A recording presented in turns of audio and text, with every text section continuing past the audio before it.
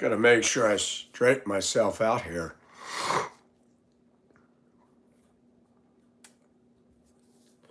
What would it be like to be a female? I don't know. I really don't know. We're going to have fun with this stream today. What would it be like to be a female?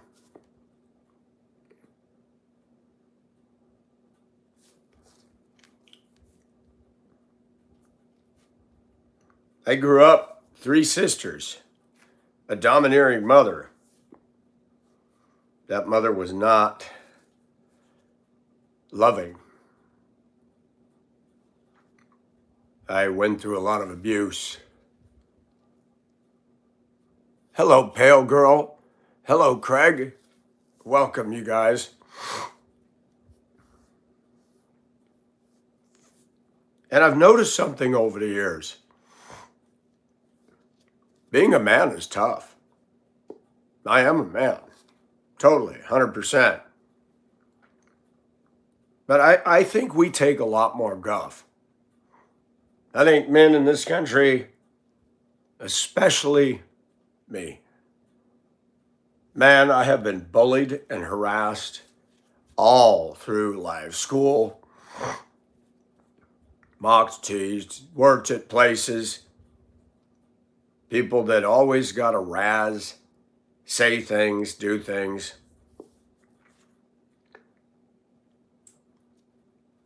And so I tried experiments.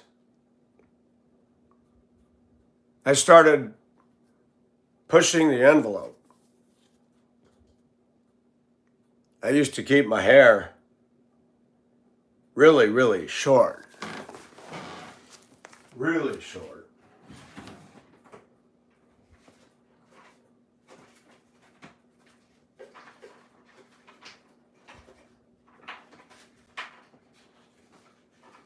See if we can find.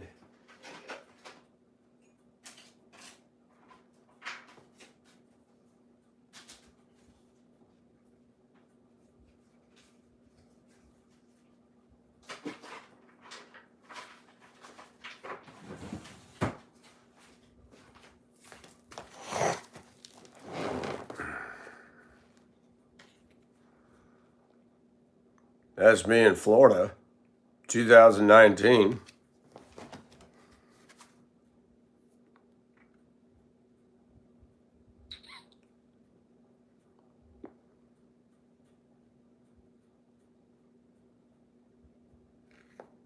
Wow, if I can read this thing.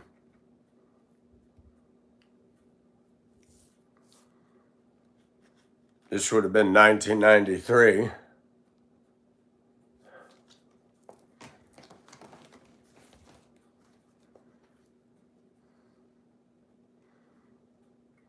Boy, this is a crazy one. This is Colorado. Look at that. Man, that has got to be the worst picture ever.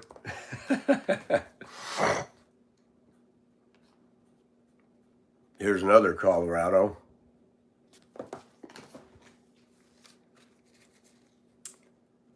And it's fascinating. When I had short hair,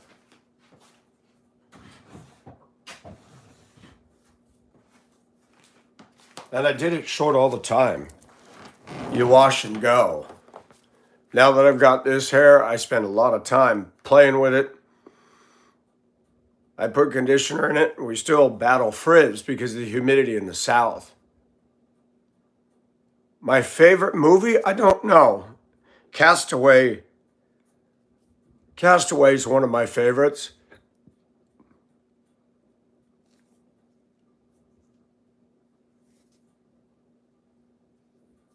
Well, thank you, Pale. I appreciate that. So I moved out here, the good old South. Well, I break all the rules because long hair is not in vogue. I was shocked when I talked to a relative in the last couple weeks. He was very upset that I grew my hair out. He was born and raised in Virginia, and it bothered me because I value his opinion. But yet, people hold on to things for whatever reason. There's all kinds of rules in life. We have laws and bylaws and statutes and ordinances. You have workplace rules. You have societal rules. You have, when you go to church, there's church rules. And what I've learned over the years, especially among Christians and or religious people, and there is a difference. Many people have what's called club rules. I'm not talking about the club where you go and get down on it. There's an African-American lady years ago I was attracted to in Colorado. She was a devout Jehovah's Witness. Hello, Fred, and welcome. Sharma, we're getting there. We're getting there. We're getting to answers. I like the long hair better. But I said, you want to go to lunch? We both worked. We had some midday time off.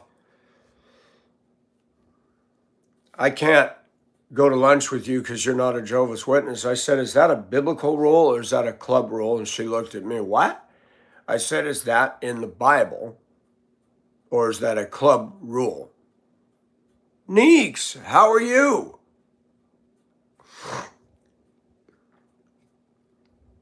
And I said, Misty, if it is offense to God, then we shouldn't do it. But if it's a club rule, I would ask yourself, is there a scriptural mandate? Now, many people will come and quote Deuteronomy about man dressing like a woman. I know, it says that. But you know, Scripture says a lot of things. You got people in America claiming to be Christian that are racist against whites, that are racist against Orientals, that are extremely judgmental if I have long hair. I remember meeting a Christian old man in Duluth once, said in the room that playing cards was a sin. The guy was a cantankerous old coot. He'd come in on a winter day, snot coming out of his freezing cold nose, and he just had that whole look of somebody that, you know, you got to feel sorry for him. He was hostile.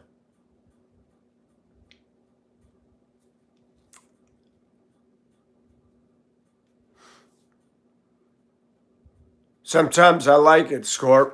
Sometimes I do it to illustrate something. It's interesting to watch how many people will come in and just hate. Hate is not a virtue.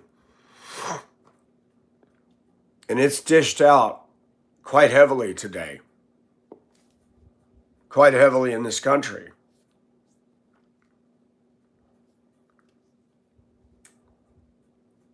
I have spoken to people and people ask, are you a trans? No, because I did not change my sexuality. Are you a cross-dresser? I never considered myself a cross-dresser. People like labels. If I want to wear a woman's clothes, I wear a woman's clothes, and I do it mostly on this video. I doubt seriously that I'm going to go out and got a little allergy this morning, so bear with me. There are towns and places in the U.S. and even here. I'm not going to go out there in this getup simply because it'd be dangerous. Let me say something. Nobody has the right to harass, to assault, to give a hard time to anybody just because they look different, express different. And I don't care what anybody says, even from a biblical Christian point of view, you do not have a God-given mandate to go up and say, why that guy wearing a dress? Oh my gosh, that is so wrong. And you show hatred and you immediately judge. Doesn't the Bible say, go ye into all the world and preach the gospel to everybody? Everybody? Is there a disqualifier? Wait, let me check while we're on the subject. What if I told you I like wearing women's clothes because I live alone in a community that's very, it's a struggle. I live in a community where I have no close friends. I have one. Hello, Neeks. What if I started doing things for my own sanity? Does anybody know what it's like to be isolated in a community? Does anybody know what it's like if I was to smoke pot and I was to drink? Okay, that put me in the popular crowd. A lot of drugs down here. If I was to actually be drag and to go down to the gay clubs, I'm sure I could find hookups and everything, but that's not me. And thank you, Rain Man. People make an assumption. This guy gay, man.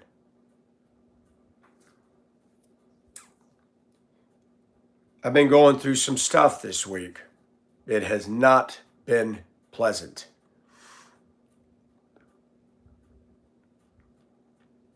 Knocks your legs right out from under you. And where do I go? Do I have a community of people here who care, surround me, hug me, reach out? One.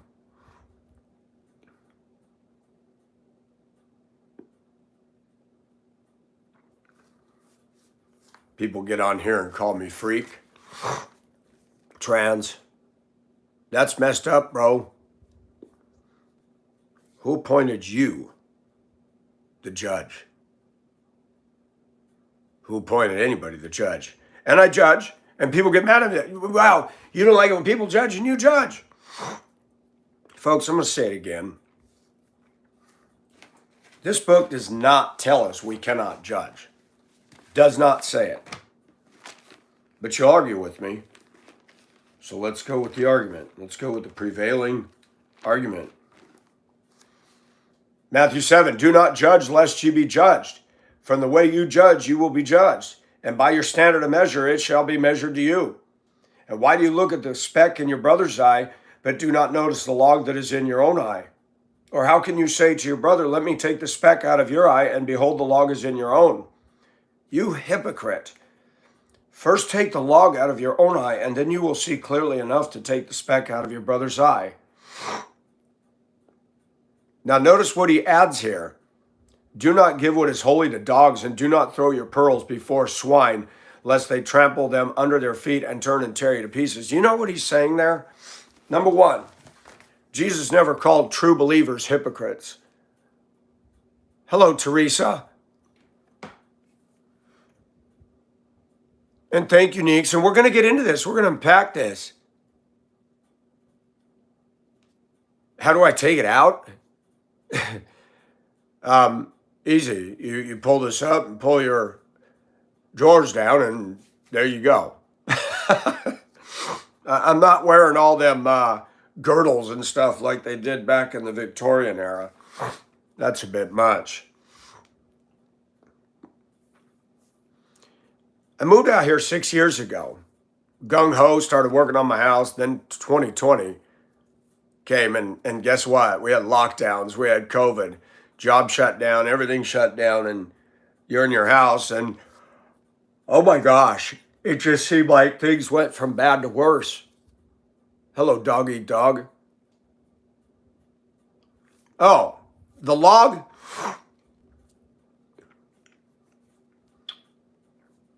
First of all, before I answer any questions, Michael, how old are you and where do you live? And tell me a little bit about yourself first. Can you do that?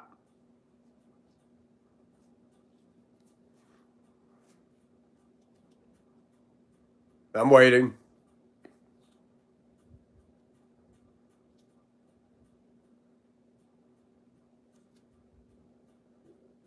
Silence? No response? We writing a paragraph, a book? Oh, the chat just completely stopped. I wonder why.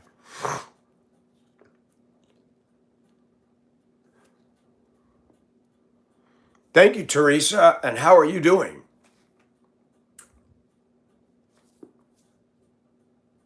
I like it when Jesus was being tested by the religious leaders who did not know God. And they would ask him a question to trap him. And Jesus would turn right around and ask them a question. And they would reason among themselves and not answer the question. And he goes, neither will I tell you. And thank you, Adam. I crashed the live because I got 4 back-to-back calls on a blocked number. So I had to go into the settings and block,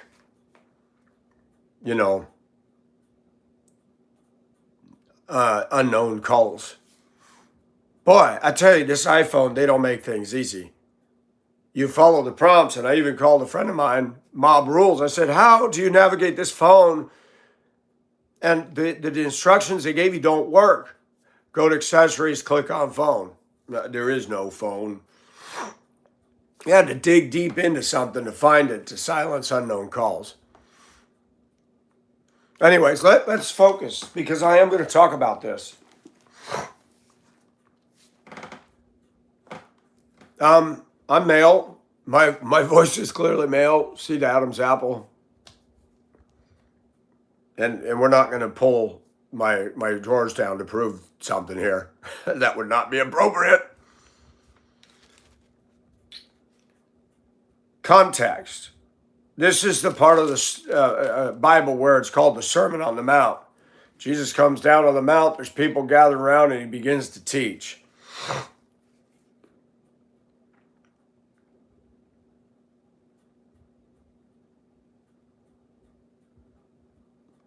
In context of Matthew 7 about judging, he goes on to say, ask and it shall be given to you. Then you drop down, enter by the narrow gate, for the gate is wide and the way is broad that leads to destruction, and many are those who enter by it.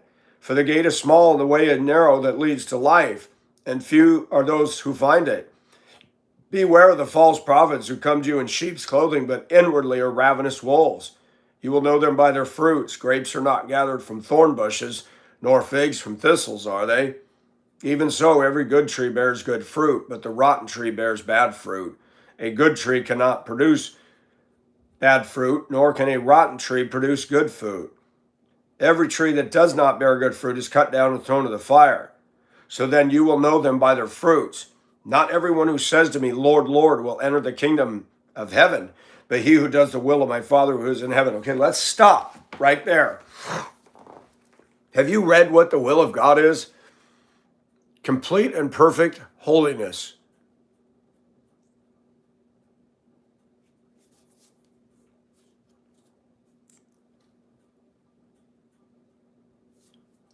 That's right, Neeks. Excuse me. Allergies this week have been rough. Forgive me. So, in context, Jesus was looking the religious leaders that were right there listening. They judged everybody. They dogged him. They were the trolls 2,000 years ago. They would mock him. Master, your disciples are eating heads of grain with unwashed hands. They had all their little laws. You weren't holy if you ate food without washing your hands. Jesus said, it's not what goes into a man that makes him unclean, it's what comes out. In the Sermon on the Mount, Jesus reiterated his intent of the law. He said, you have heard that it was said, thou shalt not commit adultery.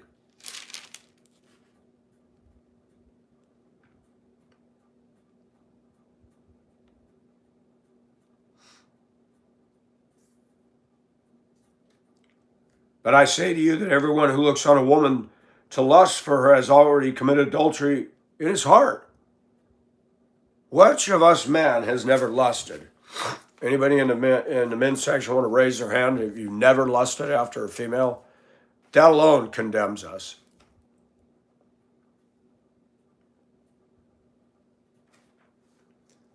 When Jesus gave the Sermon on the Mount, it was not a prescription for how to live. Jesus was showing us you cannot follow the law. You cannot do it. If the people really listened to what he was saying, the religious leaders were teaching you got to follow all these 10 commandments and the 5 million rules that they added on to it. We are saved by grace.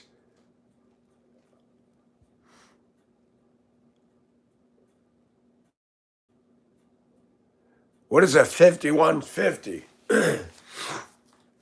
Welcome, everybody. What does it mean to remove the beam? He's talking to religious leaders who are hating on him, Jesus. You know, in the Old Testament, it was prophesied, you shall call him Emmanuel, which means, it even translates for us, God with us, for he shall save his people from their sins. So, Jesus Christ is God in the flesh.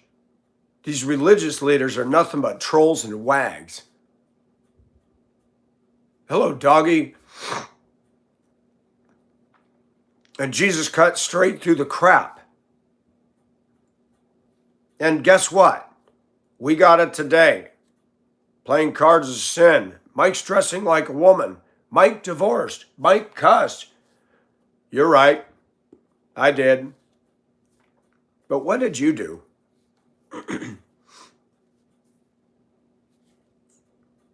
What did you do? I guarantee you sinned. What'd you do when the lights weren't on you? What'd you do back in the dark recesses of your own apartment, your home, backseat of the car, in the woods? I mean, what were you thinking about when you were playing with yourself? What little addiction you have, you hide from the world.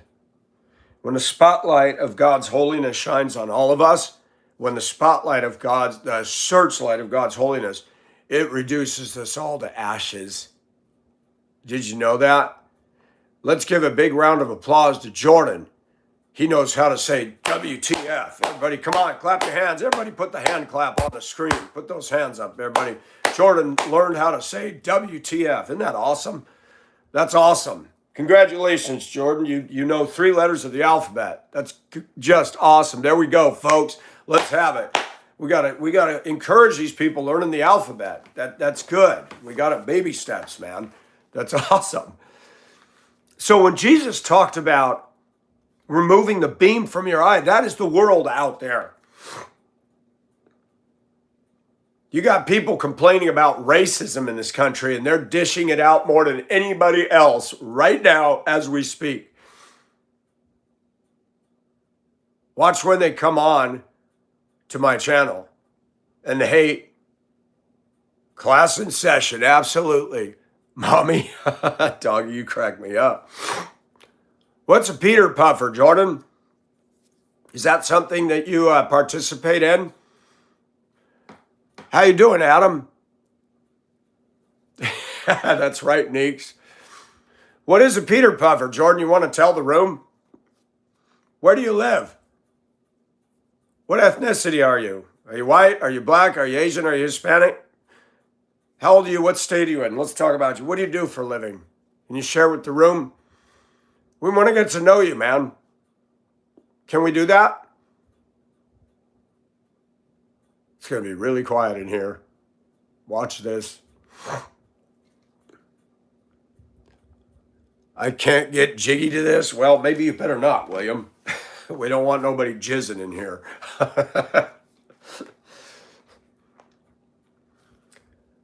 When Jesus said remove the beam, he's talking about unbelief. He's talking about blindedness. I like that, Fred.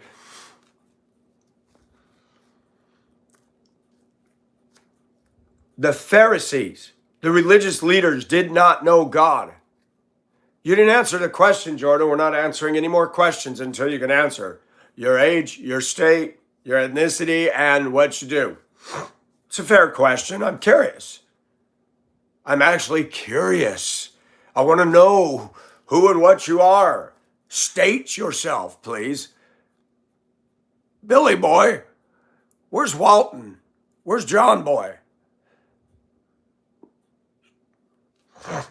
You alien. Is that how'd you do in grammar?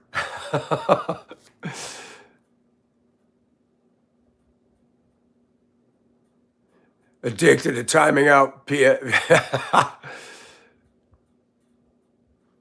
Matthew, how old are you? What state are you from? What ethnicity are you? What do you do? Let's talk about yourself. Since everybody wants to ask me 21 questions, let me ask you 21 questions. When you answer it, I'll ask you or answer you. Fair? Neeks and Doggy are in love, and they got a lovely little love relationship going on. And Neeks is from South Africa. Neeks is a cool lady. And Doggy, he's one of them East Coasters, man. Am I married? Nah. Oh, but you're asking about personal information, Matthew. Isn't that called hypocrisy?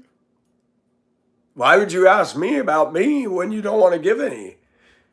You're playing it safe so you can be in the background and leave little nasty comments. Isn't that fun? Keyboard Warrior is just awesome. Do you feel like a Viking? Ah! Do you? Do you feel brave? I'm a weird version of Joker. Well, I can't see what you look like, William, so I can't make an analysis of you. Isn't that safe to hide behind a little round thing without your photo?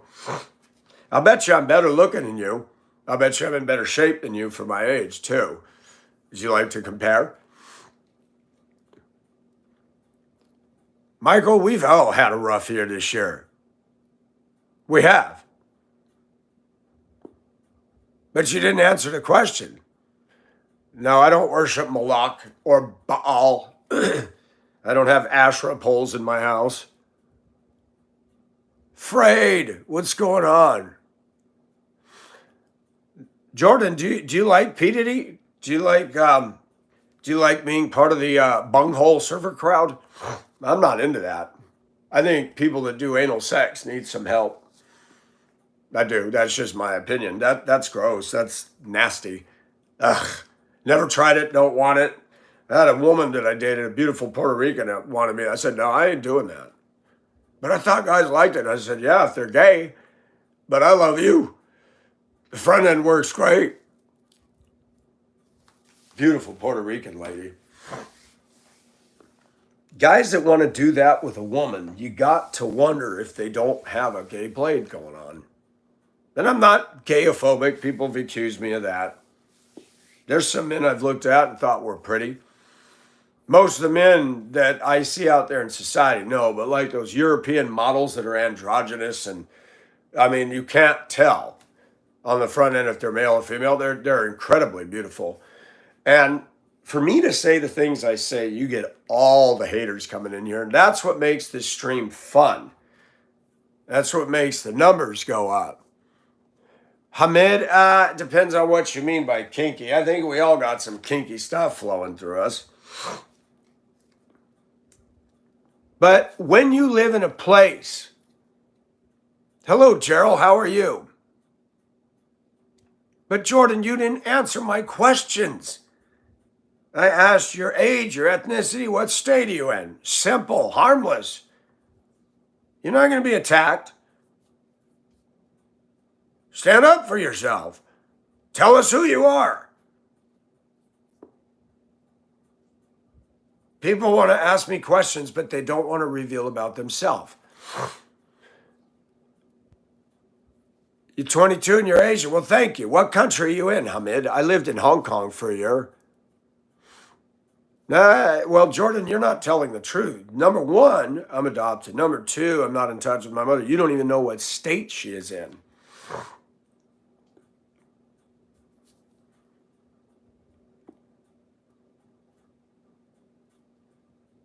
Yes, Matthew. Sometimes I do it for satire. Sometimes I do it because I feel sexy. Yeah, I have a struggle within me. When you live alone, you entertain things. What would it be like if I wore this? Would it feel good? Sometimes it does. I'm in my house.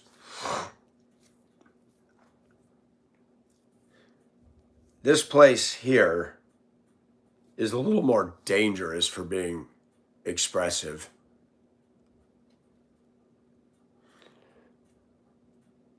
Pakistan has some very tall mountain ranges, doesn't it?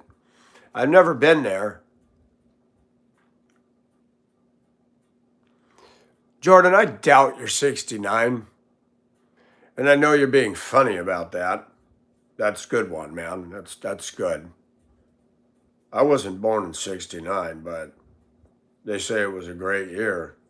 The hippies loved it.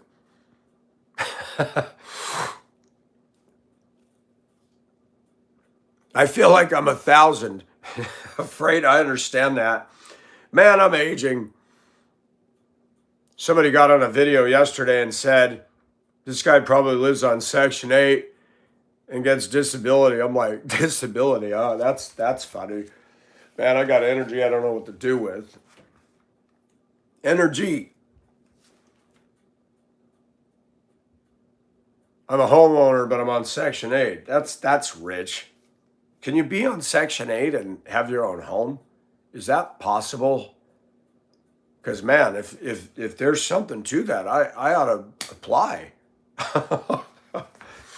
Sit on my butt, smoke weed, go up and down the street with a car with 3-foot rims going boom, boom, boom, saying the N-word and the F-word over and over and shaking windows and shaking people's hearts and think I'm awesome.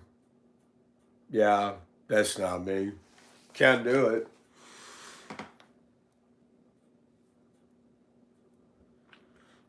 Yeah, but I don't go into a job interview looking like this, Jordan. I mean, get real. This is a video. You're going to make an assessment of a guy on a video and build 59 years of my life on that? Haven't you heard the saying, you can't judge a book by its cover? Do you like it when somebody looks at you and judges you right now wrongly? I don't think so. I was in Hong Kong.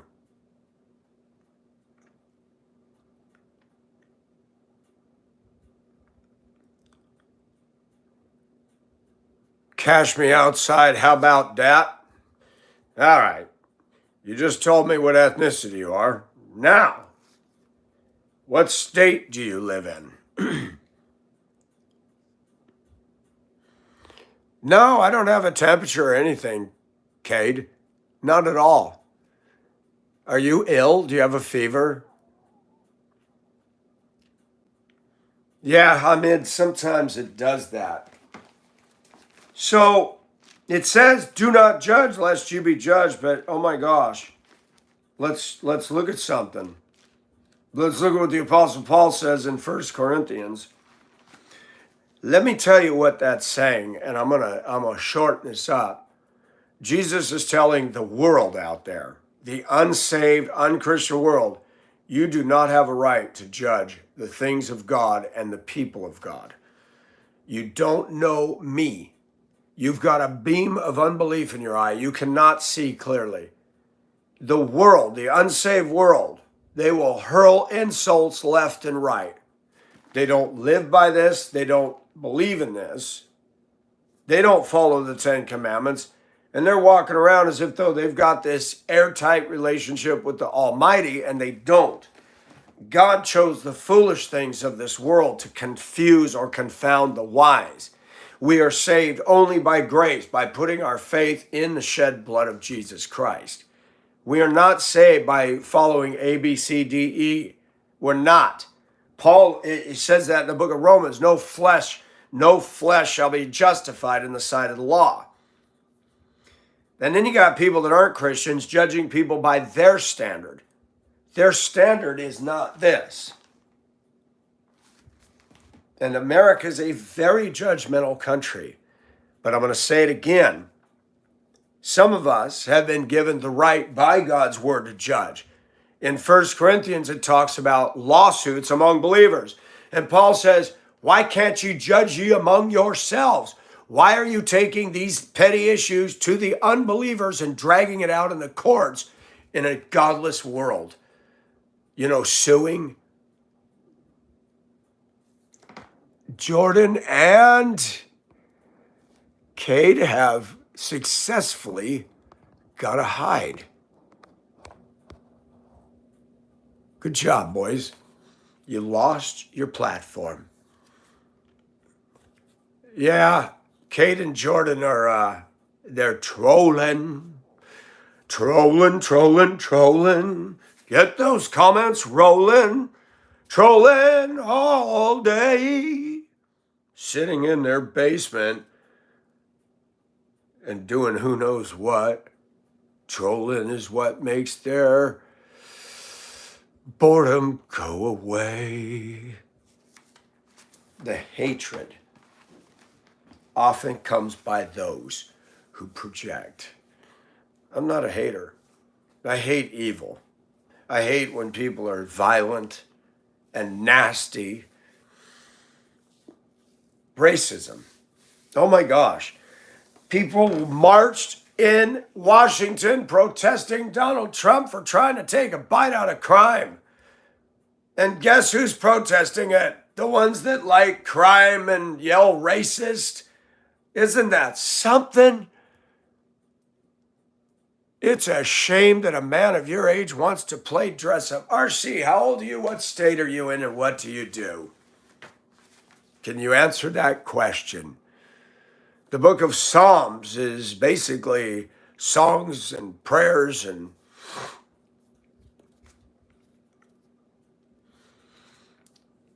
Did you, RC, did you get offended by Tyler Perry playing the part of Medea or the show Bosom Buddies?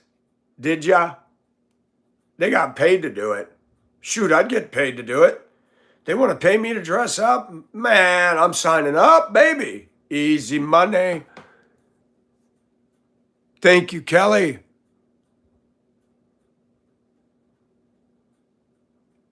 And thank you, Kelly. I appreciate that. Medea was funny. Tyler Perry was good at it. The same people come in here commenting on the way I'm dressed, they will not say that to Tyler Perry. They didn't. So why the double standard? Got hypocrisy much? I love this channel because it gets people to think. RC, absolutely pray for me. I'll never tell you, but pray for yourself. Make sure and clean up all those specks in your eye, okay? Because I'm sure there's a few of them out there. I got plenty. I struggle with lust. Sometimes I say profanity. Sometimes I doubt God and lack faith. Yeah, I struggle with sin. I absolutely do.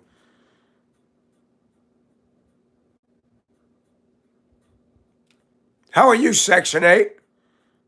Robin Williams was funny. I forgot about Robin Williams. Nobody said, oh, he gay. Oh, he trans.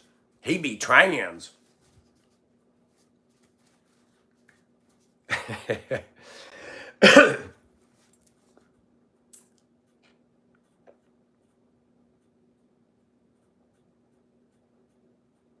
I got trouble on my way.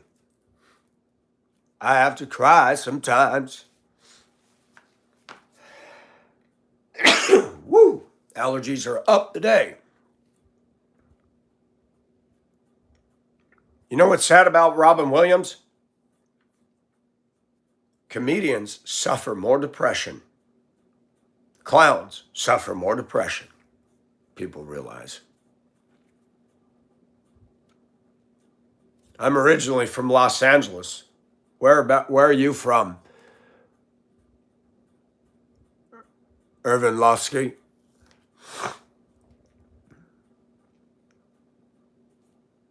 I did not know that Ozzy supposedly had a conversion experience to Christianity. And Hulk Hogan. Long Beach is where I was adopted out of. I love the Queen Mary, one of my favorite items from another era, the ocean liner. What a beautiful ship. At least they saved it. They didn't scrap it.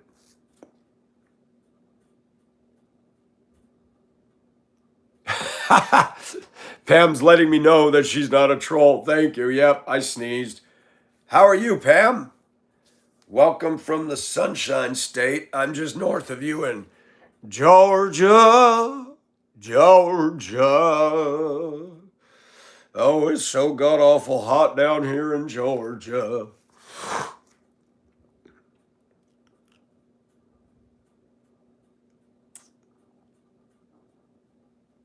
That's awesome. Welcome back, Gerald.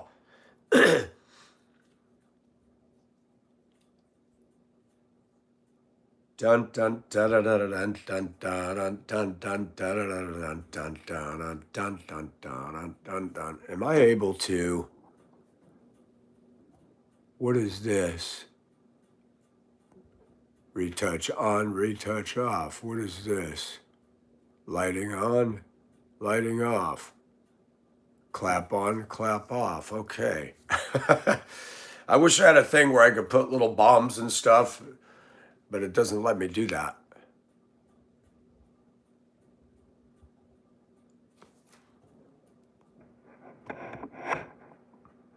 But let's see what we can do.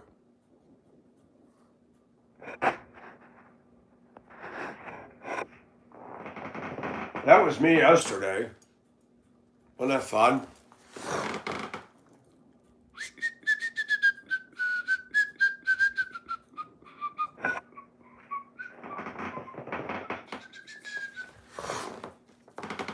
It's fun, isn't it?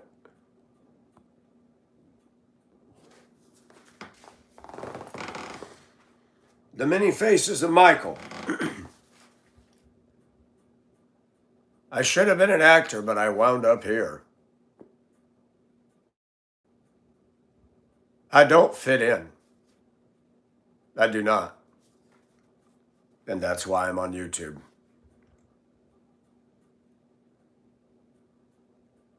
I think if we're honest, a lot of people that don't fit in come on social media to express, to meet, to be understood, to be accepted. Face-to-face people is not easy. People carry airs. Some people act. I'm not a corporate America guy at all. Corporate America is actors. Commercials are just fake. Telling you our company cares about our customers. Of course they say that. Their goal?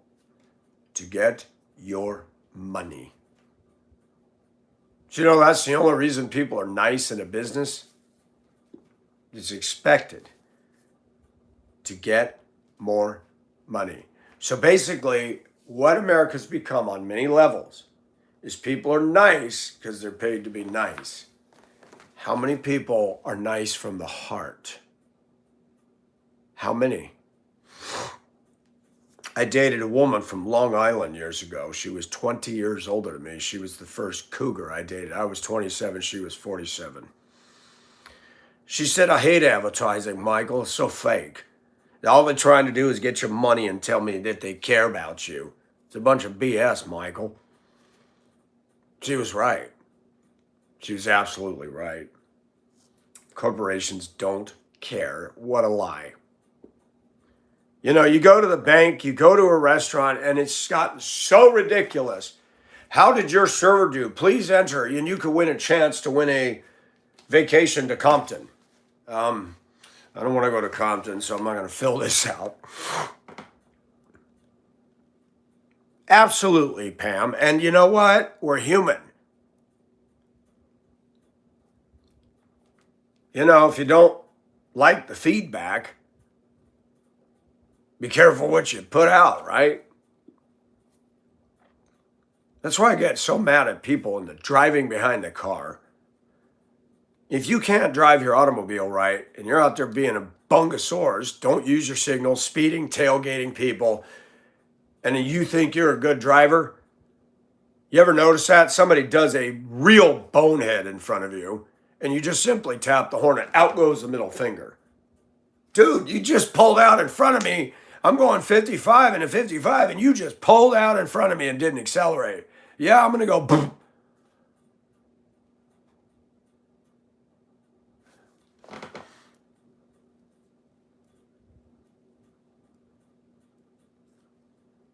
Pam, I think a lot of us are. I think Americans today are cocked guns.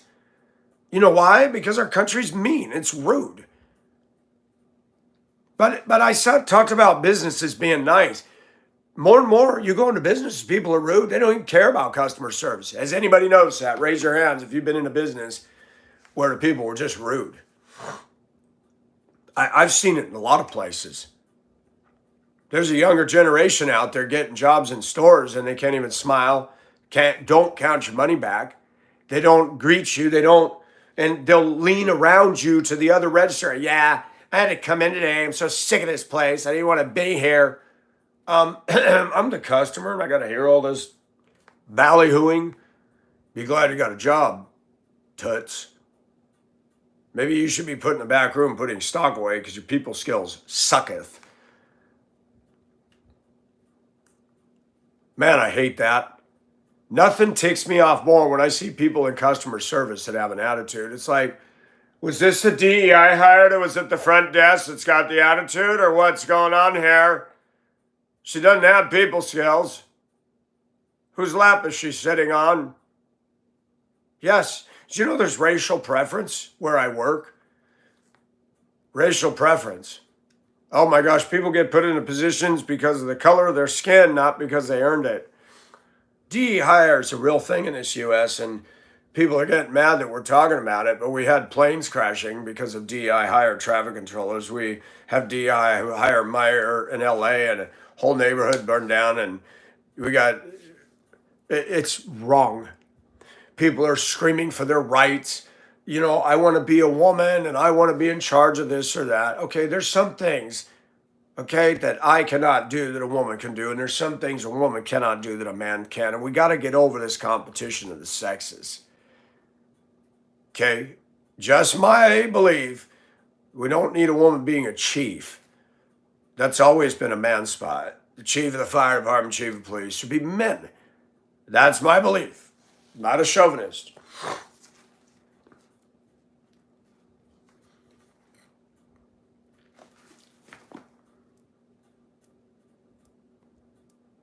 So your teats? Hi, comedy. How are you? Glad you showed up.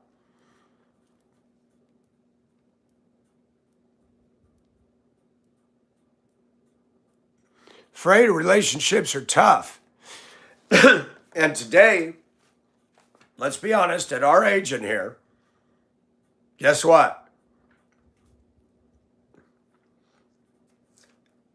When we're dating people our age, they're probably going to have a few baggage cars behind them. I'm sorry.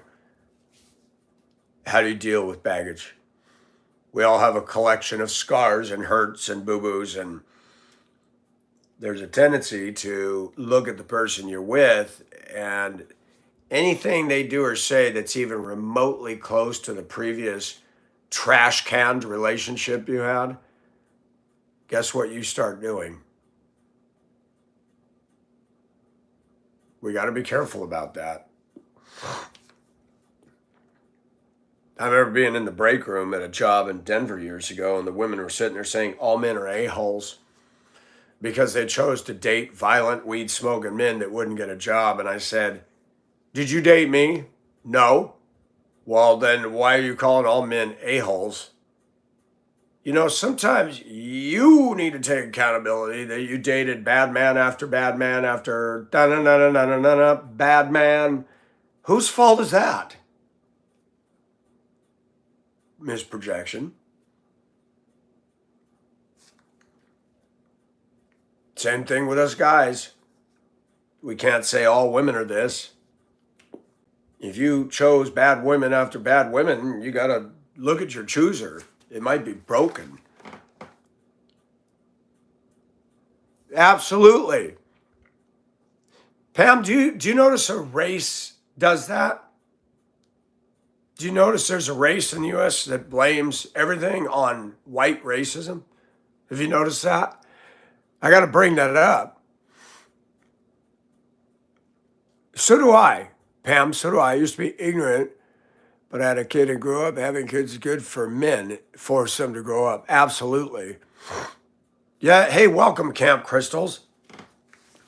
I've been accused of racism at my job. I'm on leave right now. Never had this happen.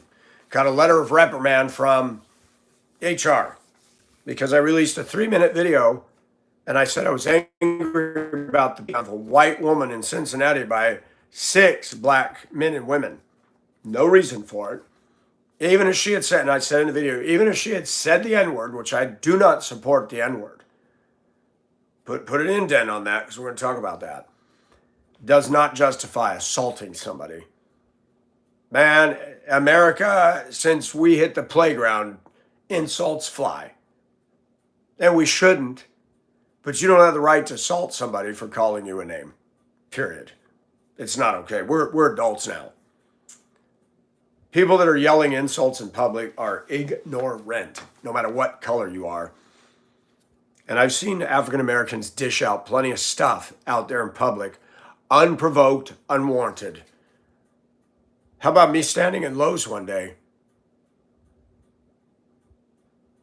and 3 grown men with dreadlocks with their pants down and their butt cheeks hanging out.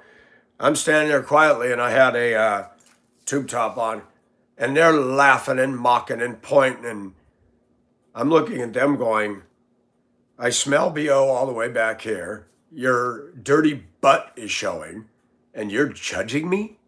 I didn't say that. I didn't say anything because unless they are verbally, if they said something, I'd say, dude, I'm in line buying something. What does my dressing have to do with you? Keep it moving, man. You probably won't even see me again. Always the victim. I'm going to be fired today. They've dragged this on and on and on between attorneys and HR and all the powers that be, and they still haven't come up with a decision because they are looking fine-tooth comb. I did a video on my time. And you know what I said in the video, Pam, and everybody else? I said, next time I move. Now, let me do the video. I said, I'm very angry about what happened to a Caucasian woman. To see a pretty woman with her dress on, with flowers on it, laying on her back in the street with her face all tore up. That ought to anger every man in this country, black or white. She didn't do anything. She grabbed the hand of another woman who's being attacked by these lawless thugs. And they don't like it when we call us that, but yet you see thug culture all over the internet, and they're proud of that. Somebody yelled the N-word out there, and it wasn't this woman. The police chief, female, in Cincinnati is completely incompetent. The councilwoman who's black said, they were begging to beat down. This is a great story. How come black folks can say whatever they want out there in public? Cori Bush, did you hear Cori Bush in Texas? She walks right through the halls of power saying, fuck you, Trump. Is that considered unprofessional behavior? I would say so. How about Maxine Waters calling for violence? Maxine Waters' face looks like melted candle wax. She's ugly inside and out. And I will own that comment. This woman is race baiting. She did it in 2020. She stood up and said, confront them in the streets, confront them at the gas station, in the restaurants. And what happened? They did. Not one word of condemnation by one black leader in the political or the Oprah Winfrey community about the riots. People claiming to be Christian in the black community. And the Bible says, do not get revenge. It is mine to repay, says the Lord. And what does the black community do every time they don't get their way in these dang situations out there? Well, cars flipped over, businesses looted and busted up and burned down. Did you see the black teen the other day that set a salon, broke into a salon, set it on fire, and he got burned and his mother suing the salon owners?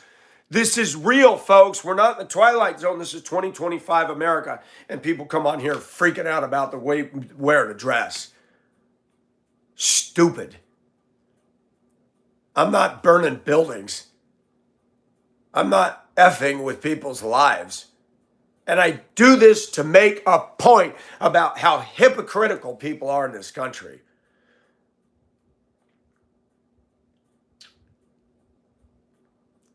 If I had violated something that was so clear, why was I not fired immediately?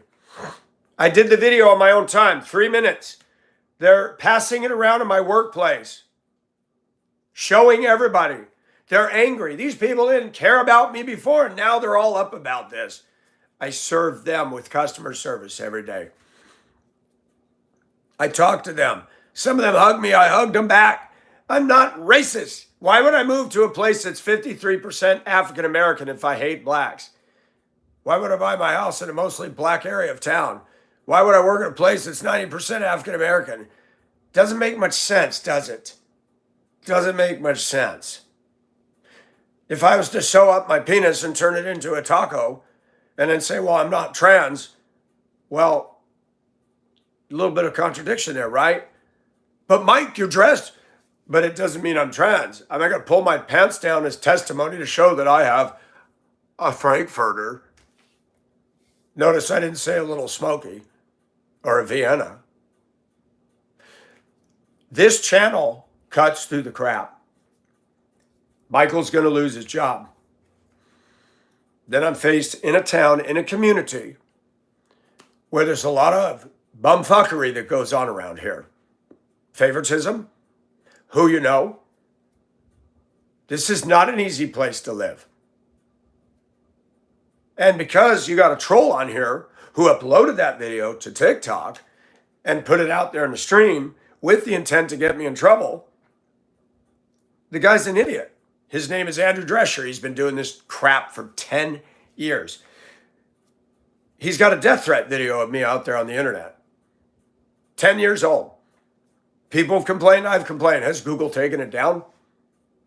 Can you imagine if you did a death threat video to Nancy Pelosi? This is what he said. Michael Nelson, you will take your channel down or I will crush your bones and burn your skin. If anybody said that to Nancy Pelosi, Barack Obama, or any of these leftist liberals, you'd have the SWAT team at your house. Isn't that fun? Freedom of speech is being censored. And I was told, well, we have an internet policy code of conduct as a representative of our place.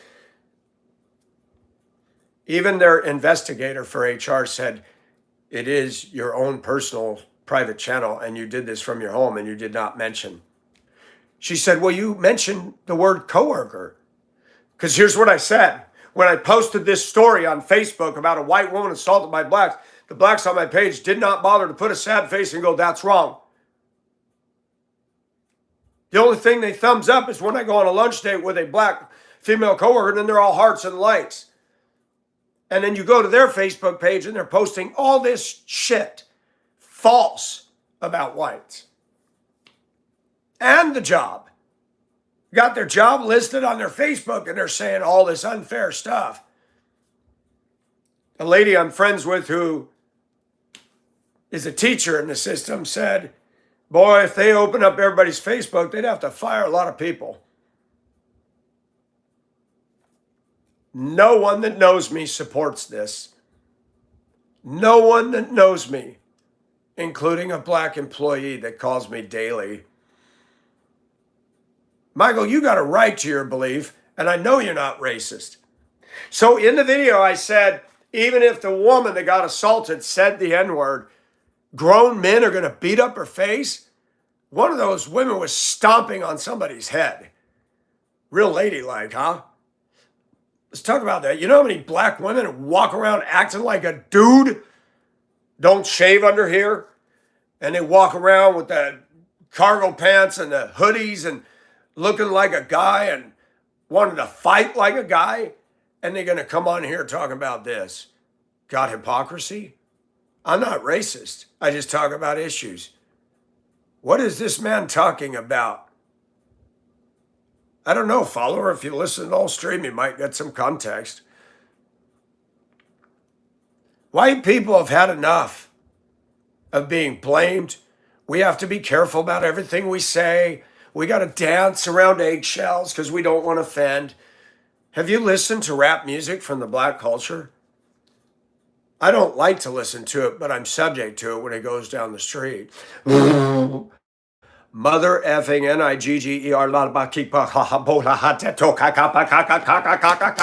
Nigger shit. I am sick of listening to that. When Nicki Minaj and Cardi B are the forefront of stars, millionaires, and they produce sewage. I said that in the video, and they say the N-word, and nobody cares. Did you assault Cardi B for using the N-word, black males? Nope. Why not?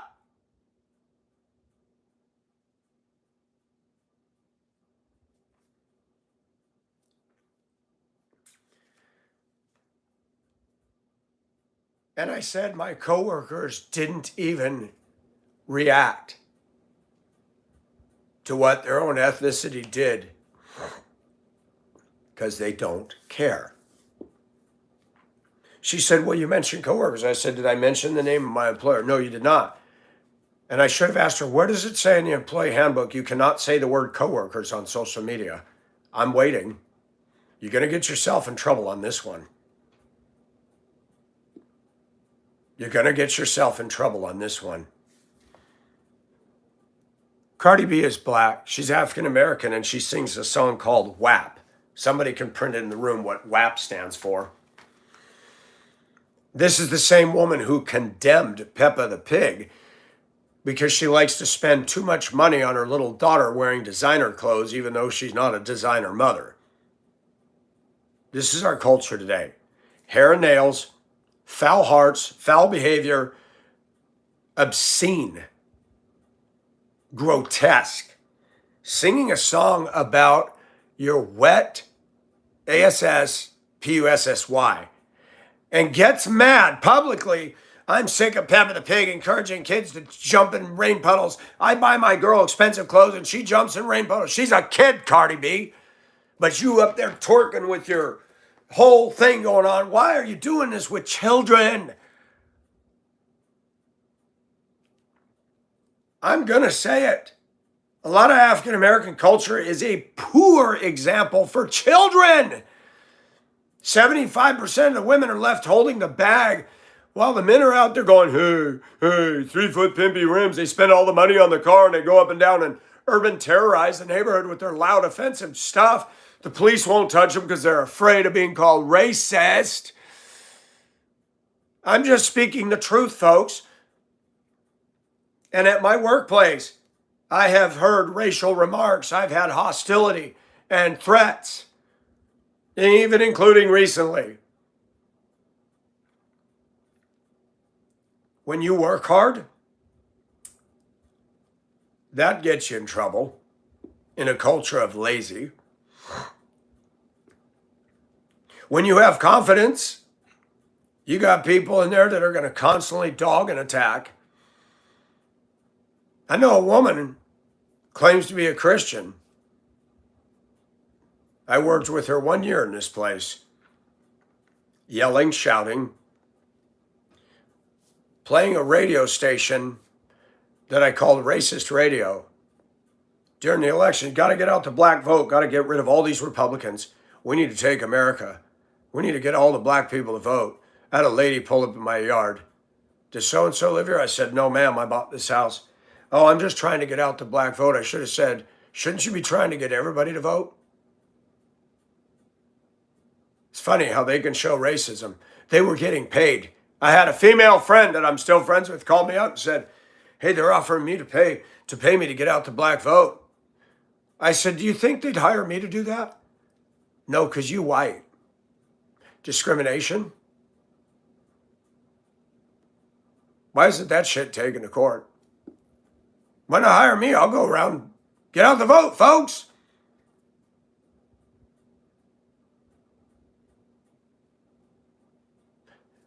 Michael Nelson says things that really fire people up. Most people won't say it. They don't want to lose their jobs. They don't want to be shunned and banned in church. They don't want to go down in flames. I don't want to go down in flames, but damn it, we are being censored and I'm tired of it. And calling me a racist because I speak the truth. You don't know what the word racism means. You talk about slavery, you talk about 400, what the hell 400 years? Oh, you mean when the African community had the Hebrews as slaves for 400 years? Okay, I get what you're talking about. And there was no Abraham Lincoln. There was no William Wilberforce. You might ask who that is. Look it up. You're such an expert on racism.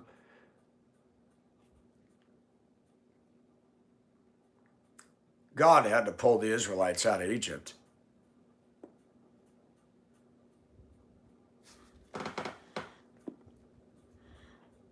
Rise in faith. I'm better looking naked than you are. I promise you. I promise you. 59 years old. I've got a body I'm proud of. Sorry you don't.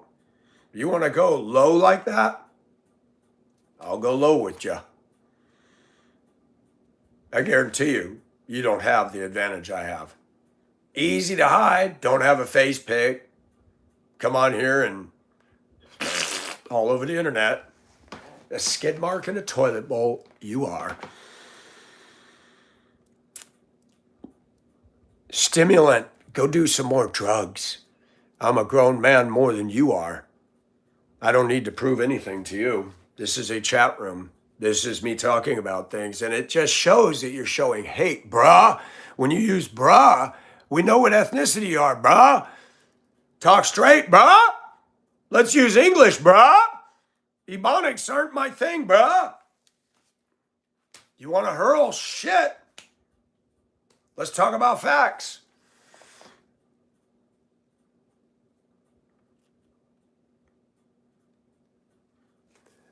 German, there you go.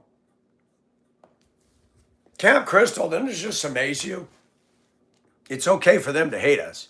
It's okay for them to call us racist. Do you know how many of them would come in here commenting on my attire? Let's talk about the butt sag culture in your community.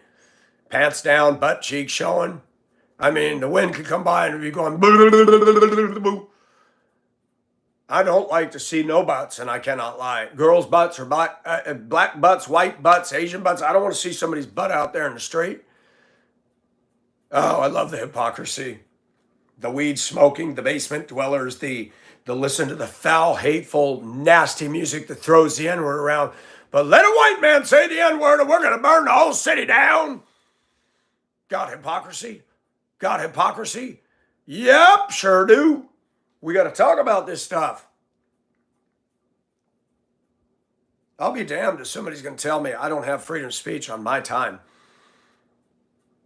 I don't show racism because I'm not a racist. I've dated black women. I have black people calling and checking on me daily. Hello?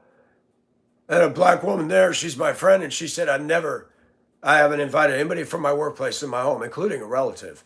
She goes, I don't fool with them people. We go to lunch together. She told me, I'm not ashamed to be seen anywhere with you. I said, I know. And I don't go dressed like this. I'm going to take a station break and we're going to change the clothing and we're going to prove a point. Stay with me, people. Chat in the room, please, and enjoy chat amongst yourselves. I encourage chat and freedom of thought. I do not encourage ignorance. You want to be ignorant and rude, eventually me or the other moderators will put you in the toilet where you belong. Enter rational discussion, please. That's a simple thing to ask for.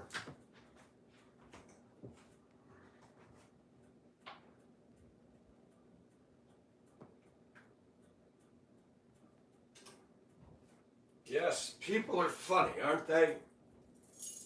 Straining at gnats, swallowing camels. Jesus said that about the religious leaders, but we see this in America. I hear people screaming and yelling, "Justice! Justice!" as they're stealing TVs and breaking storefront windows and walking out of Target. Two ladies that got their hair and nails done for $300. Teen gals carrying a Target basket full of makeup that they just stole. "Justice!" they cry. Justice! As they're stealing and breaking the laws and vandalizing and yelling the N-word at each other, and a white man says it and they're going to burn the city down. Isn't that freaking awesome? It's amazing how that works. And I love to talk about this because it needs to be talked about. It's got to be talked about. It needs to be discussed on a regular basis. Pushback needs to occur, not violence. I don't support violence, not at all. Now where and what did I do with that article of clothing? I cannot find it. Let's see, man.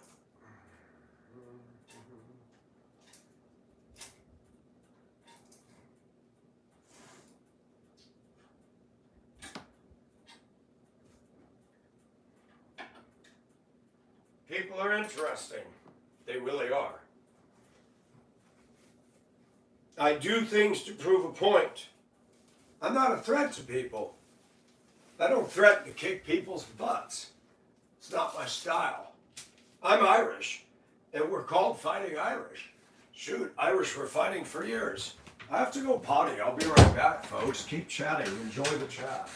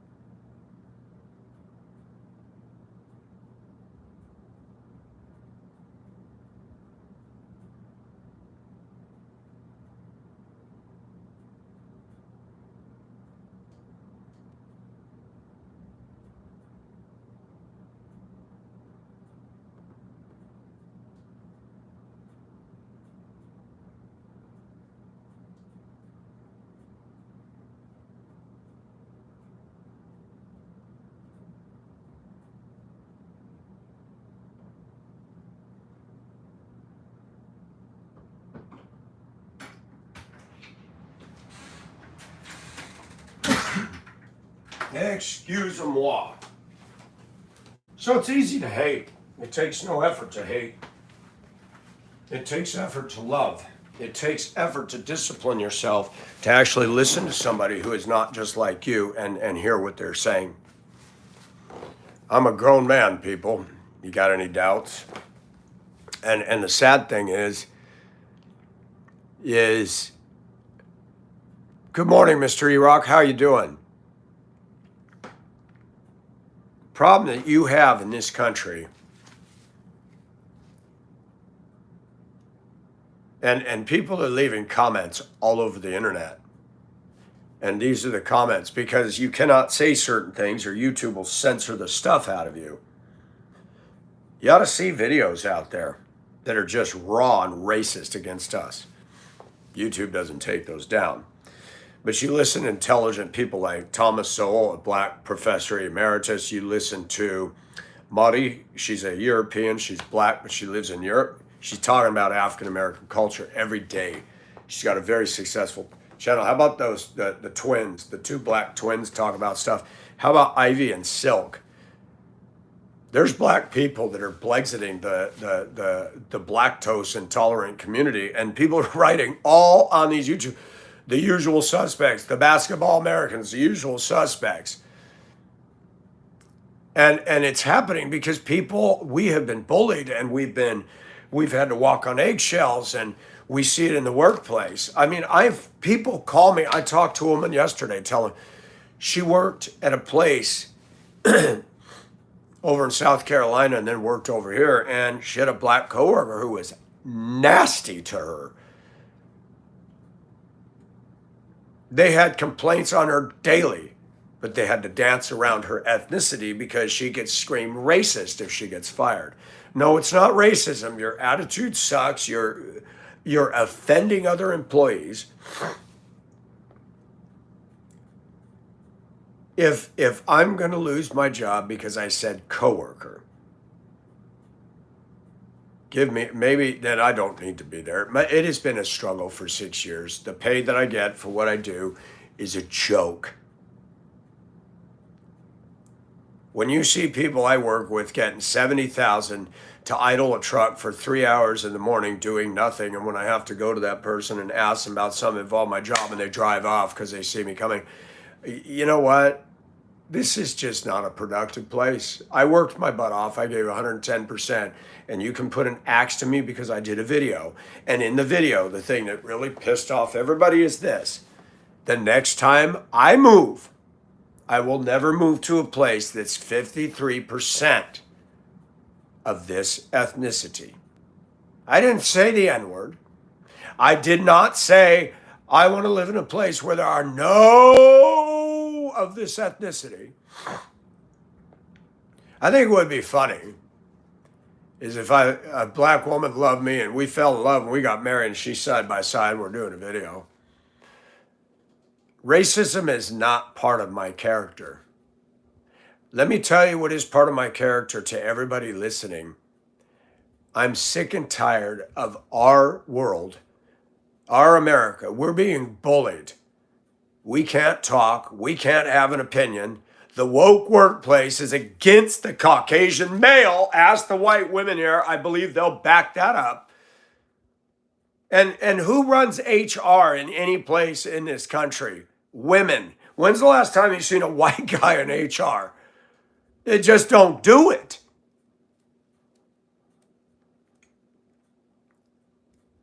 And they put women in power and authority over us men that are woke, that are liberal, that are taught that men are patriarchal and men are racist and men are chauvinistic. And guess what? Pale girl, there you go. Pale girl lives in Mississippi. Let's talk about what she goes through. And it's wrong. And it's wrong. She ain't racist. All I know is I saw 6 African Americans attack and assault a woman in a pretty dress who went to save somebody. She didn't say the N-word.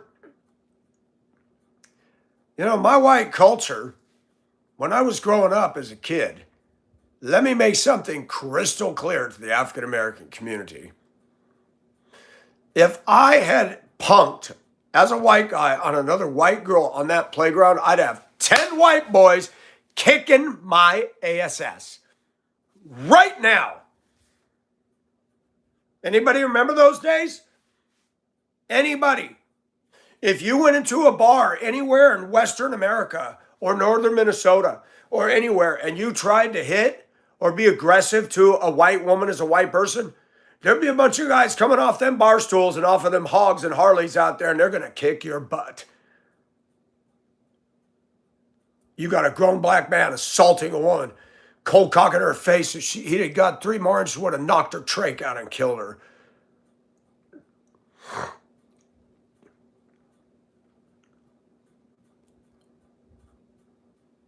Tyrell, I did. I said, when I move again, I don't want to live in a town that's 53% this ethnicity.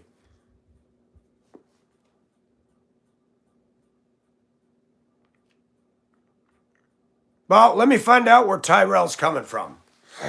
Can Tyrell be objective, or is he just going to play the card as they tend to do?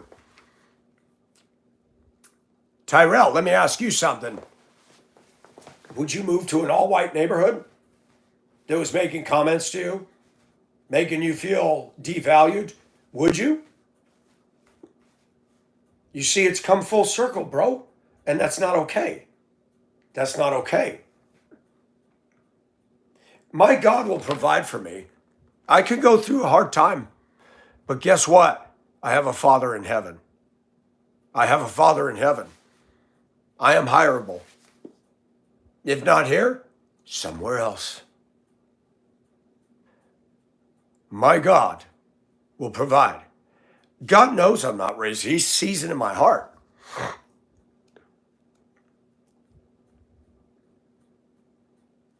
You cannot do one-way streets here, folks. Racism is wrong, period. And it's being dished out by blacks against whites. When you got the media saying that we are white supremacists that voted for Trump, clowns on the left, can you tell me white supremacists have hair this long?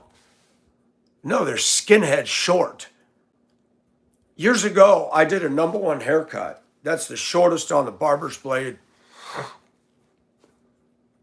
We had a black guy sitting downtown at a bus stop with a white woman.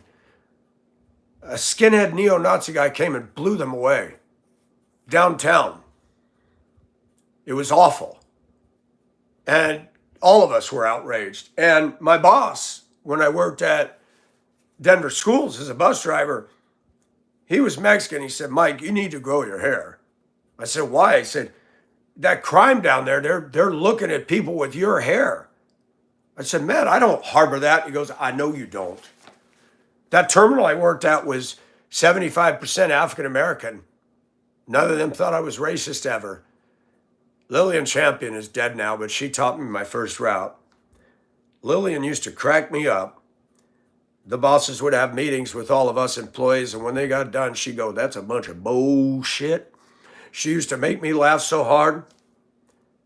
Lillian Champion made an Afghan blanket for the birth of my son back in '99.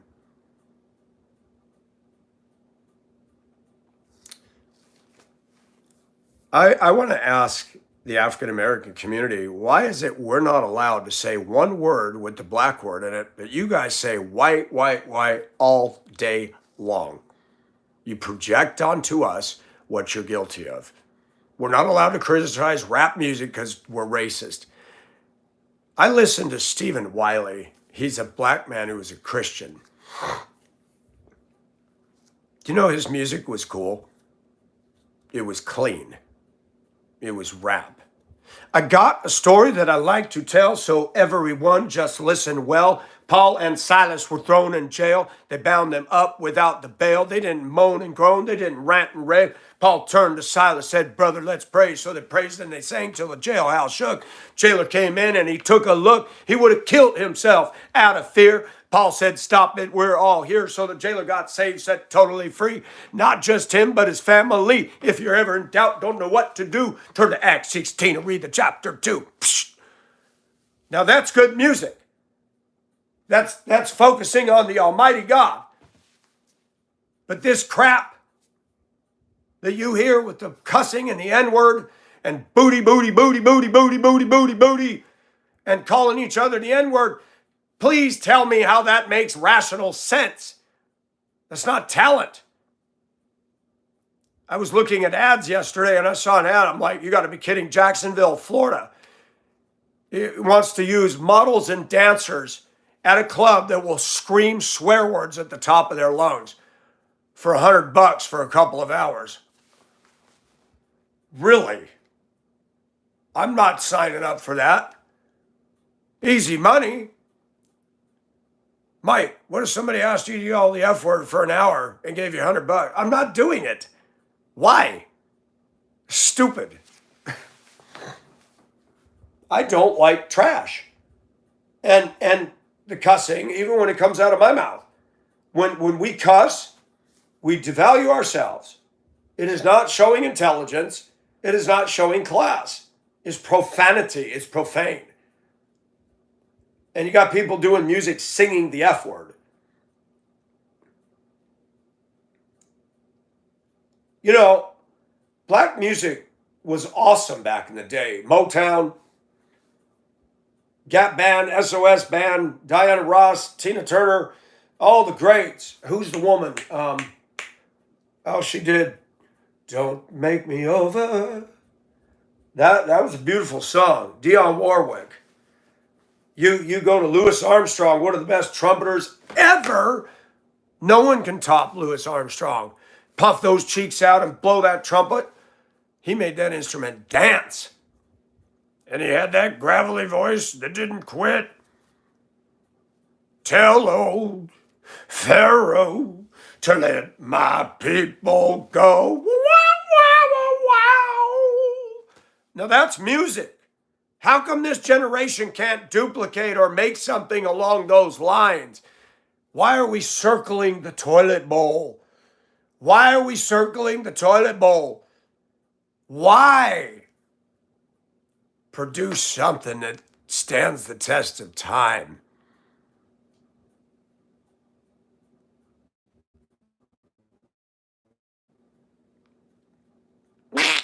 Ducks. You know what's stupid? Is we're not allowed to say anything because we're called racist. When a problem comes along, call them racist. When you don't agree with their song, call them racist. When they talk about facts, call them racist. When things don't work out the way they should, everybody's racist. You know, it's wrong, dude. Slavery ended in 1865. And these folks, some of them are walking around. Out of the 13% populace, a certain percentage is wearing slavery down their sleeve like chevrons on a military general's shirt. Please, you didn't pick cotton. You weren't on the plantations. You got people in your race making more money than me, not working a hard day in their life, dribbling a ball. I think your race has come a long way. You dominate the sports world. You dominate the entertainment world. And I've got a right to say, hey, you guys were doing a good job, but today you need to tweak it up and back it up and stop doing this foul stuff. Your kids are growing up with hate. Your kids are shooting you. Think about it. Black on black violence is a reality, and it is an ugly reality. More blacks are killing each other than whites are killing them. Fact. Most white people I know, they may make stupid comments to me, but most of them are live and let live. Most white people I talk to, man, I don't got nothing against blacks, but they want to come into the neighborhood and start doing all that BS. No, we don't like that.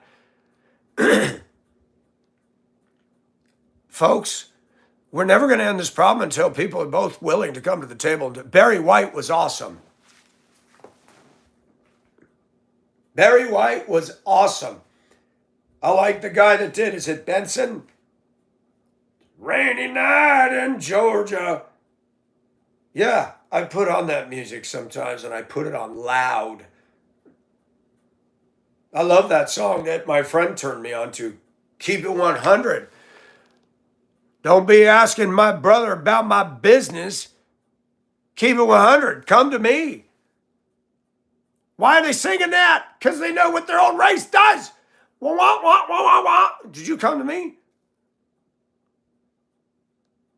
I like a saying that the blacks use, stay in your lane. Yeah, stay in your lane. Sometimes I need to signal and move into yours to pass somebody. Can I do that? I can do it in traffic. Can I signal and say, hey, you're saying some things over here, you need to be checked? Follow the rules. You want justice? Are you following the law yourself? You want justice? Are you following the law yourself? Are you breaking and entering and stealing shit? Don't talk to me about justice. Do not talk to me about justice. You using illegal substances? Don't talk about justice. You using the N-word? Please be quiet about racism. You using the N-word is just as wrong as a white. And you know what's interesting? When I grew up in California, if you wanted to get in a fight with a Mexican male, just drop the word S-P-I-C-K. You don't use that. I've never heard Mexicans call each other that, by the way. I've never heard Asians call each other Asian racial things. It's the black community that uses a racist word against their own.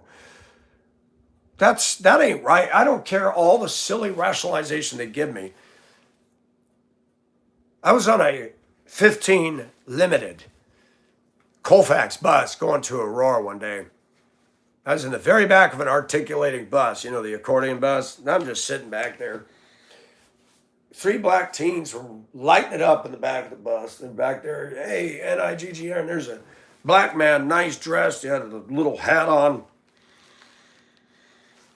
And they're throwing the N-word around. I watched this. This would have been about 95, 96. And this black guy, very calm, he says, boys,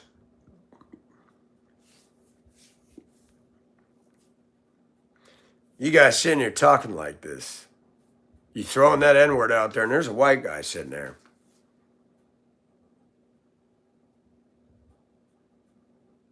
You know, we were set free from slavery. And why are you using that word? And there's a white guy, and you're calling each other that. The kids got off the bus at a stop, and when I got off, I said, thank you, sir, for saying that. That was right on. He did not smile at me, he glared at me. He had racism in him. But even he told his own race, stop using the word. I told him, thank you for saying that. I totally agree with you. Nobody wants to hear that truth, do they? And guess what the media has done in this country? The media should be written up by HR all across the land for engaging in unprofessional behavior. Lying, favoring a race, beating the race drum, filming the riots up close. You ever notice the reporters never get attacked and hurt? They can be down there with a full camera van and everything. Ah, look at this, it's bad down there. TVs flying out of the store. Women that got $300 worth of hair and nails stepping over broken glass with their Target hand baskets with all the makeup they robbed out of the aisle. Yeah, it's freaking awesome. Freaking awesome. It's just amazing to me that this is justified.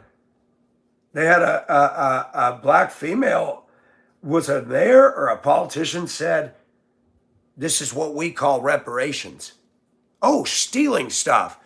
Wait a minute, George Floyd, what does he have to do with Target and AutoZone and all the other police precincts across the country? Zero. So me and my race have come to believe every time something happens in the African American community, businesses and everybody's going to suffer. That had nothing to do with the issue. And the media doesn't condemn it. Did you hear the media in 2020? Mostly peaceful protests. Mostly peaceful protests. I guess I went to the wrong school in California. Peaceful. I mean, remember the old westerns where everybody's throwing bar stools, chairs, and beer bottles in a bar room brawl? Those were so funny on stage. Furniture's flying and they're grabbing each other and they're all dressed in fancy clothes. Oh my gosh, those things are funny. That is not what comes to mind when I see the word peaceful. See, the media is redefining terms. They've redefined the word racist. They've redefined the word peaceful. They've redefined the word pandemic and systemic. They use those two words. 2020, all I heard was pandemic, systemic racism, systemic racism. You tell a lie long enough, people start to believe it. I've traveled all across this country, and I can't even count on 10 fingers ever that I met a guy that said, I hate Niggers. I had a friend in Duluth came down to visit me years ago in Aurora. He went to go see his uncle for the evening, and he said, oh my gosh, my uncle hates blacks. I said, really? Oh, he's racist. He called me N-word. I said, that ain't right. I went on a date with a black woman at TGI Fridays in Aurora. Probably about a year before I left to come out here. Beautiful black woman.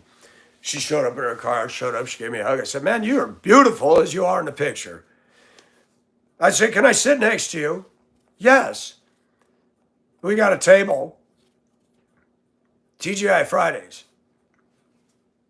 And I noticed white families getting up, staring. Not smiling, but staring. And I'd look at them and go, they would not smile back. She looked at me and said, do you see that? I said, yes, ma'am. What do you think about that? I said, you know, I thought that we're in the 21st century and biracial dating is accepted. She goes, Michael, there's pockets out here in Aurora that don't. I smiled. I said, well, too bad, huh? I do what I want. I'd walk you right down the middle of downtown Aurora and say, yep, that's my girlfriend.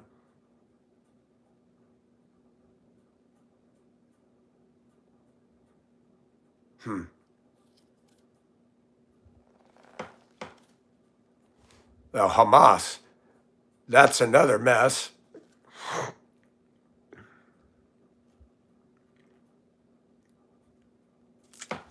Innocent suffer in the crossfire. Yeah, let's talk about Cabrini Green. You want to read a story about welfare abuse. Section 8, whatever you want to call it. Cabrini Green was one of the largest projects in the U.S. They were low-rise buildings, 15 stories. I don't know what the height of. Bunches of them. The African-American children were getting killed going to school in their own neighborhood by rivaling African-American gangs. Yikes. That ain't right. I am honest. I talk about the realities of things that aren't right in this country. I don't favor a race. I went public a few years ago when that Ogden Mormon white girl went missing. That was on national news. And I said, why is this national news? I remember as a kid seeing the milk carton with a little black girl and those cute little eyes. Have you seen me? As a kid, as a white kid, that bothered me. Poor little girl don't have a bed to go into. Where is she? You don't get somebody in 24 hours. It's not looking good. Why did the media put on blast a white Ogden girl from a Mormon well-off family?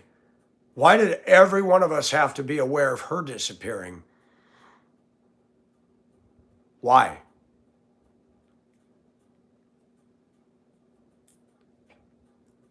Is there racism in America? Yeah. Are there whites that are racist? Yes. Is Michael racist? Not at all.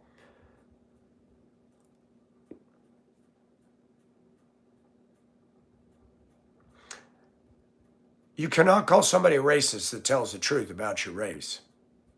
Because if you listen to my videos long enough, I tell the truth about my race and I tell the truth about everything. I lived in Hong Kong. I did a video that got 100,000 views, 1,000 a week. Chinese in Hong Kong are rude, it was the title of the video. I had Chinese men in Hong Kong write me and say, I'm sorry you went through this, but everything you said in this video is true, and I'm a Hong Konger Chinese. I'm not hateful. I just spoke the truth. You stand in line, they shove. You walk, they'll walk and bang shoulders with you. They're rude. But I started the video, not all Chinese are this way. I love Hong Kong, I love the culture, but there's a rudeness. Hello, Larashia.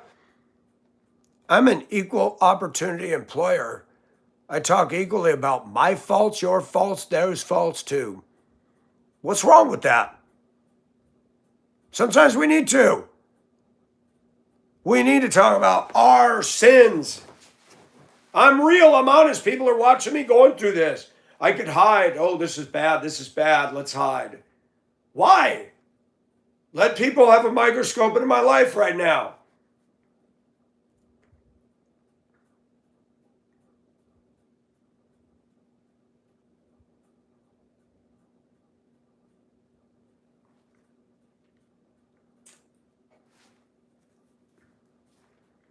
If you lose freedom of speech, folks, we're in trouble. If you got an employer that has overreach, when you're talking about something, I do not support KKK or racist neo-Nazi skinheads, Aryan Nation people. I'm even speaking out about Bill Gates. Bill Gates believes in eugenics, and that is racism. I've spoken out about Margaret Sanger, a white woman who despised blacks. She is the mother, the initiator of Planned Parenthood. And she has writings that you can go online and look at where she says that blacks were a scourge and she wanted abortion to legalize so that that would eliminate black births.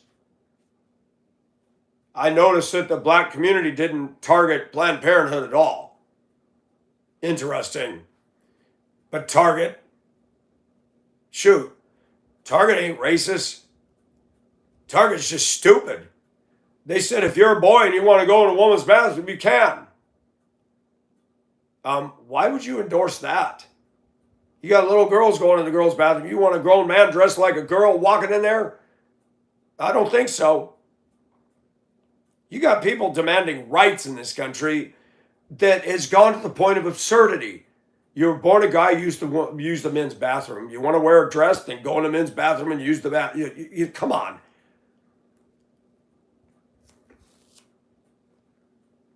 Shoot, I remember going into a gay club, LGBT club down in Denver, because my Filipina friend convinced me to go on First Fridays because it was women's night. I could not believe how many beautiful women were there, and they were all. One danced the night with me, a country gal with a denim jacket, blue jeans. She looked like a cowgirl. She was smoking hot, danced the entire night with me. I said, can I give you my number? Michael, I like dancing with you, but I'm lesbian. I'm like, damn.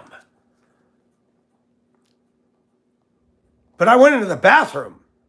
Big bathroom. Guys and gals are all in there. Okay, I'm going to use the urinal, and there's all these chicks in here. I peed and got out. They were leaning against the counter, talking to each other, and it was a huge bathroom. I mean, it was almost like being in the lobby of the trade tower in there. They're all walking in.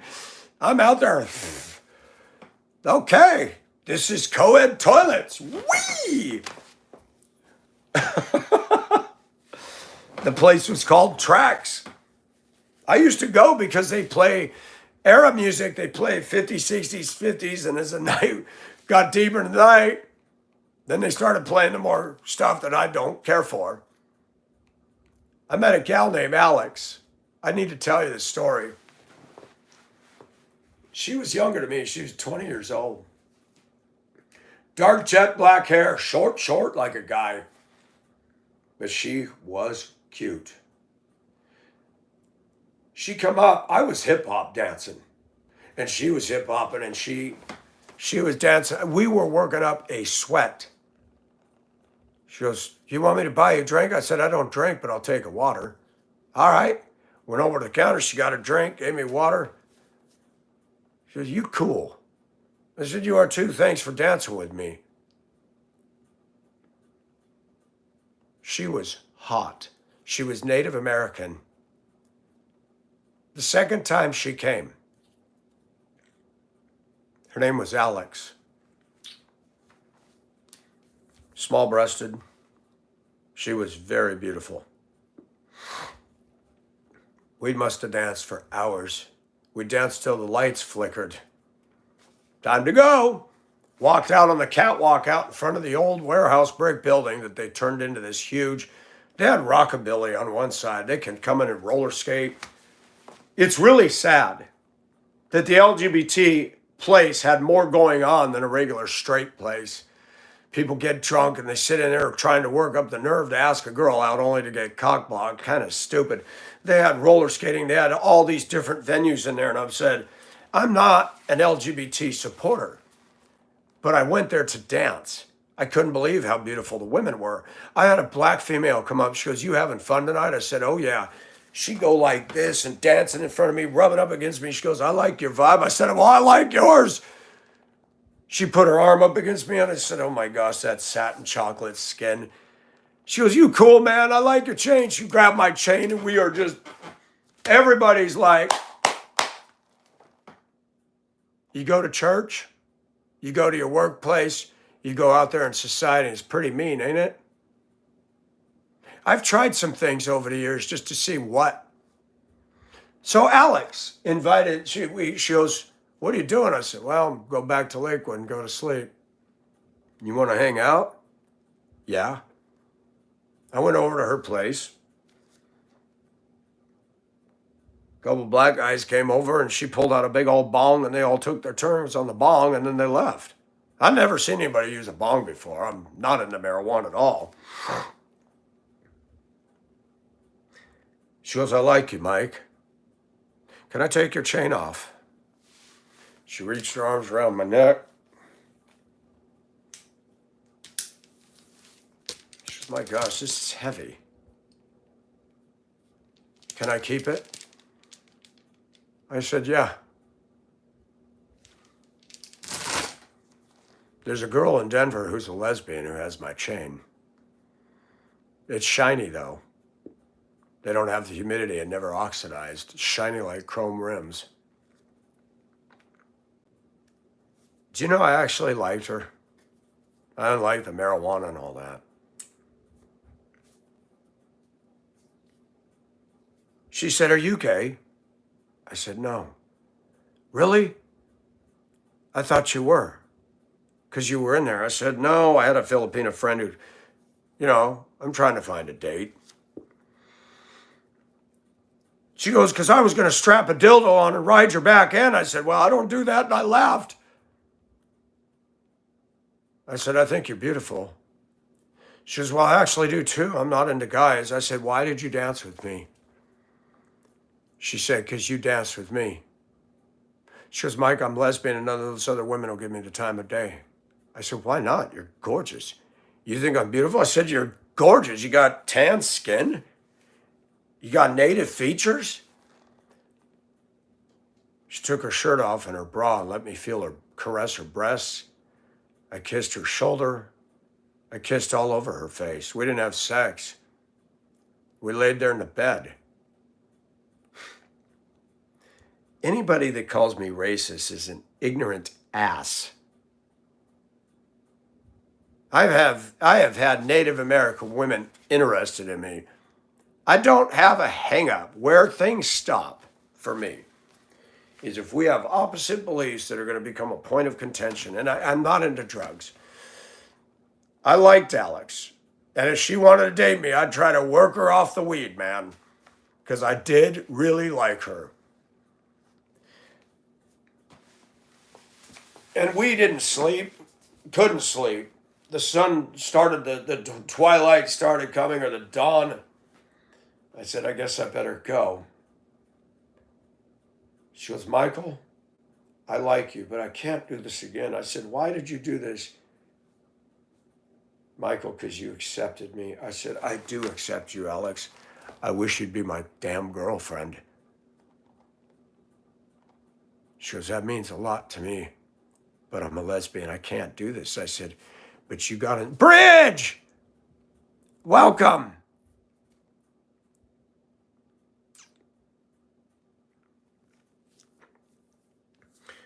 So I got half naked with a Native American, much younger than me. I wonder how she's doing. The text messages dropped off. She said, just let me know when you go. I always want to dance with you, Michael. She gave me a hug and I got in my truck and left. Can I be honest? Our society's a ghost town. It hurt to drive away knowing that she wanted to be in her world, but yet, even me as myself had enough pull that for a moment in time it pulled on her. Did she let herself go? I didn't force it. I didn't take her shirt off. I have love in me, man. I'm different. I'm so sick of diversity being so channeled in this country that it only means one race. I'm diverse in everything. Look at this. How many people you see like this? But watch society. Puts the lotion on the skin. Buffalo Bill.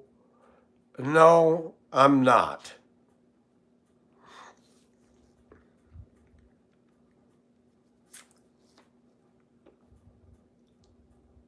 I'm hireable. I am. I'm likable. I am. I'm a Christian. I am. I struggle with sins and sexual desires. I am. I struggle with profanity. I am. I have feelings more than most men I know because I'm expressive and I'm not like most men. I get that. I'm different. I am. But I had no problem being intimate that night with a Native American. To this day, I look back on her and go, damn, she was smoking hot. Petite, liked me. I would have wrapped my whole body around her and said, girl, I love you so much. If anybody, white or black, had said, what's this? What's what? Why are you and her with each other? That's none of your damn business, fool. That's my girl. Our Democrat Party in the U.S. is the one playing the brown game. Whites are afraid of brown skin. Really? I welcome darker skin. I've always had a preference for darker skinned women in the Philippines, Sri Lankan women, Indian women, and black women. Oh my gosh. And a Native American with tan skin? No, that's a lie. Stop hijacking these people, Democrats. Stop grooming and molesting them with your fallacious views and teaching them to hate us. Look at the channels on YouTube about black women saying they're done dating black men because they're sick of the way they treat them.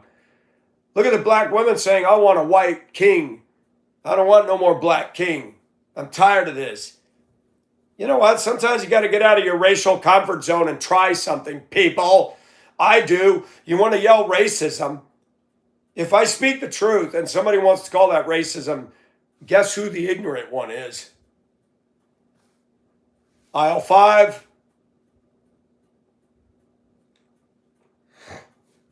There's a lack, even in the biblical preaching community, of men that will stand up in the pulpit and say what I say. I'm so tired of sugarcoating preachers, sugarcoating HR people, sugarcoating people. Now that's not nice, Michael. If I'd have gone up in my workplace and said those things, okay. I didn't. I'm being punished for using freedom of speech in my kitchen. I thought this was effing America, not the Soviet Union under the Iron Curtain. Who's doing this? Who's censoring some, but giving a platform to others to raise hell and steal more TV sets? What's with the television?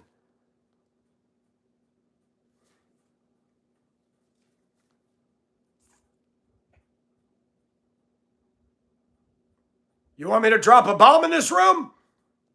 Let's do it. I've sucked many a black nipple. I've sucked many an Asian nipple. I've sucked many white nipples. I've sucked some Hispanic nipples.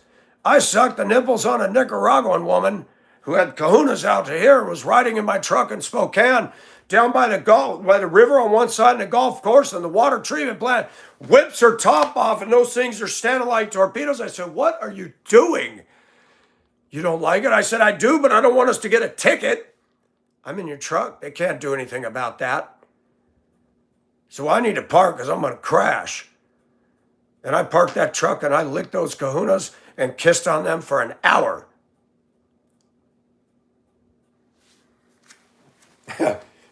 Racist? Shoot, I've been fascinated by women that are from other cultures. They're interesting.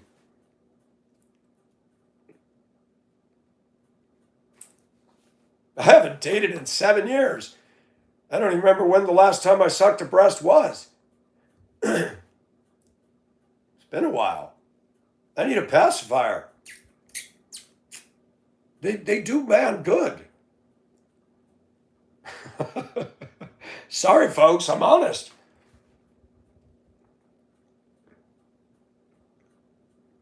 I don't deliberately set out to get myself shit canned. My work ethic, I feel guilty if I stop. Even when I'm caught up, I find things to do. I wish everybody in my workplace felt that way. People taking a nap for 2 hours on the clock, parking a truck in the back of the lot with the AC running when they've told everybody to stop idling things, on their phone, scrolling through social media on work time. Did anybody from the top look at my work and they said, "This guy raised the standard, he got stuff done that the other guy didn't do in 8 years"? Did anybody do that? Did anybody from HR come down and see that I, on my time before I punched in, would grab the salt and salt the steps? They're aluminum and that ice get on that bottom Trex platform. Man, your foot hits that and it's frosted. Whoo! My workplace is probably 90% African American. I took it upon myself to salt that. Do you know what the black one said? "Mike, you're so nice." I said, "I don't want to see you guys fall and get hurt." I don't do that to kiss up. If I was racist, do you think I'd salt the steps? You did it for you. No, I didn't. I lived in northern Minnesota. I can do the ice dance, baby. The Eskimos have 200 names for different types of ice. I studied that. I wanted to go to Antarctica years ago. There's blue ice, there's black ice, there's ice so hard it's like stone. When I drove the bus in Minnesota, I learned what the temperature was and what I could do in a bus. When it's 15 below and the snow's flying, I can go 55 on the highway because it's pure powder. I can stop. When it's a spring storm and it's slush, oh my gosh, you barely touch the pedal and the back of the bus goes drip. You learn these things. Michael's heart is real. I speak the truth, and that really pisses people off. But I got a heart as big as the ocean. I don't think it's funny when I see a black, a white, an Asian, somebody fall downstairs and hurt themselves. Watch all the idiots that get on there. Ha, ha, ha. I don't find that funny. When somebody falls, I feel, ooh, gosh, are you okay? People laughing at misfortune. Let's talk about that. Let's shine a spotlight on those buttholes. That's just mean. That's just awful. We got a lot of heavy women there. and I'm being blunt in what I say, they slip on that, they're going to hurt themselves. That weight coming down, they're going to jack up their back, jack up their knees, be out of work. Not anybody from leadership comes down and does that in the 6 years I've worked there.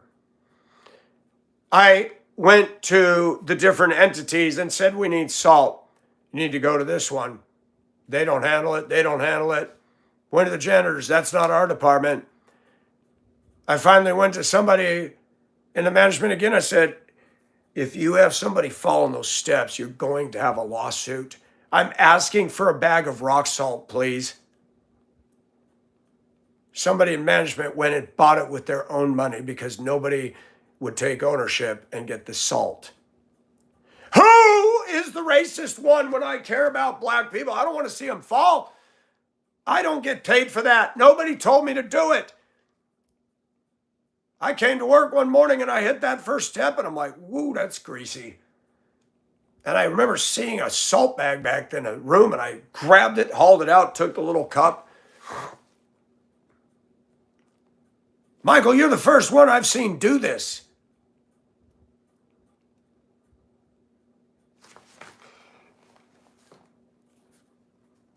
Can I say something that'll get me in more trouble? I didn't even see one of the African-American males offer to grab that bag of salt ever and do that. My heart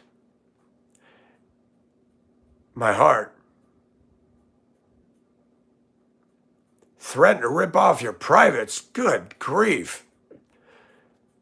Not yet. I'm supposed to know by today. Hi, Teresa. I see your comment.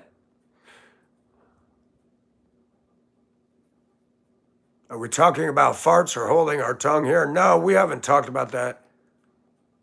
She was a what is a succubus?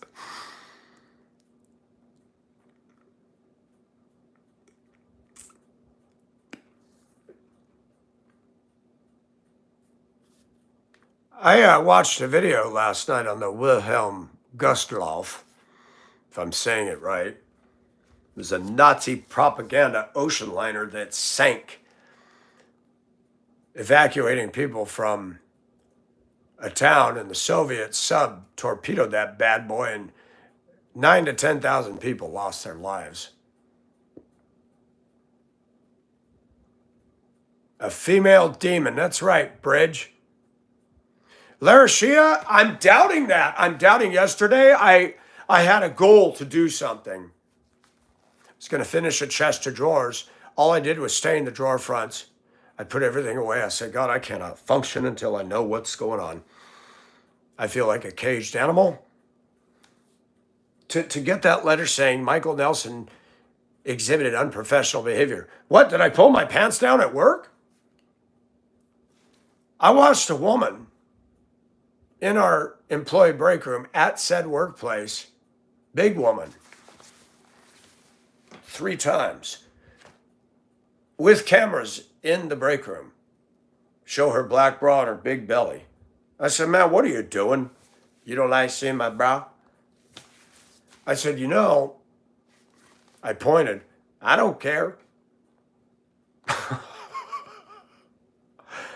I have never been to a workplace and seen that in my life.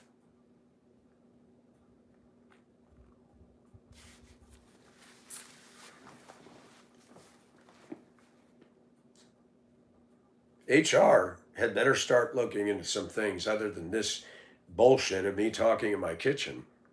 It is not racist for me to say, next time I move, I will not move to a place that's 53% this ethnicity. That is not racist. That is based on my experiences. That's based on watching our mayors dipping their hand in the cookie jar. That's based on the crime which is rising around here.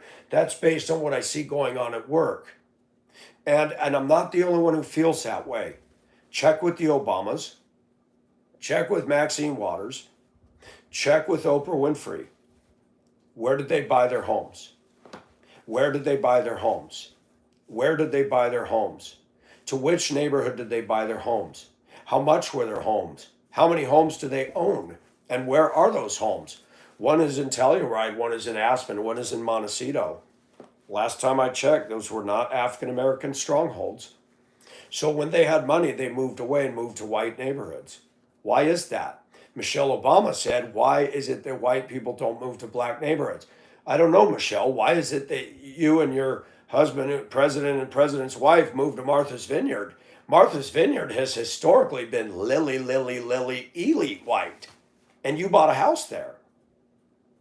In fact, they're so lily white that when Ron DeSantis pulled the greatest move a politician could ever pull, and he sent 50 illegals a free flight up to Martha's Vineyard to tour Martha's Vineyard, they didn't wait 24 hours to get him back out of there. And a lady sitting there saying, we don't have the resources. Excuse me, some of those homes have 40 bedrooms. There were 50 on the flight. You got a room for 40 of them. Now we start to unpack what the Democratic Party's about. You own nothing and be happy while they gobble up all the real estate, all the bank accounts, and got 40-bedroom mansions that they don't need that many bedrooms. But they don't want those illegals in their front yard or their backyard or in their house. But they want to put them into our neighborhoods, and they don't care that everything goes to hell. I got a problem with that. And I don't care what employer I work for, unless it's the CIA or the Secret Service or the FBI, where I have to be off social media, and you want to pay me a salary that goes with that, okay, I'll shut my mouth. But I make $18 an hour fixing bus seats and taking a lot of shit down there, and you're going to tell me I can't say something in my kitchen? I wonder how that legally holds up. I just wonder.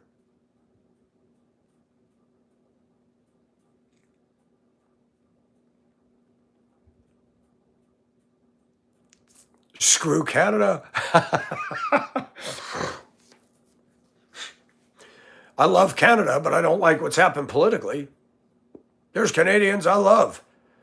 They're some of the nicest damn people. I've had Canadian friends over the years. Justin Trudeau and Gavin Newsom need to have a marriage. They are exactly alike. I swear. I wonder if they were brothers and didn't realize it.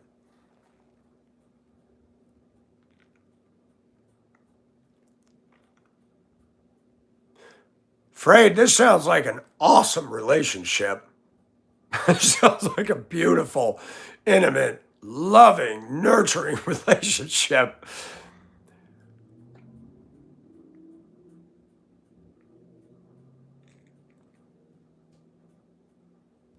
Hello, Sam.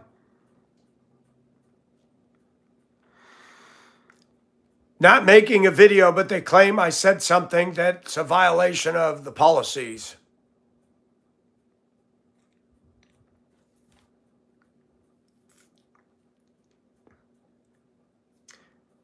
You know, I'm not guilty of racism. So it'd be interesting if this was pushed into a courtroom, how deep this would go.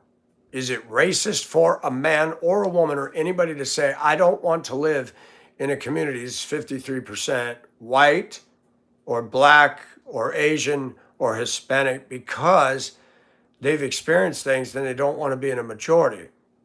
What I have said is I like a balanced community that's got everyone. But I also will stress that it's important we all be on the same page. Because when you're not, there's friction. The way you vote and the way you look at the world determines your worldview. Okay? I've noticed over the years the Democrat worldview is hostile to Michael Nelson. It is hostile to a safe neighborhood. It is hostile to marriage between a man and a woman. It is hostile to children, encouraging Biden telling children that they should have the right to have transgender surgeries. They're under 18. No, they shouldn't. Good grief. If they're legally allowed to have transgender surgery, then they need to be out on their own, get a job, and pay their own bills. Thank you, Biden. I'm so sick of what you pick and choose that parents have to do and cannot do. They can't vote until they're 18, can't drive till they're 16, can't get alcohol until they're 21. but you're going to allow them to change their sex? Tell me how that makes rational sense, Mr. Joe Biden, Billy Bob boy.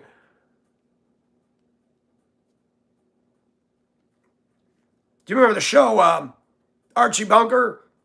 Blacks and whites watched it and they thought it was funny. You know, that show would be banned today because of all this woke bull crap. The workplace is going to tell you what you can and cannot say and believe. The woman from HR even said, well, you do have freedom of speech, but welcome to the KGB. Welcome to Russia. I don't have the big money to play the attorney game unless I did pro bono. But if something happens, maybe this needs to go to the bigger media that's actually states facts instead of biased and beats the racist drum.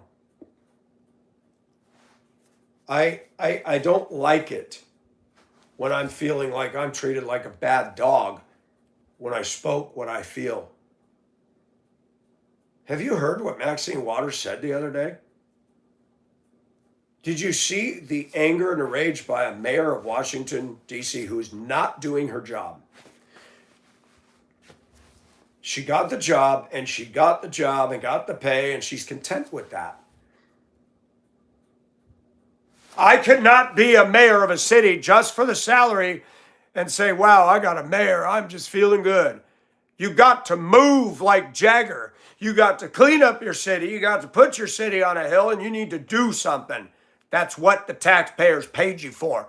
But guess what? We got people in certain cities in America that want to turn it into a corrupted toilet. It's our capital, for crying out loud. We need to start with that and work our way straight down to every city. There should be nobody having beatdowns in any city, anywhere, ever. Nobody should be yelling the N-word. Nobody should be saying honky or cracker. And nobody should be assaulting nobody. People should be able to go downtown and say, what's up, man?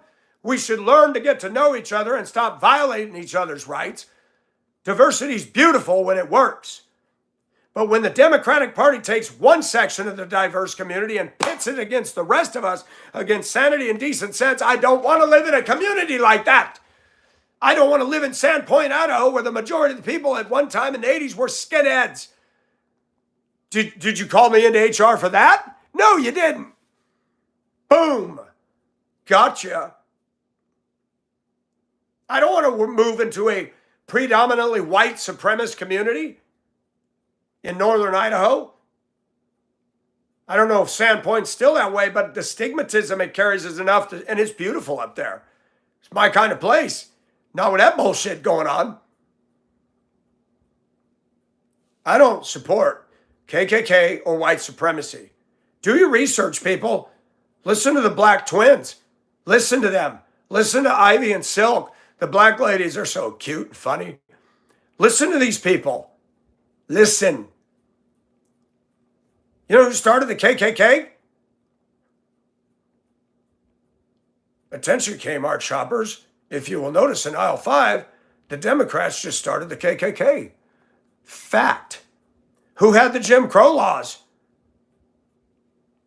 I'll take Democrats for $100. That is correct. Ding, ding, ding, ding, ding. Now you're eligible for the spin the wheel and win the prize.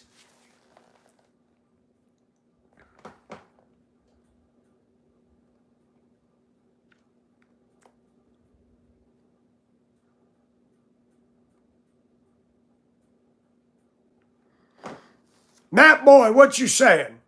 Speak for yourself. What you saying? And why is that spelled B-O-I? Is that like Lady Boy? Mark, I like that.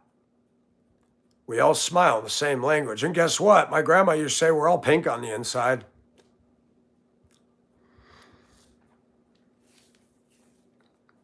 I'm going to drop a bomb here, folks.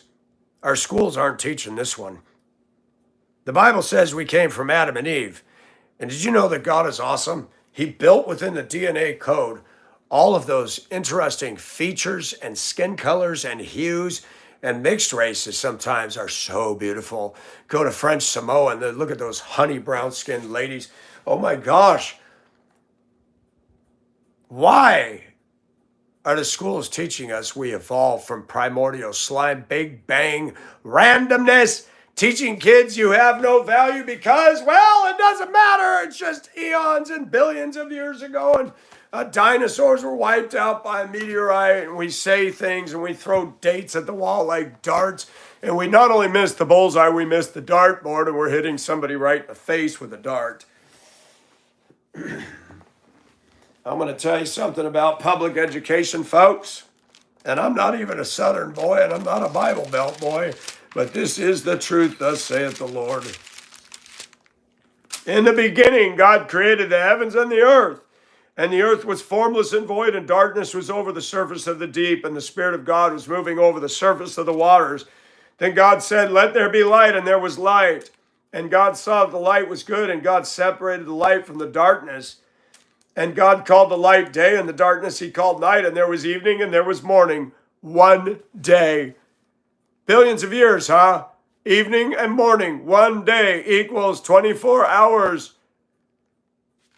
This is not taught in schools, but the Democrats like to say Republicans are uneducated. They don't have a college degree. If colleges are teaching that this is false, it's time to walk away from that kind of schooling, folks. That's a lie. If God does not exist, then we are pathetic. Every atom and everything would go, it would implode upon itself. The Bible says God holds all things together. This universe runs and spins because there's a creator.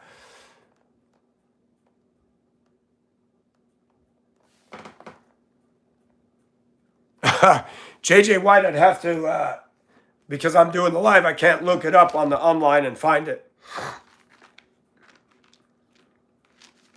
Actually, wait a minute. We could read this one. I know what you're talking about, but we'll skip ahead to Revelation.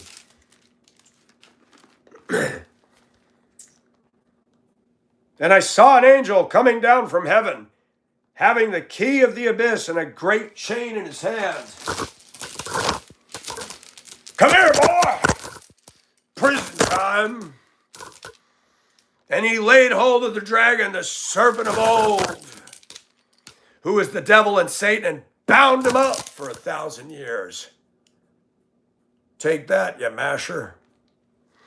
And threw him into the abyss and shut it and sealed it over him so that he should not deceive the nations any longer until 1,000 years were completed. After these things, he must be released for a short time. But let's watch what happens to him when he gets out. The devil doesn't change. 1,000 years, he's hogtied, cock blocked, can't do a thing. Ha! Now that kind of censorship I can go for. And when the 1,000 years are completed, Satan will be released from his prison and will come out to deceive the nations. You see, wickedness always breeds wickedness. You can put him in reform. You can put him in jail. Charles Manson said if he got out, he'd do it all over again. These prisons and programs are wasting taxpayer dollars for monsters that want to kill everybody. Death penalty, please. Death penalty, please. So God allows the devil to come out to show the world that the devil never changes. And you know what started all this? Let's stop, let's pause, let's do a parenthesis and an indent. I love this. Welcome to class, folks. You're going to get more education here than you will in a public school. Today, right now. This is free. You don't have to pay tuition. You can go and pay. The only textbook you got to pay money for is this. And it's well worth every dime you spend. Read this book, know it inside and out, and you've got stuff that an education system in the United States cannot give you. The Bible says the fear of the Lord is the beginning of wisdom. And sometimes as a Christian, you will be suffered and persecuted and maligned and accused. They're calling me a racist. They're claiming they got the rights to fire me. Okay, if they do, then God's got something else. And my mind is working against me all week. How are you going to find a job? How are you going to do this? I don't know, but shut up, devil. Shut up. You never know in the quiet when it looks like life is bleak and it's all going to come crashing down and you get that call. or somebody puts it on the story and somebody else calls, Mr. Nelson, we heard what happened. We'd like you to be on our show. Are you willing to come to Des Moines? Yes, sir. Who knows what God could do?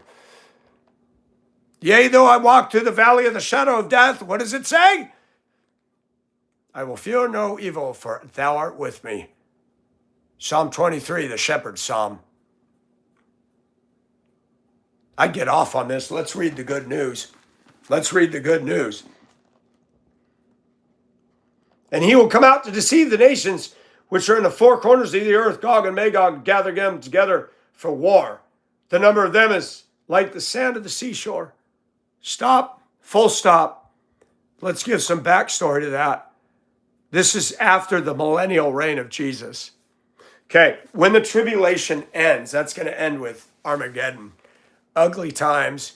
Blood is going to flow as high as the horse's bridle for a distance of 200 miles in the valley of Megiddo. So, who enters into the millennial reign? Believers. People who got saved during the tribulation that survived, possibly hiding in Petra and various corners of the globe. They will procreate. They'll have babies. Jesus will be ruling from Jerusalem. If Egypt does not come up, they will not get rain. It says this. And there will be a river flowing from the Mount of Olives. The mountain will move north and south, and there will be a water to the eastern sea and the west. Whoa, some big stuff's coming. Don't believe me. Don't believe me. It's all right here. Fact check that, WikiLeaks. I got news for this Democrat world. You're wrong. God's right. God wins. And you got some accounting to do. Sundays are coming, folks. And they came up on the broad plain of the earth and surrounded the camp of the saints and the beloved city. And fire came down from heaven and devoured them. And the devil who deceived them was thrown into the lake of fire and brimstone, where the beast and the false prophet are also, and they will be tormented day and night forever. And let's skip ahead in the same chapter. That's chapter 20 of Revelation. And death and Hades were thrown into the lake of fire. This is the second death, the lake of fire. And if anyone's name was not found written in the book of life, he was thrown into the lake of fire. If you are not saved and you are not a Christian when you die, that's your paradise. There will be weeping and gnashing of teeth. Your worm dieth not. You will not be having a party. You will not be jamming to AC/DC. You will not be hobnobbing with Barack Obama and Nancy Pelosi. You will be alone in misery and torment, separated from a holy God, while the saints are rejoicing in the kingdom. That is a fact. Public schools does not teach that. This country has been shanghaied and hang-tied, hog-tied over evolution. Charles Darwin didn't find no answers, and he admitted it on his deathbed. He said the fossil record is against me. He couldn't find any transitional life forms. His own wife went to the Church of England and said, this is ridiculous. A woman telling her husband that he's out to lunch. And there's a woman who's got a brain. Bertrand Russell, Why I'm Not a Christian. Same old song, different day. All this suffering in the world, if there's a good God, why are you allowed to happen? Oh, it's right here, boo. I went to college. I got a PhD. I'm a woman. Nobody can tell me what to do. Women are suffered and oppressed and blah, blah, blah, blah, blah. But you don't believe in God. So what have you accomplished, lady? You're on a power trip. Guess who else is on a power trip, ladies? Guess who else is on a power trip? Guess who else is on a power trip? I shall be like the Most High, said Lucifer. That's why we got problems. But God told Adam and Eve something, and they blew it. And the man and his wife were both naked and were not ashamed. Oh my gosh. I could have lived in a place and been naked every day and not been ashamed. I want that. I want that. I like being nudie. Can't do that now. Land you in the pokey pokey.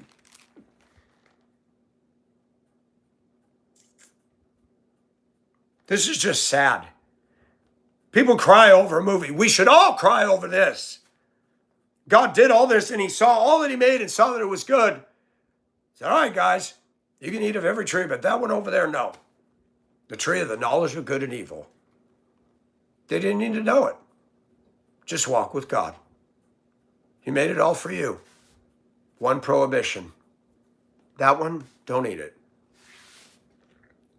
Now the serpent was more crafty than the beast of the field, than any beast of the field which the Lord God had made. And he said to the woman, indeed, has God said, you shall not eat from any tree of the garden? And the woman said to the serpent, from the fruit of the trees of the garden we may eat, but from the fruit of the tree which is in the middle of the garden, God has said, you shall not eat from it or touch it. Lest you die. There's the woman again.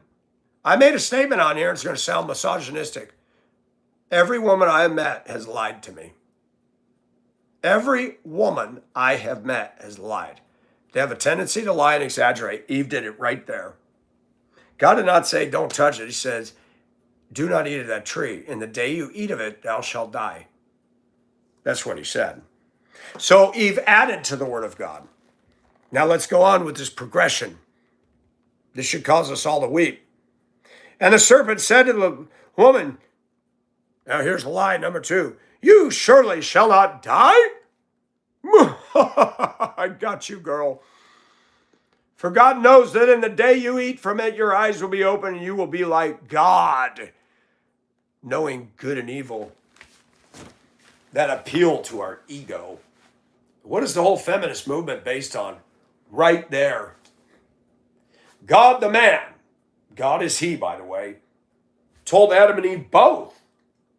But Satan doesn't go to the man. You notice that? And he's using women today to destroy us. Satan does that. He's subversive. He U-boats. Andrew Drescher is a satanic disciple.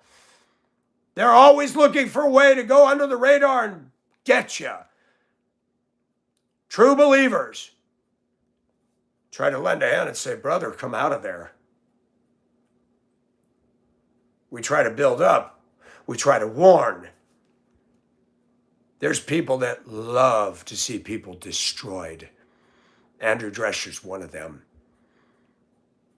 He's darkness.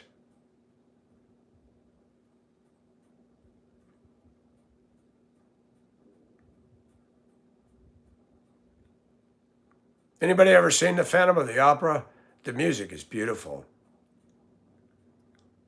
La da da da da da da da da da da da da da da da da da da. For I compose the music of the night, nighttime softens, heightens each sensation. The mask. What does our society teach us to do? Wear the mask. You don't have to be on the TV to be an actor.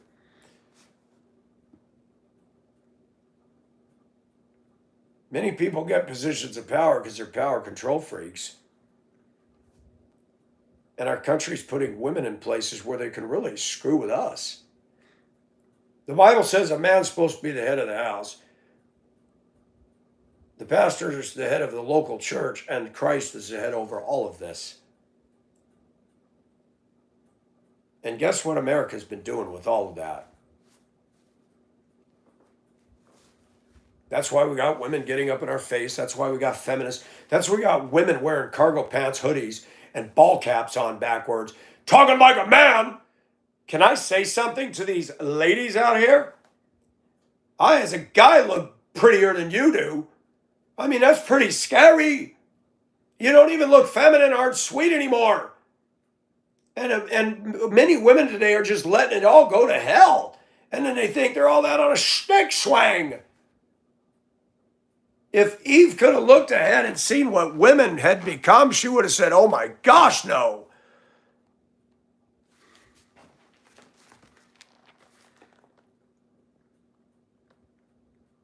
When the woman saw that the tree was good for food, and that it was a delight to the eyes, and that the tree was desirable to make one wise, she took from its fruit and ate, and she gave also to her husband with her, and he ate. Doggone soy boy. Eve was the first feminist. Adam was the first soy boy. Men, sometimes you got to stand up to a woman if you're a man. I'm not talking about assaulting here, but you got to tell your wife, no, that needs to stop, honey. I'm the head of the house and you're not going to usurp my authority. Now stop. I'll tell you what, America thinks they can reinvent the wheel. No, they cannot. I don't care if we got a Supreme Court. This is what flies. And when they're making laws that allow a woman to murder her child in her womb, that Supreme Court is no longer thus saith the Lord. And they will be held accountable for that. People praise Ruth Bader Ginsburg. Have you ever looked at that woman? Anybody ever looked at that woman's face? She looks she does not show the joy of God because she's a feminist. She's a fighter. She supported abortion. When you support everything that goes against the living God, you're not going to have joy. There's trouble on my way. I have to cry sometimes. There's trouble on my way. Why do you think the black people came out with some of the greatest spirituals ever? Because back in the day, they suffered. I looked over Jordan, and what did I see? Can you imagine a black man sitting at the back of a plantation in the dark? Moon's out, sweltering southern heat. Coming for to carry me home. And a black woman comes up, puts her arm around him. A band of angels watching over me. The greatest music came out of the greatest suffering. Not this trash. They don't know what music is today. This young generation does not know what music is today. Singing about your vagina, your drippy, wet vagina, that's not talent, folks.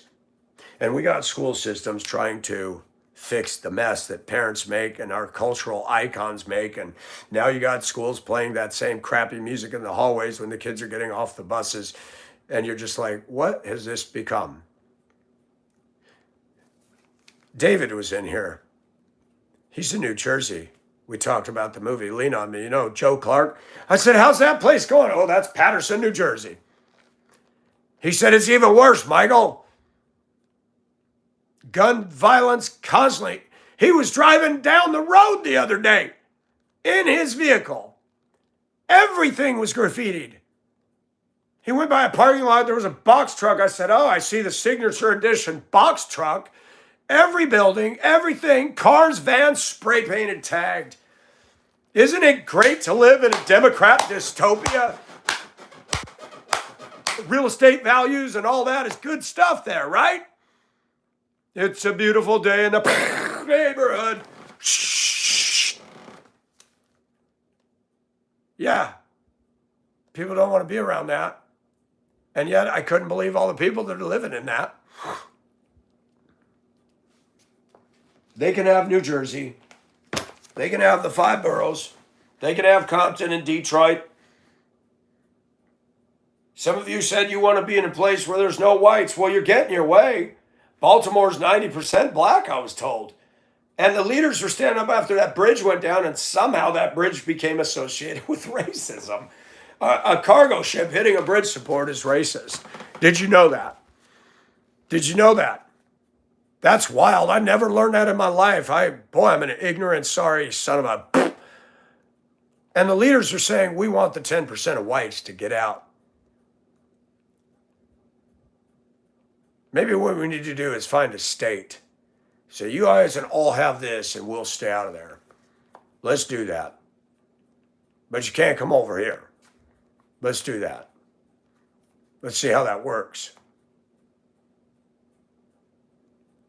What I really would like to see is people stop beating the race drum, the victim drum, the divisive drum, and start acknowledging that some of us that aren't black are capable of telling the damn truth. And we're not racist at all. I want to see black men and women soar to the heights of eagle's wings. I'm sick and tired of them being told over and over about Rosa Parks did not give up her seat and did not move. I'm sick of it. It's old hat. My gosh.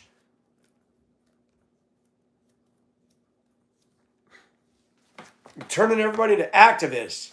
You tell a kid to sit down on a bus and he calls you racist. Dude, there's 80 kids on here and you're standing up and down, running around. How is that racist? You're all black and I'm asking you to take your seat. It's federal and state law that you can't be standing up on a school bus while it's motion. I've heard and seen it all. And I think graffiti sucks. It's ugly. It's just demoralizing. Denver, Colorado, Federal Boulevard. Guy was in his business late at night, heard a noise, opened the back door to his business, and there was a teen spray painting the whole back of his business. He took the can of paint and sprayed him in the face. Man was arrested. Oh, he was in big trouble for it. And I wrote a letter to the editor saying this man had every right to do that. The police are not here to protect and serve us, folks. Stop believing the lie. They're not for us. Look at what they did to the McCloskeys in Missouri. You know, the white couple that had a mansion. They had wrought iron all around their property. And for some reason, this mob busted in, surrounded their house, threatened to kill them, burn the house down, and kill their dog. Now, I'm a grown man and I got a wife. And I've done nothing, and we're fixing dinner at our house. And suddenly you hear noise and they've broken the wrought iron. Wrought iron, by the way, is not, you know, these cheap ASS fences we put up from Lowe's today. Man, I could go like this and knock them over. Those wrought iron, those are hard to break. They broke through on the property, surrounding the house. He didn't do anything. They came out with their weapons drawn. Don't come any closer. Don't come any closer. Do not come up here. A black DA in St. Louis arrested and prosecuted them. The governor of the state said, I will give them a full pardon. That black DA was not operating on law. She's racist. White people don't got a right to defend themselves, is her belief. On their property. Okay. We need to have a movement in this country that people come up into my yard to fuck around and come up into my house. We got a right to defend ourselves. End of story, no court, nothing. I'm tired of this. We pay taxes on the property we own, and you're going to tell me I don't got the right to defend myself in my yard, in my property? Now, somebody goes down the street and yells honky, but if they come into my yard, get the F out of my property, dude. But this was a mob. Guy's got a wife. He's just going to allow them, okay, we'll put the guns down. If they'd have put those guns down, what would have happened? What would have happened? Would the DA have cared? No, she wouldn't have. I've heard conversations right here locally in places. Now, these white people think they're gonna. What are you saying over there?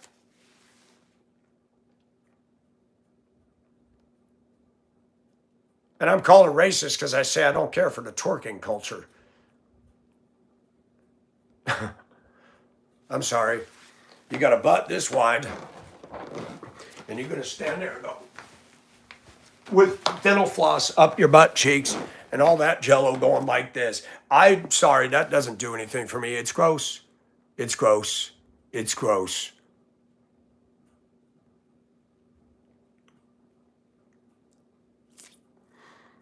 When did I condone adults assaulting children, ST? Put your money where your mouth is or shut up, because you're making a false accusation. Be careful what you say, ST. You got grown teenagers bigger than me. You got 3 of them coming up my property, want to beat me up for no reason.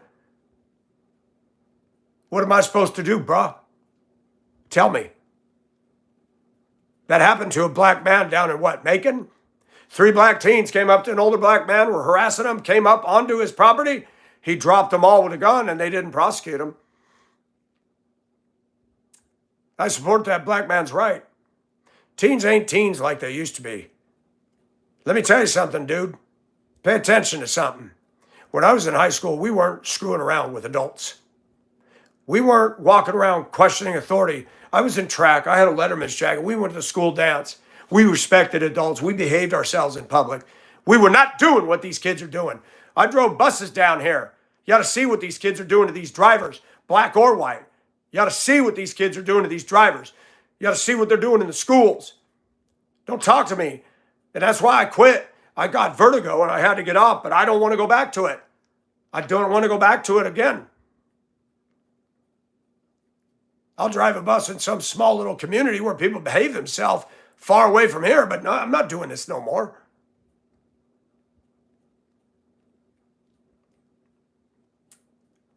And SD, you're part of that crowd that twists and lies. I like how you say that, assaulting children. That's what the Democrats do. That's what the devil does, the father of lies. Did I ever once say, oh, I believe in assaulting children? Nope. Children need to be protected. But when children, are out there going to downtown Chicago, busting businesses, punching a white woman in the face, yelling stuff, stealing stuff, attacking people, jumping on the hoods of people's cars and smashing the windshields. Oh, we're going to treat them like cute little angelic children you tuck into bed? I don't think so. Now we've got monsters, thanks to parenting or no parenting. If people got a problem with me speaking the truth,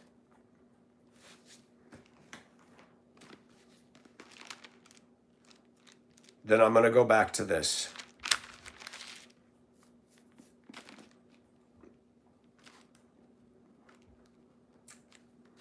The minute they ate that fruit, watch what happened. Then the eyes of both of them were opened.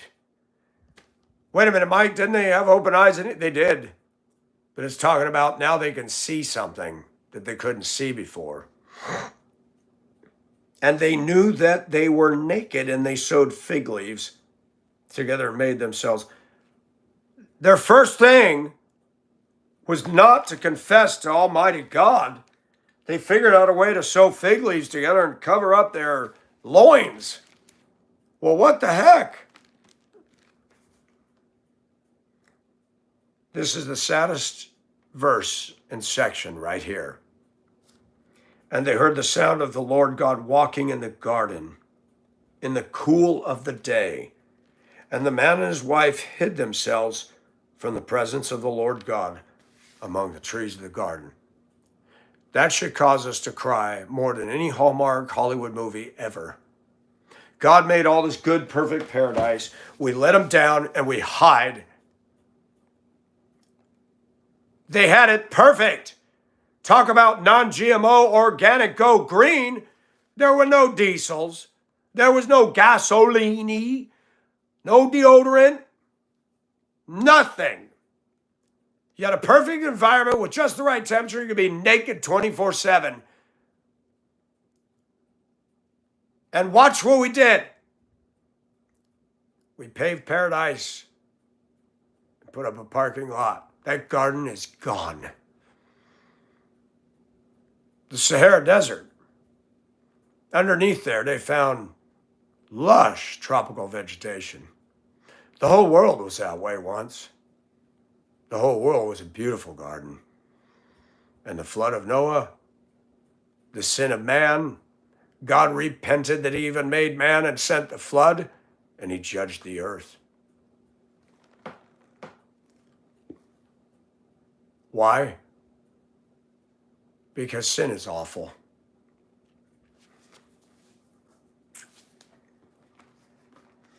I love how you've got teen kids today that don't have any respect. They'll come on my channel and scream about racism, and they're foul. They listen to foul music. They don't even do what their own mom says. They don't even respect their own mother. They're doing nothing productive. They're just trolling and hating and baiting and everything. It's not right. Hello, Jason.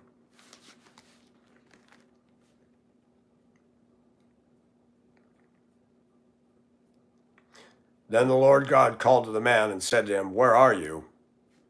And he said, "I heard the sound of thee in the garden, and I was afraid because I was naked, so I hid myself." And he said, "Who told you that you were naked? Have you eaten from the tree which I commanded you not to eat?" And the man said, "The woman thou hast given me to be with me, she gave me from the tree of..." There's man blaming her. Then the Lord God said to the woman, "What is this you have done?" And the woman said, "The serpent deceived me." Blame the devil. "Deceived me and I ate." And the Lord God said to the serpent, he didn't even ask him, "Why'd you do this?" God knew why he did it. And he started with the curse first with him. "Because you have done this, cursed are you more than all the cattle and more than every beast of the field. On your belly shall you go, and dust shall you eat all the days of your life. And I will put enmity between you and the woman, and between your seed and her seed." Do you know what that's talking about? There's some metaphor going on here. Satan uses women so much today. He doesn't love them. He doesn't like them. He's using them. They're over us. They're bosses. They're governors. They're dictators. They're in HR. To be part of the machine to shred males and headship and God's ways. That now everything's generated by feelings-driven logic, and men are downed at every count. They've been down in the TV shows. If you're a white male, you're not going to get a job in HR. You're not going to get a job in a lot of positions simply for being a white guy. So it's okay to declare open season on one group of people while you coddle a group of people that's tearing this nation apart. Interesting. Interesting how that works. Demonizing us while coddling evildoers. The Bible's got a verse for that, calling good evil and evil good. We'll get there in a minute.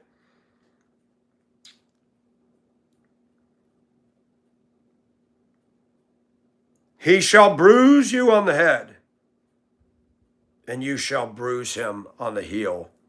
To the woman he said, "I will greatly multiply your pain in childbirth. In pain you shall bring forth children, yet your desire shall be for your husband, and he shall rule over you." Then to Adam he said, "Because you have listened to the voice of your wife." Did you notice the Christian movement today is all about men? You need to listen to your wives. Men, you need to... No. Be very careful about that. Be very careful about that.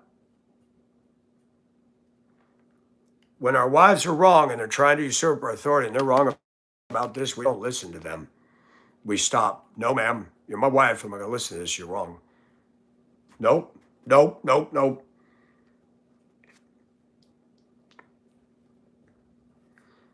You have listened to the voice of your wife and have eaten from the tree about which I command you, saying you shall not eat from it. Cursed is the ground because of you.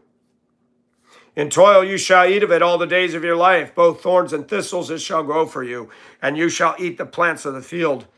By the sweat of your face you shall eat bread till you return to the ground, because from it you were taken. You are dust, and to dust you shall return. And the man called his wife's name Eve, because she was the mother of all the living. Did you hear that? All the living. Blacks, whites, Hispanics, all the living. We have one set of parents, folks. And the Lord God made garments of skin for Adam and his wife and clothed them. You know what that means? An animal was sacrificed, blood was shed. God said, you have to have atonement for your sin, dude.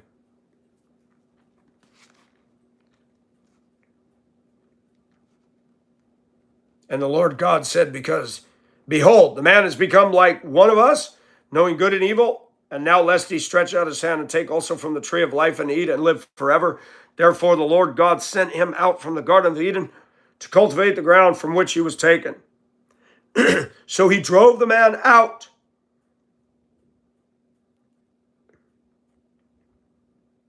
And at the east of the Garden of Eden, he stationed the cherubim and the flaming sword, which turned every direction to guard the way to the tree of life.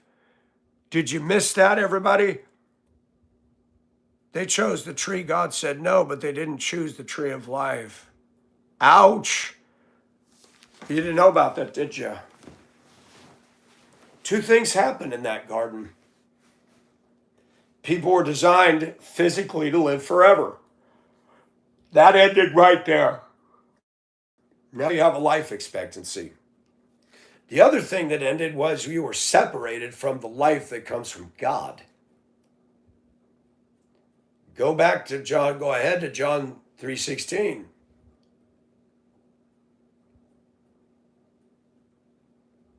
For God so loved the world that he gave his only begotten Son, that whosoever believeth in him shall not perish but have everlasting life.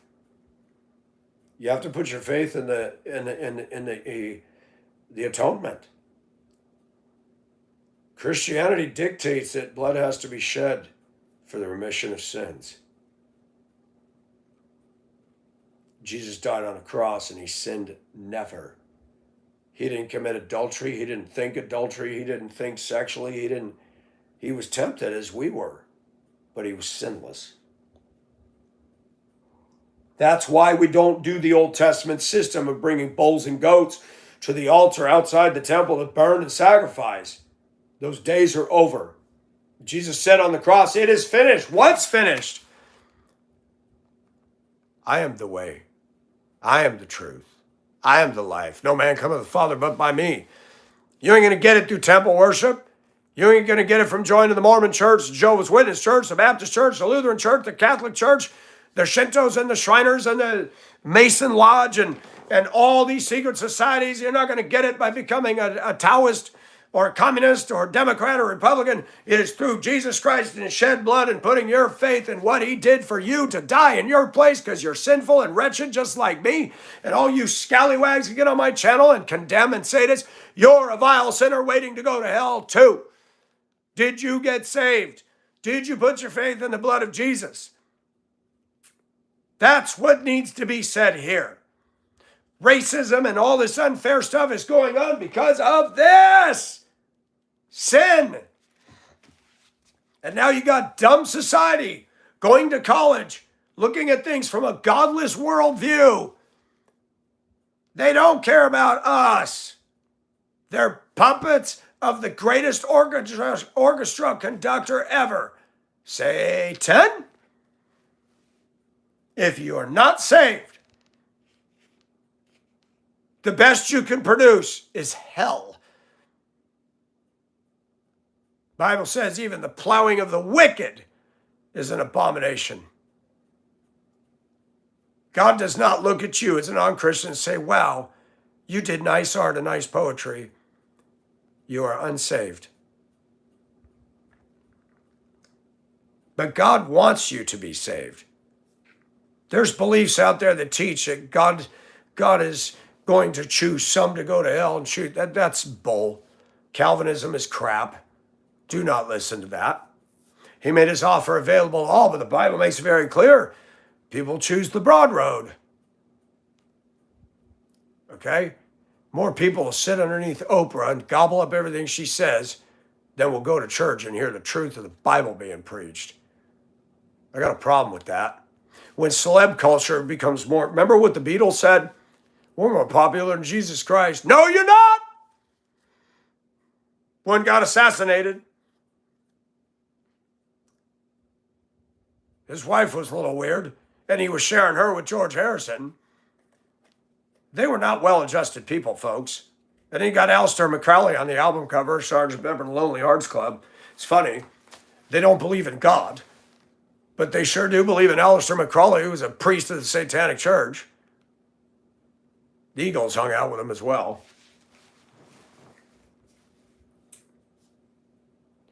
When you are not in the blood of Jesus, you have free will, but you are under one or the other.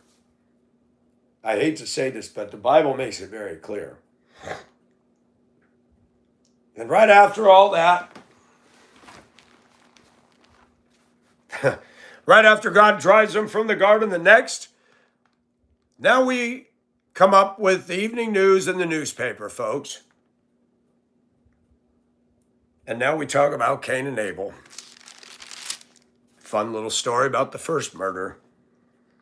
Then we talk about the descendants of Adam.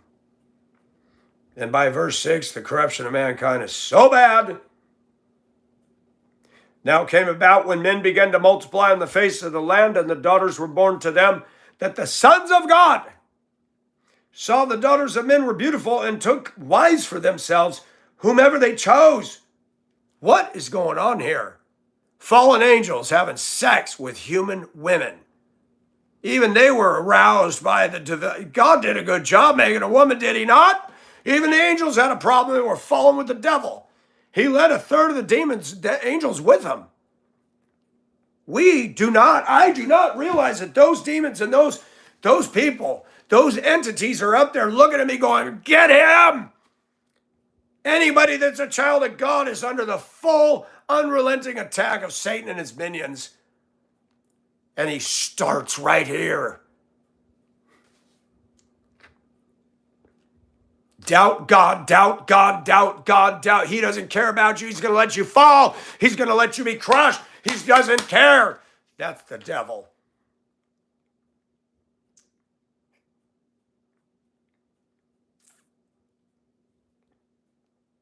Passion. Thank you, Jason. I wish preachers had that. Some black preachers have, but white people, man, it's like listening to rice cakes. Mana, mana, mana, mana, mana, mana, mana, mana, mana, mana, mana, mana. I'm sorry. We'll go to a movie. We'll go to a play. And what do? Why do we go to that? We like the intensity, the adventure, and we go to church. Oh God, we beseech thee today, as thy humble people, eagerly anticipating and expecting your blessings. Oh boy, please. You ought to hear my prayers. I can't repeat them in church because they're R-rated. Cussing, yelling, having a freaking toddler meltdown in my own house because I'm the man of clay. You know what? At least I'm being real. Better you talk to God than not at all. Even if you're angry, go ahead. Give it to him. He can take it. You should never talk angry to God. Better you talk to God angry than not at all. God can deal with Michael. God can deal with my honesty. Too many Christians play fake. How you doing today? I'm doing well. I'm sure you are. Your husband makes $8 million a year, and you got a his and hers SUV and a she shed, and life is good. You don't have to worry about losing a job or suffering. I got you. You know, you go to churches full of that. Southern Bells. Remember Tammy Faye Baker? Man, she invested heavily into Revlon. I'm sorry. Real Christians have real struggles. And there is, you know, we don't get a free cruise ship because we became a Christian. You ever notice these damn games and these casinos now? These casinos are entertaining just by themselves. You put in the money and bing, bing, bing, ding, ding, ding, and you got all these little digital images and noises that make you feel good and happy, and it's just a party environment. That's not the Christian life. Sometimes you pray and you pull the knob out, and that snack you just paid $1.25 for doesn't drop, and you're shaking the machine. Hey, I asked you for this, God! And it still didn't come out. And now you're in trouble because you busted the vending machine. That's more like what the Christian life is like right there. It's called a relationship. And because we know what this says. Oh my gosh, the Baptists were good at grounding me in this. I know this book well. How to get this? I have an engine and I have a transmission, but how do we engage with the torque converter to get this thing to shift for the wheels to roll? How do I apply this to me where it changes me from the inside out? Boy, is that hard. Boy, is that hard. Man, that is the hardest thing you're going to do. It's easy to cuss and be gangster and thugster and talk about whites and talk about everybody racist and play the victim. But it is hard as heck to live this life. It's hard to love people like that. It's hard to love people that are going to fire you and falsely accuse you. It's hard when I worked for 6 years with these people. They ought to know by now, Michael cares about us. If he's getting passionate on a 3-minute video, why don't you just stop and ask him, are you racist, Michael? No, I'm not. I'm pissed about all the stuff going on in America, what black people are doing. Dr. King talked about what happened to his people, and he died. Why am I not allowed to talk about what his people are doing today that is wrong? Everybody's afraid. Why are we afraid of the evildoers?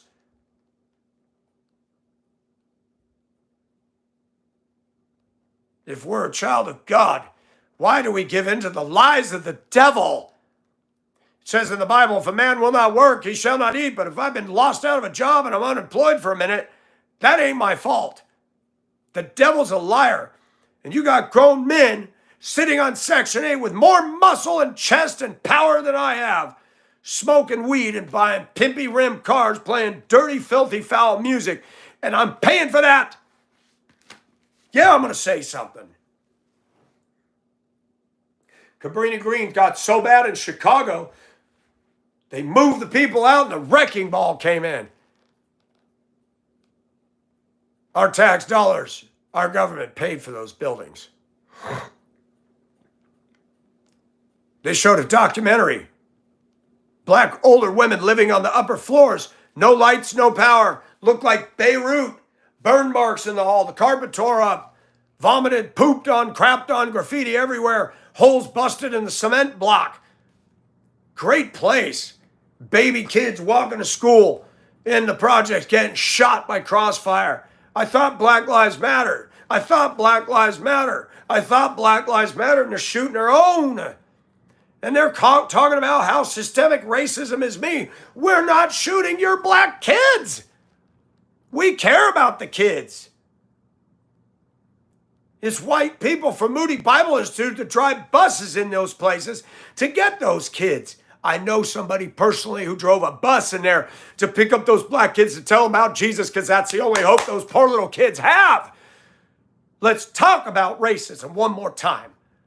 Cabrini Green has been torn down because it was an utter failure. And when the government wants to be the sugar daddy, they got generations of people on this mentality. We got a liquor store over here on the highway that takes EBT cards for alcohol and cigarettes. I know. My black friend who I lived in her house for 3 months. She's dead now. Too bad she couldn't come up. Ask her if I'm racist. She wouldn't have let me live in her home. I even dated her in Denver before that. Stupid things that people say because they don't know the whole of 59 years. They see a 3-minute video. Look at Mike. He's really mad. He's racist. He said he doesn't want to live in a black place anymore. That's stupid, people. And you know what I see in my workplace? You get on their buses, they're only going to play their station that only plays black music. You know what's funny? The white radio station, Bob FM, plays all kinds of 80s music. But the black stations only play black music. They only have black people on their shows. Huh. And we're racist. We're racist. 94.7 out of Aiken, South Carolina. Oh my gosh. Only black music, only hire black people, and they claim they're a Christian station. When the election goes down, listen to the things that they say. Donald Trump is a racist. Got to get out that black vote. Got to get these Republicans out of here. Really? A Christian radio station is doing it. I've never listened to a Christian radio station in Duluth. We got 91.7. I've never once heard them say, we got to get out the white vote. Huh. Isn't that interesting? Bob FM plays Michael Jackson. In fact, they play Prince When Doves Cry, I Love Rock and Roll. And that song they play the same 10 songs every hour. All the music that came out in the 80s has been reduced to 10 songs run into the ground. What happened to these radio stations? iHeartRadio. Man, if I had a radio station, let's play it all. When I have my channel, let's say it all. The truth, please. Nothing but the truth. I step on my toes. I step on women's toes. I step on gays' toes. I step on straights' toes. I step on Christian toes, black toes, white toes, Hispanic toes. I speak the truth. I get people to think. What is wrong with that? Nothing. Unless you have a prince of the power of the air. He doesn't like truth. That's why he went to Eve, to upset the apple cart and ruin everything. Now you got murder. Now you got polygamy. Now you got adultery. Now you got angels having sex. And Nephilim and giants and some crazy stuff. And God says, oh my gosh. And what did the Bible say? What did it say? What did it say? Come on, man. Let's go to the source. I love it when Hillary Clinton talked about fact check. Hey, Hillary, why don't you go to this and check your facts? What's that? The Bible's reflecting my... That's weird. That's a trip. No, you're not going to see me in there. No, you're not. Oh, Michael's in the scripture, the archangel, but he doesn't look like that. That's a mighty warrior for God.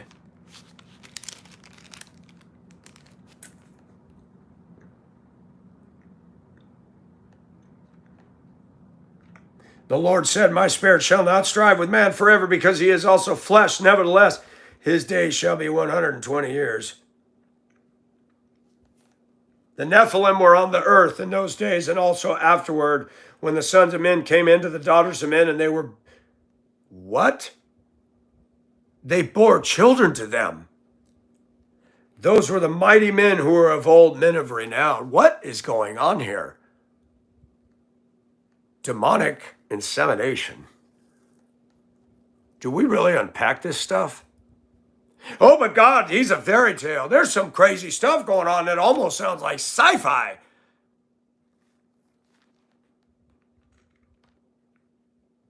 Then the Lord saw the wickedness of man was great on the earth, and that every intent of the thoughts of his heart was only evil continually. And the Lord was sorry that he had made man on the earth, and he was grieved in his heart. And the Lord said, I will blot out man whom I have created from the face of the land, from man to animals, to creeping things, and to birds of the sky, for I am sorry that I have made them. But Noah found favor in the eyes of the Lord.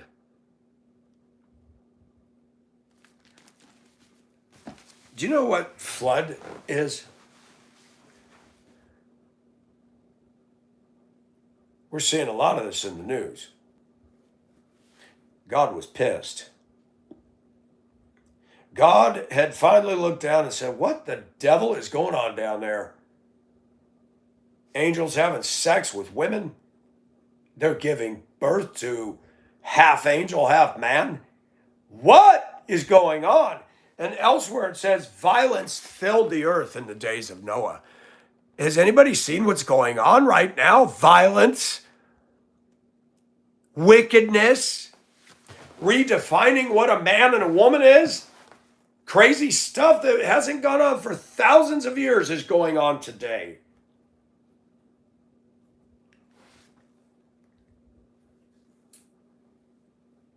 And our school systems are preparing our kids for what?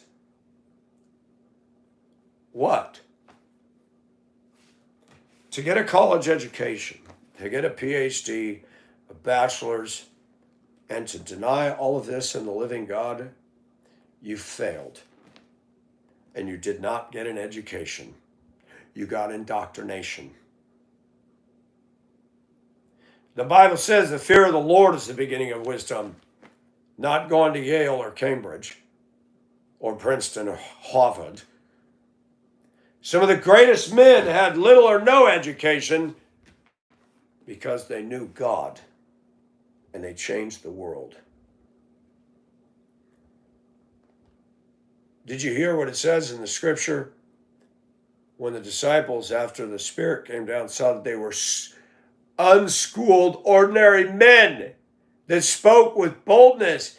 God can make you a scholar and make you smarter than anybody out there if you just put your face in His Word.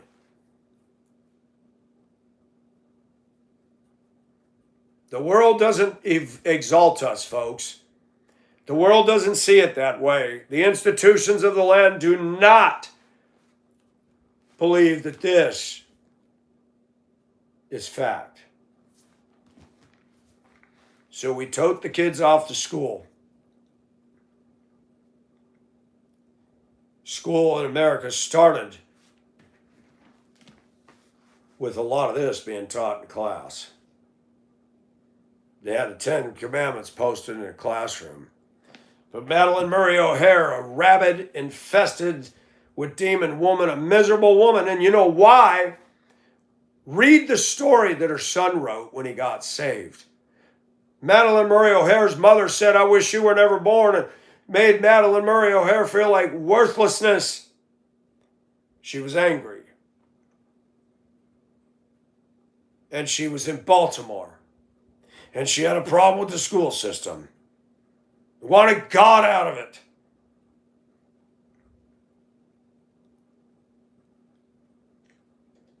They say that since 1962, when they kicked God out of schools, the SAT scores plummeted.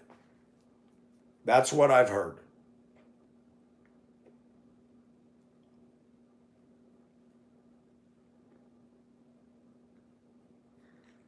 There's trouble on my way. I have to cry sometimes. Marvel not that the world hates you. Jesus said it hated me. You know why I'm not popular? You know why you're not popular? Because you believe.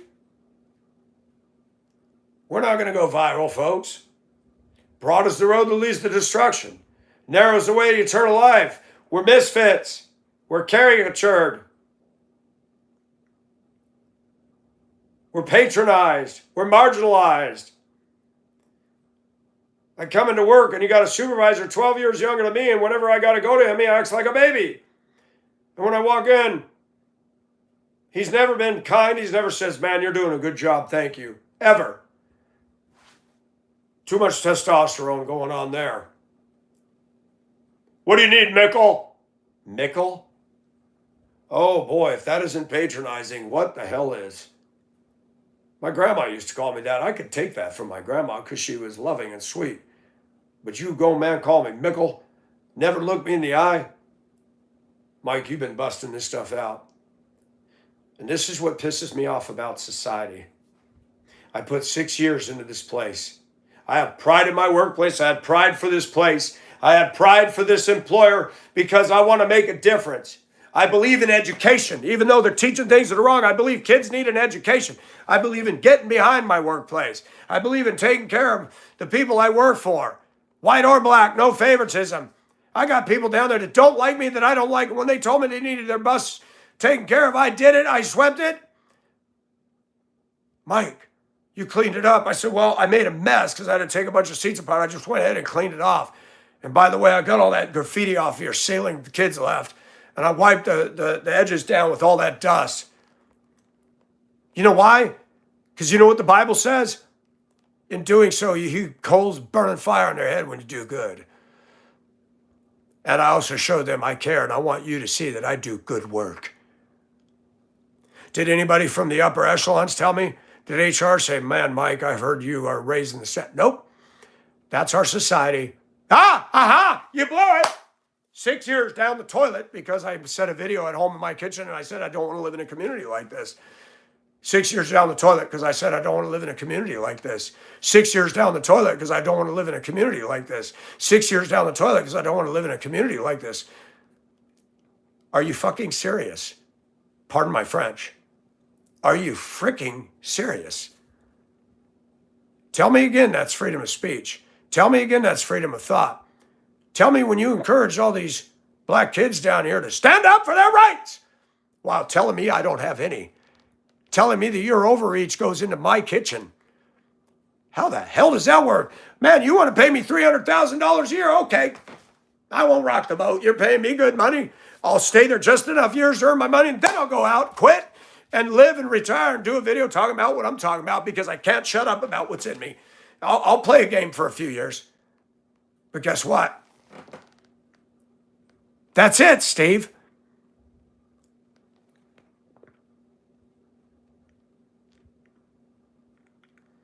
Jimmy got caught with it. Who's Jimmy? Who's Jimmy?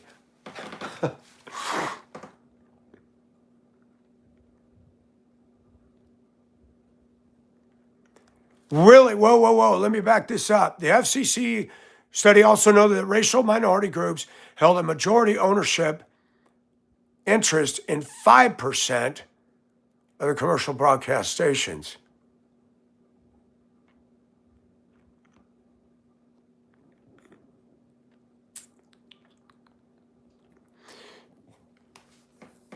Can I say something?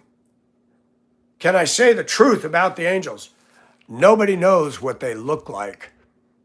These people claiming they see angels, probably seeing devil. Let me say something about the devil that Chuck Swindoll said, and he's right on. He had his pastor studying couples who come in for counseling, and he had a little devil with the horns and the pitchfork sitting on a shelf in front of his theological books. Why do you have that in here? Swindoll laughed and he said, if the devil can get you to believe he looks like that, he wins. The Bible said he's the most beautiful of all the created beings. You know, he's also the director of music. Let's spotlight this in America today. All these young ladies that are pretty, they're not working on the hidden beauty of this. They're not the virtuous woman. This is all they're doing all over TikTok all day long. That's it. And the music has gone to the toilet today. God loves good music and he wants us to have a joyful noise. But come on. It is fallen down today.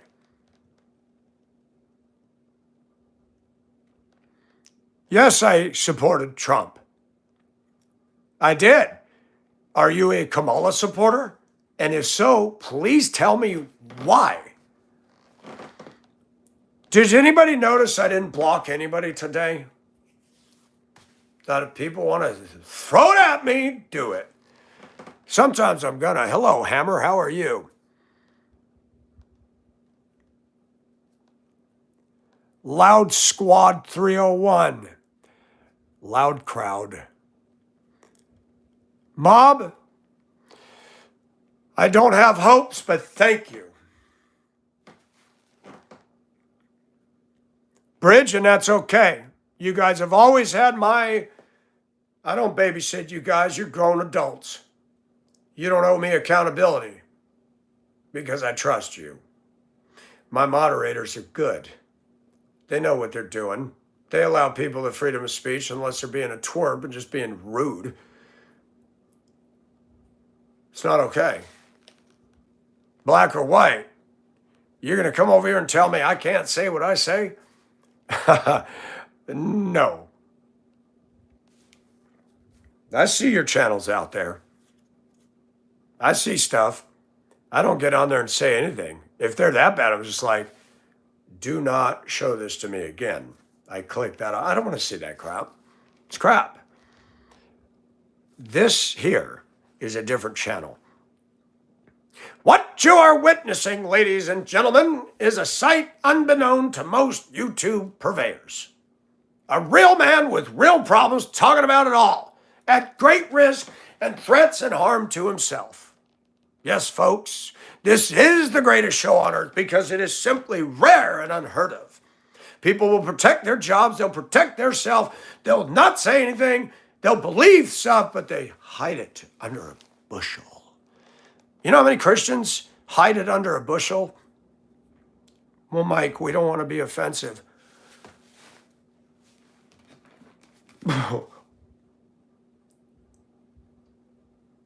If you're offended about the truth, you got a real problem.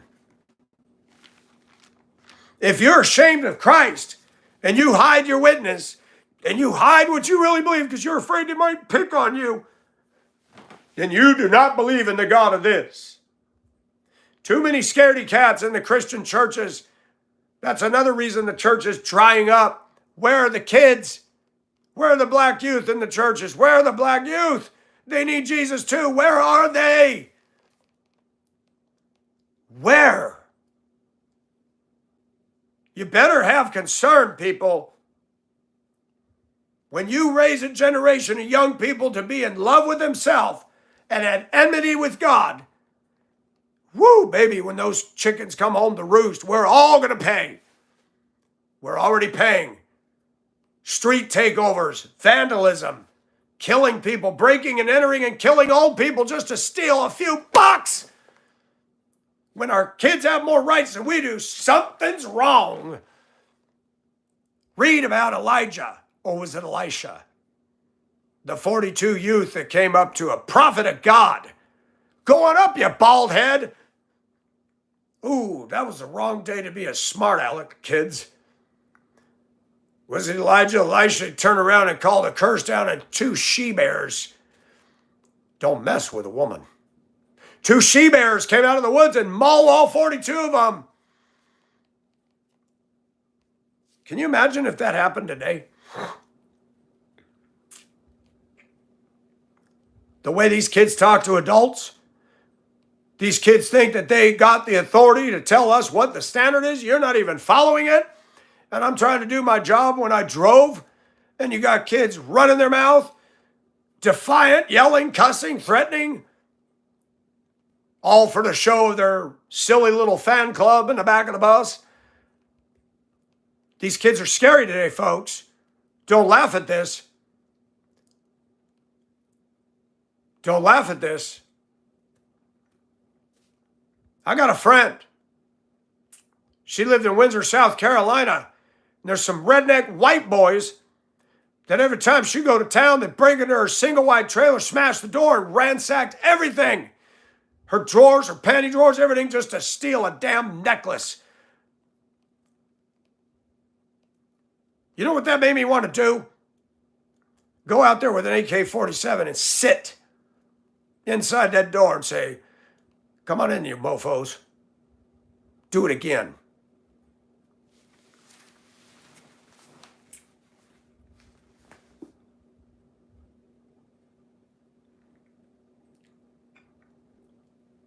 She finally got out of there. I said, you need to leave. Out in the country. It's even worse out there because you're living in the woods and they can watch when you come and go and know who comes and goes. And when you're gone, you're wide open, baby. You're actually safer in a city where there's too many people walking around. Isn't that crazy?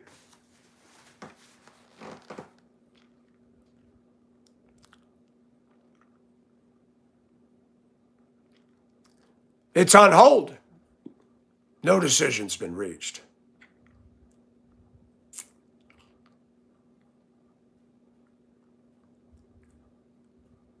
Con, and I believe you do.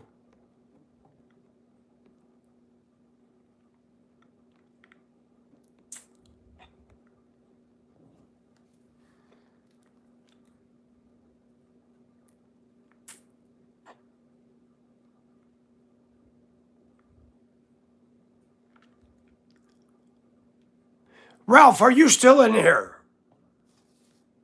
Or did he leave?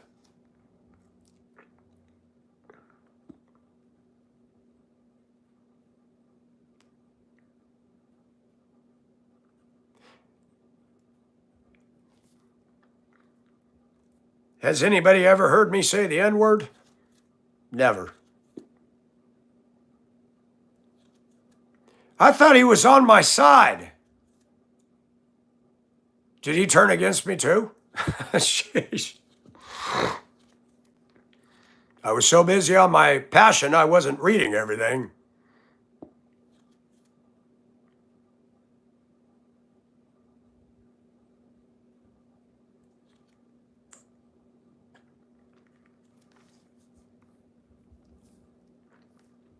Time to eat. We'll keep the stream going for a bit. Well, thank you for doing that, Bridge. So is he saying I'm Jimmy and I got caught with my pants? How'd I get caught with my pants down, Ralph? I said the truth. Nothing racist about it. We're living in a society that is telling us that just about anything they want to believe is racist is the definition of racism. I got a problem with that. Racism is discrimination against a group of people, their sex, their origin, their religious beliefs, their color, their ethnicity. It is not racist to say, after living in said communities, that after living here and seeing, observing, and personally witnessing hostile and uncomfortable situations to me, that I no longer want to live in that. And I can put that out because you've got African American people that would tell me I would not live in Zambia or Kenya. No way in heck would I live in Africa. And you know what they've said to me? They're primitive back there. They're dangerous. They're running around headhunters and all this. Really? I'd be safer in Zambia than I am here. You know? I'm tired of looking at myself. Let's change that photo. There's trouble on my way. I have to cry sometimes. There.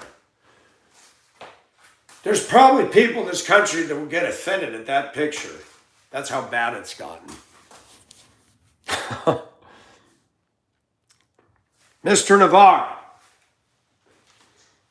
I think you were in here the other day and you were saying good stuff. I don't know what happened. I didn't get caught with my pants down. Do you want me to do it now?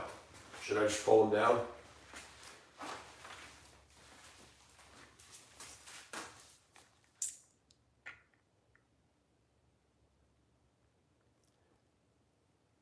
Thank you, Con Griffin.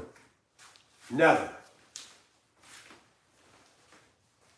The Democrats do not get to define the following words anymore in my book: pandemic, systemic, racism.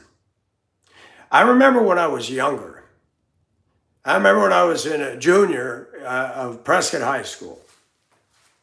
Excuse me, my senior year. I dated, I can say the name because she's deceased now, Melinda. She was taller than me. She had long, dark hair, well endowed. I thought Melinda was hot. She called herself a libber. I didn't even know what a libber was. She goes, I'm the Democrat of the family. I'm in high school. I didn't know much about politics.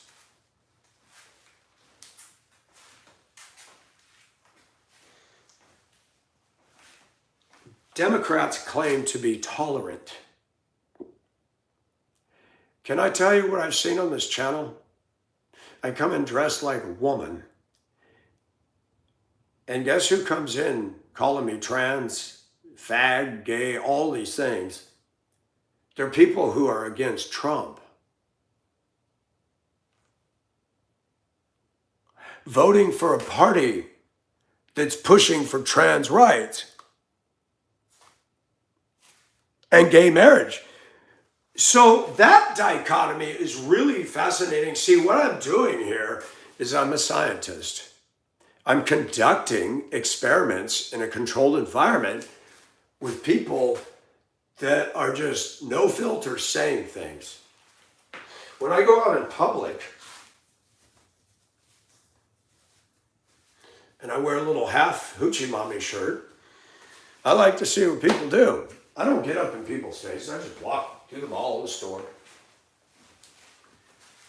I might have to find an acting gig to make some money. Welcome, Alpha, from Punjab, India. Thank you for coming in. How's India doing? Doggy's thinking. I like Doggy. I'm going to shout out Doggy. Doggy's all right. Doggy is all right. I respect him. I love Bridge. And it's not just because she blessed me several times. Bridge is the kind of a lady that, and if I'd have met her and didn't know her, I'd be like, wow, she is rough. But she's a spitfire. And I took the time through this to get to know her. She believes the truth. And you know what? The truth makes people so sexy. I want to be around people who believe the truth. If I had a community of people that believe the truth, that we all believe in the same values, and we all loved and appreciated, don't you want that as neighbors? I think so. What's wrong with that? Nothing. The Democratic Party, to me, is upending all sanity and common sense. Let's allow all the illegals come in and give them voting rights and driver's licenses. So now we take people that did not come here through the way it's supposed to be done, and we give them rights of citizens. While citizens are struggling to pay their damn rent because of greedy-ass landlords, greedy property owners charging $1,200 a month for 1,000 square foot dump, Section 8, and they haven't fixed the leaky roof. Oh my gosh.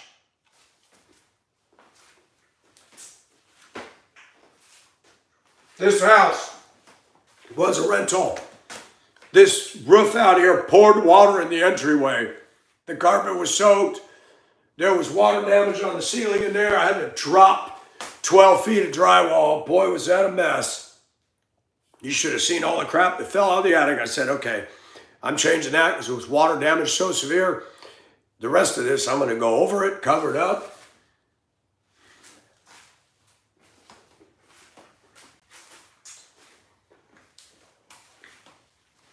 This was a rental. They never did an improvement on it. And they do that all through this town. They drain the money out of it, make the money, and when the place gets too bad, they put it up for sale.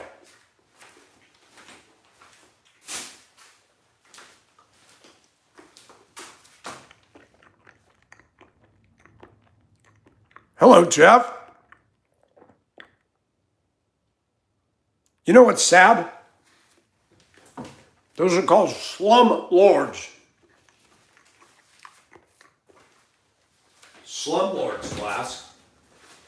Not taking care of the properties that you bought, just using it as a cash cow, let it go to pot.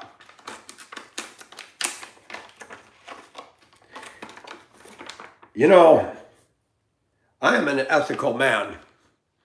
When I sell a vehicle, I tell the truth about it. I never inflate stuff. You know why? Because I have to live with something every day when I go to bed called a conscience. I've made mistakes. I've said things in the past.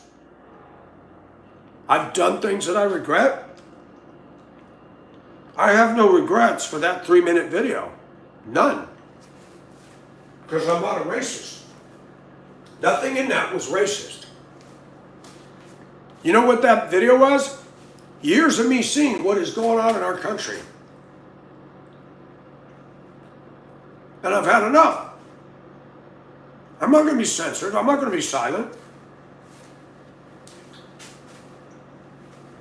Martin Luther King stood up against the white community and their racism, and he needed to.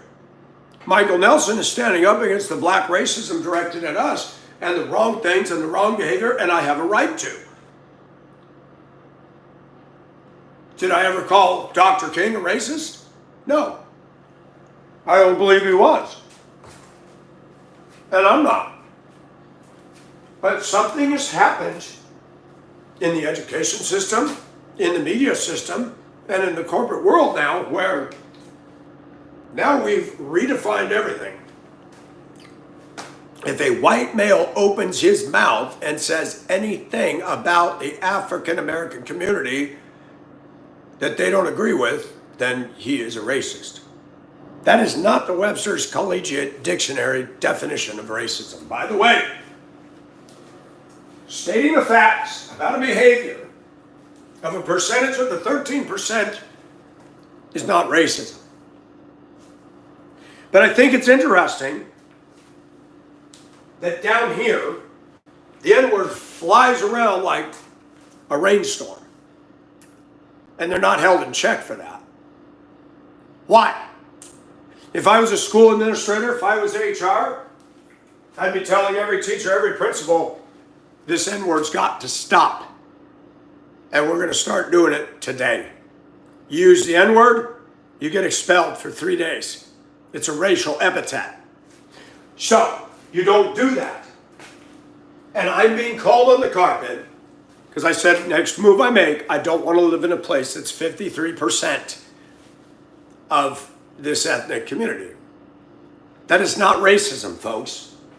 It's because I've had so much negative stuff coming to me when I came here with love, when I came here to do my job with excellence.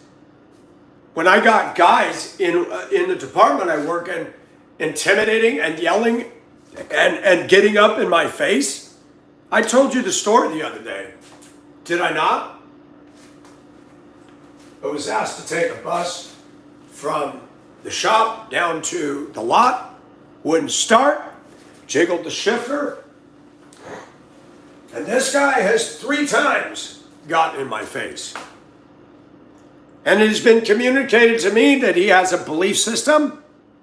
He and another guy there, they're both African American, and that they're both don't like white people. And that plays out. Because when one of my superiors saw him do something to me a couple of years ago, he confronted him. And this guy doesn't submit. And he came up and said, you can move. I said, I started, it won't start, it won't start. What do you mean it won't start? Jiggle the shifter, because sometimes it'll be in drive. I went to the back compartment to open it, because sometimes there's a button, and if the thing doesn't make a contact, that's a safety. You can't start the thing if the thing's open. I didn't touch anything. This is what he said to me. And he wasn't nice. And he did raise his voice. You can't go messing with stuff. You're not a mechanic. I started to walk down the side of the vehicle. I said I didn't mess with anything. I know how to start a bus. I got this. I was just checking it. No, you don't. I turned around because this guy, it's been building for years. No reprimand, no suspension for this clown's actions. This is hostile. And I turned around and I said, I know how to start a damn bus. I've been driving buses for 20 years, all makes and models. Don't you cuss at me, and gets up into me. I said, don't you threaten me. He said, you better watch it, boy. I've never done that to anybody in my workplace. HR. That's hostile. That's threatening. That's menacing. And there's been 3 of these. Nothing is done. He said, you and I need to go to the office. I flew out of those steps. Let's go. I walked out past him and I went straight to the boss on another bus. I said, he's at me again. Told him what happened. He come up and said, before this boy lie about me. I don't lie, and you know I don't lie. He told his story, left some things out. I said, boss, I came up. He told me I could take it. I told him it wouldn't start. He said, what do you mean it won't start? Told him what I did. He said, you can't be messing with things. You're not a mechanic. I said, this guy has told me this a few times. He wants everybody to know he's the almighty mechanic and everybody else is not as smart as him. Dude, I worked at a truck center for years. And I changed out batteries and headlights and steering pods. I'm not a mechanic, but I know some things. Don't insult me. All you had to do was say, let me see why it isn't starting. That's it. That's it. But you got a problem because I'm white. You got a problem and you're going to get up in my face because you're not going to take it.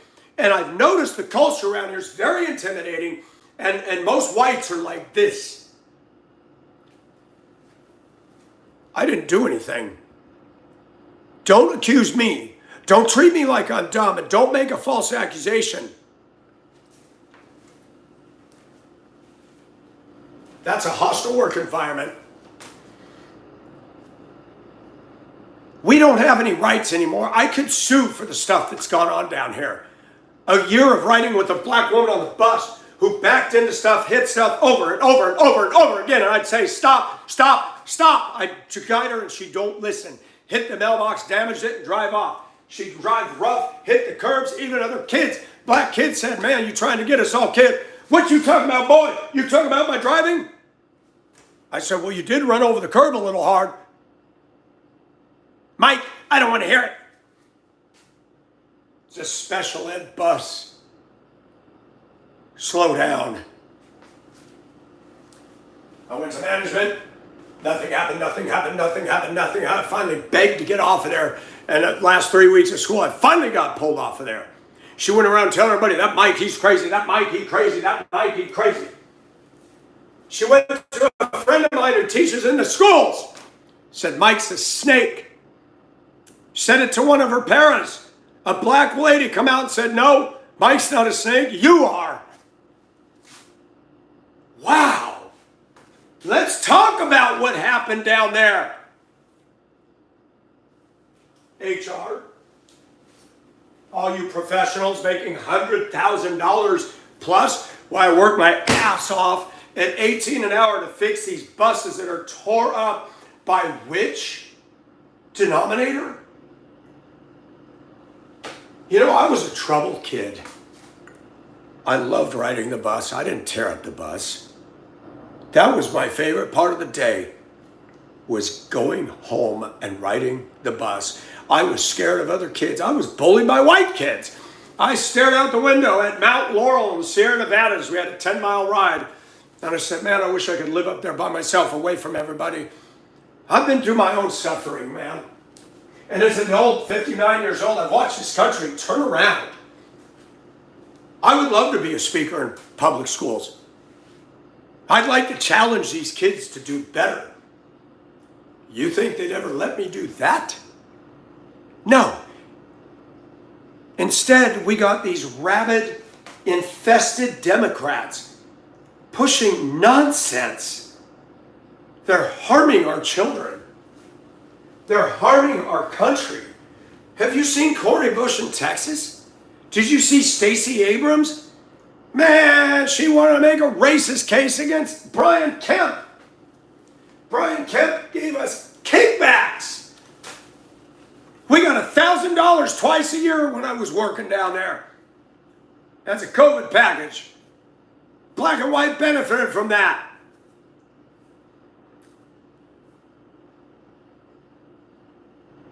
You ought to hear the stuff I've heard at work. Have you ever heard Raphael Warnock? He got one in Georgia. That guy is something else. Woo! Talk about unprofessional. He ran over his ex-wife's foot with his car. He owns rental properties and people are complaining he doesn't take care of them. He hates Israel. That's who you want running the state? And guess who voted him in? All his color. There's a problem in this country. With one group of people, all they care about is getting their people in office. With me, Find me a black man who fears God and stands up against this nonsense. I'll vote him in.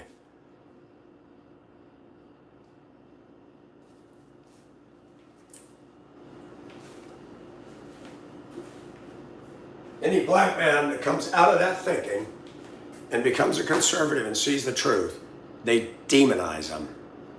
Remember Ben Carson? A black man who's worth his salt.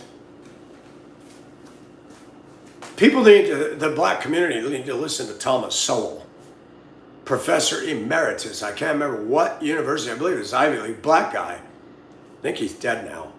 But you ought to read his stuff. That guy is incredibly smart.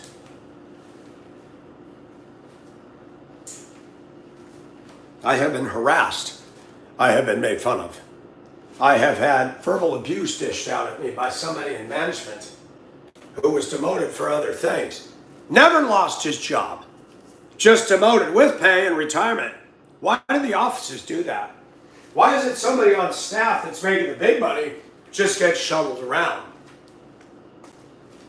Why is it their supervisors are going to idle the truck for hours and run the AC and waste diesel or gas, and I'm working my butt off and it's hot?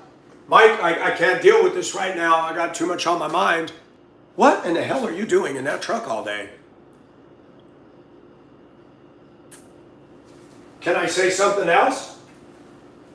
Can I say something else? DOT law. Anybody know what DOT law is?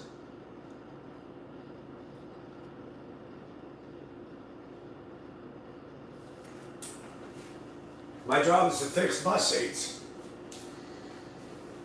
And the guy that trained me in, who left, and I took his spot, said, you find any of these where you hit the back of the seat and you see the stuff all pillowed out in the back and you feel metal?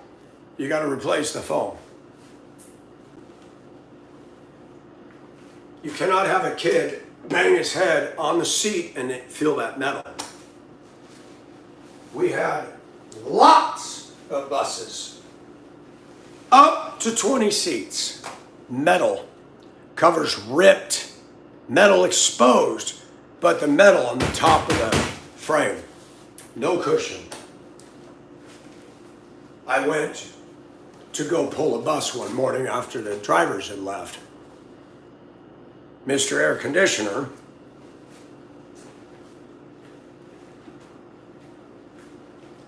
Mike, we're not going to pull those buses. I need them. I said, those seats are bad. There's metal on all of them. Well, Mike, we can't do that right now. I need them for spares. But I was told by management, nothing goes out of this yard with metal. HR, are you there to protect the company because some people got their feelings hurt because they saw Michael speak the truth? Or are you worried about multi-million-dollar lawsuit if you have a kid go poof and damage his brain? Most of the kids down here are African American, and I want to make sure that those buses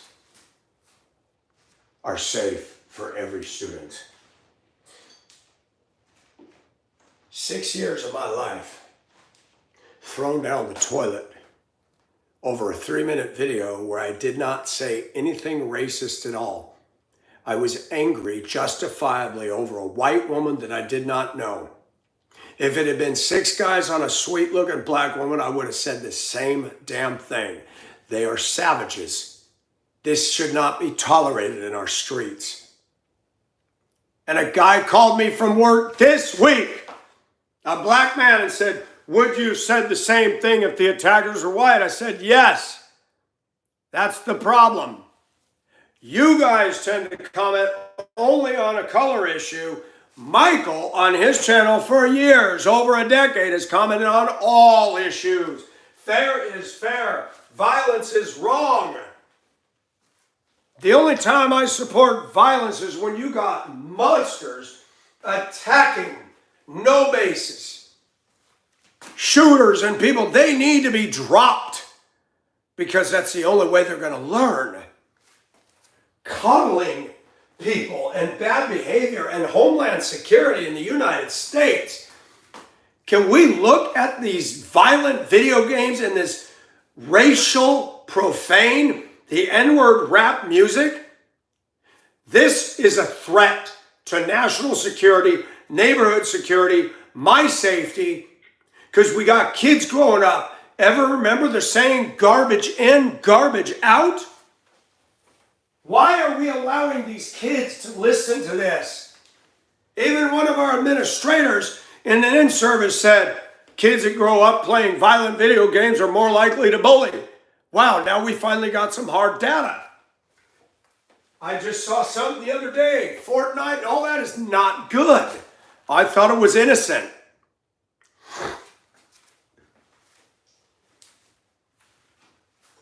I do social media to think. I do not encourage or endorse racism. Look at my face, people. Do I look like a threat to humanity? I have passion, but I have a countenance that in spite of my own self says I have come into contact with the Almighty. He saved me. I was a mouse all my life. I was afraid to speak.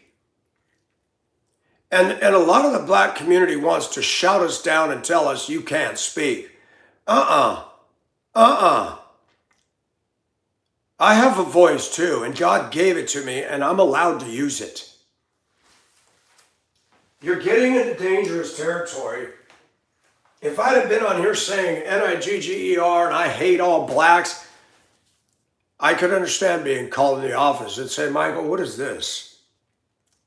I could understand that. But I'm going to ask you again, people. I have seen enough stuff in 6 years. And I didn't even say I'm leaving. If I lose my job, I may have to leave. Simple as that. But guess what? There is nothing racist about saying, I don't want to do this again. I don't want to live in this kind of a community because it doesn't work for me. You cannot declare open season on one group of people and expect us to sit down and be quiet and not speak. You didn't do it for yourselves. Why are you expecting me to do that? Hello, Eric. Institutions, Bradley, need to come back and humble themselves before the hand of the Almighty.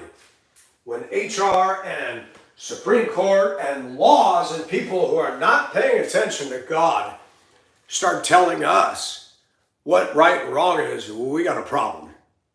We need to go back to what God said. We need to do that. Too much crazy stuff today, folks.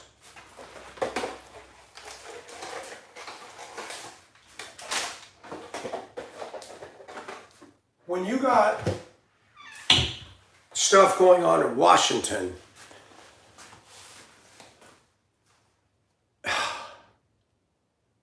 and that is affecting our schools, and it's affecting our kids. And when curriculum and teachers bring in their little racist diatribes,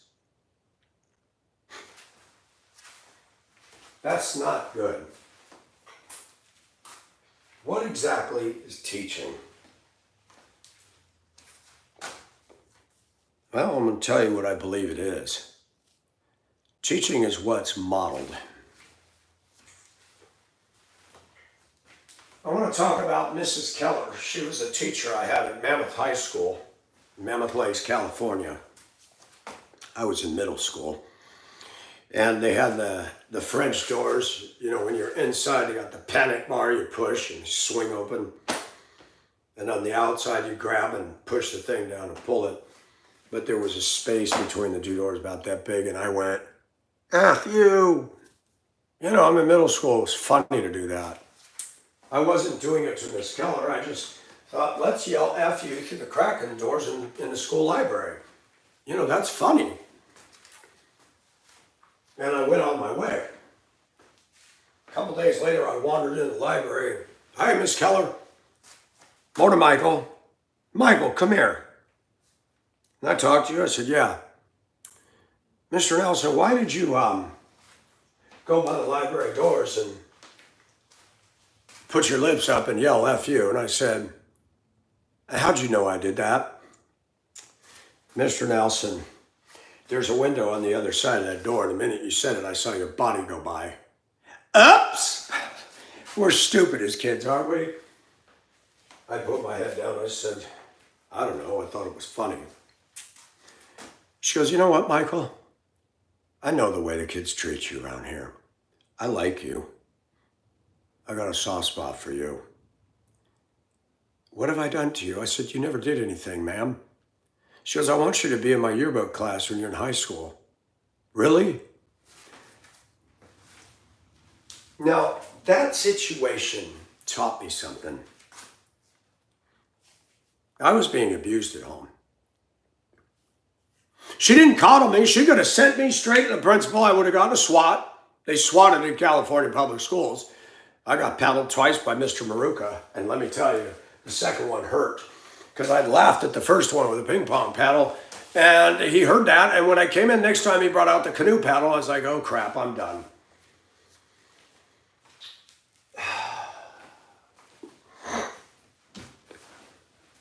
I respected Mrs. Keller. And I never, ever did anything to her again. I respected the teachers that swatted me.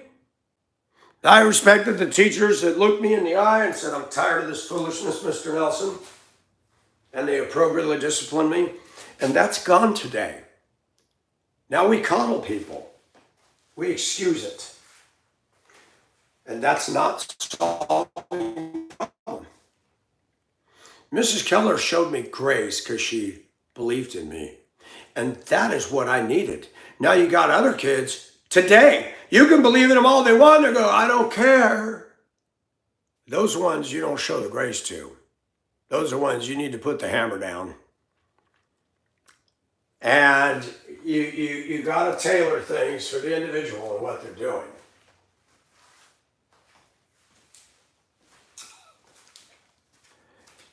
What we're not teaching the kids today in schools is accountability.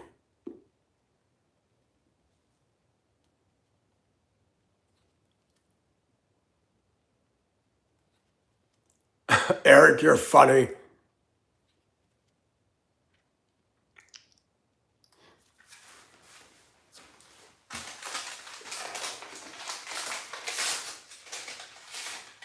I, as a grown man, struggle because you know what? I'm alone.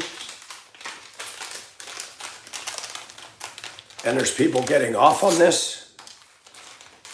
They think I brought this on myself. I've been censored. And because of a troll who put it on TikTok, trying to mess with my life. I guess I'm going to find out just who God is through all this. Because I talk boldly about him.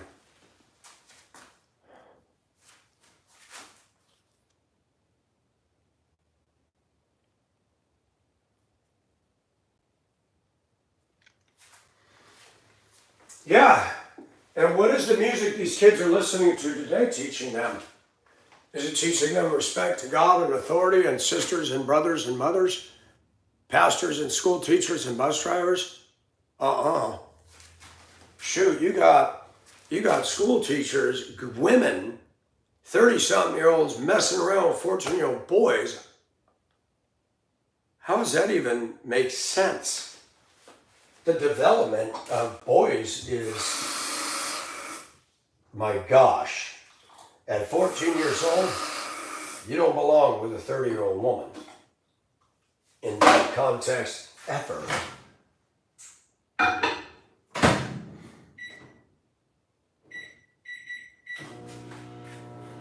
I have suffered depression this week. I'm used to getting up and going to work. And it sucks. And one thing I've got to say that needs to be said, if this is such a cut and dried case, Why is it taking so long to reach a decision? I've been strung along. Monday I was told that somebody wasn't there that needed to be there. Tuesday, didn't get my call returned. Wednesday I was told, well, there were several that needed to be there, weren't there. I'll try to get you some by Friday. I said, just what did I do wrong? She told me I violated the code of conduct for social media. I said, so what I said in my kitchen, and it wasn't racism. Well, you mentioned coworker. I said, lady, okay, you're the professional and you're now engaging in unprofessional behavior. You made an accusation, and I didn't say this. You made an accusation that I was engaging in unprofessional behavior. It is not unprofessional for me to say my conviction on a video in my home, pulling my pants down in the workplace, or walking up to somebody and saying that to them, to their face in the workplace. Fair enough. But you're using the word racism to rabbit hole and pigeonhole everything in there. And if it was to go into a courtroom, a damn good attorney could twist you up real quick. Mr. Nelson doesn't use the N-word. Mr. Nelson doesn't move to a mostly black community and work in a mostly black place. He doesn't do that if he's racist. I would not do that.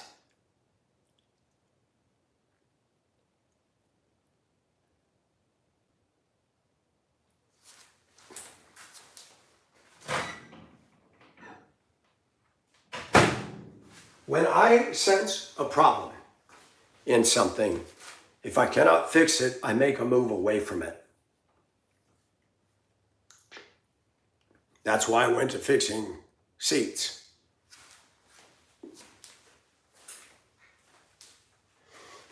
When I see that a belief system and a prevailing mentality and dynamic is not working in a community, and I see that it's just negative, negative, negative, I want to get away from it. Why are we not allowed to say the black word? I hear white all day long in my place, my workplace. Is anybody checking that? Racial sensitivity training needs to be taught to them as well. You need to stop blaming all the whites. Not all of us whites need to understand what happened in 1865 and that we need to make reparations and we need to feel bad for you. I wasn't a slave owner, and Irish people were slaves. That's not taught in the public schools, by the way. And there weren't just one or two Irish people. There are also Chinese that were slaves in America. And it's a one-way narrative. It's a dominant one-way narrative. And all this is doing is generating these young kids that are growing up accusing everybody of racism instead of taking accountability for their bad actions.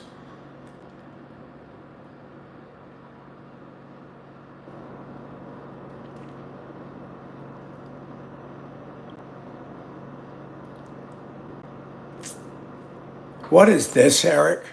Cover yourself in gold and blood diamonds before you complain about slavery so you fit in.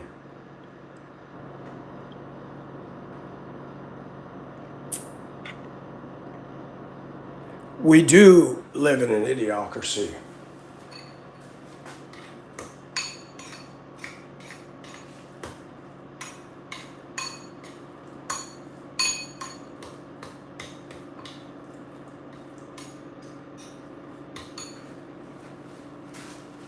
HR herself said this. We're doing this to protect you. What do you mean? Are people making threats against me? Really? Then that just validates everything I'm saying, don't it?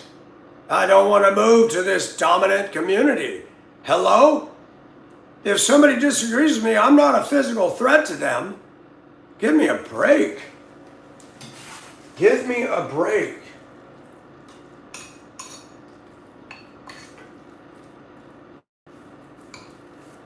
Your own investigator said to me, you did this on your time, on your private channel. I said, but it's public. Yes, your YouTube is public, but you did it on your time, not at the company, not mentioning the company.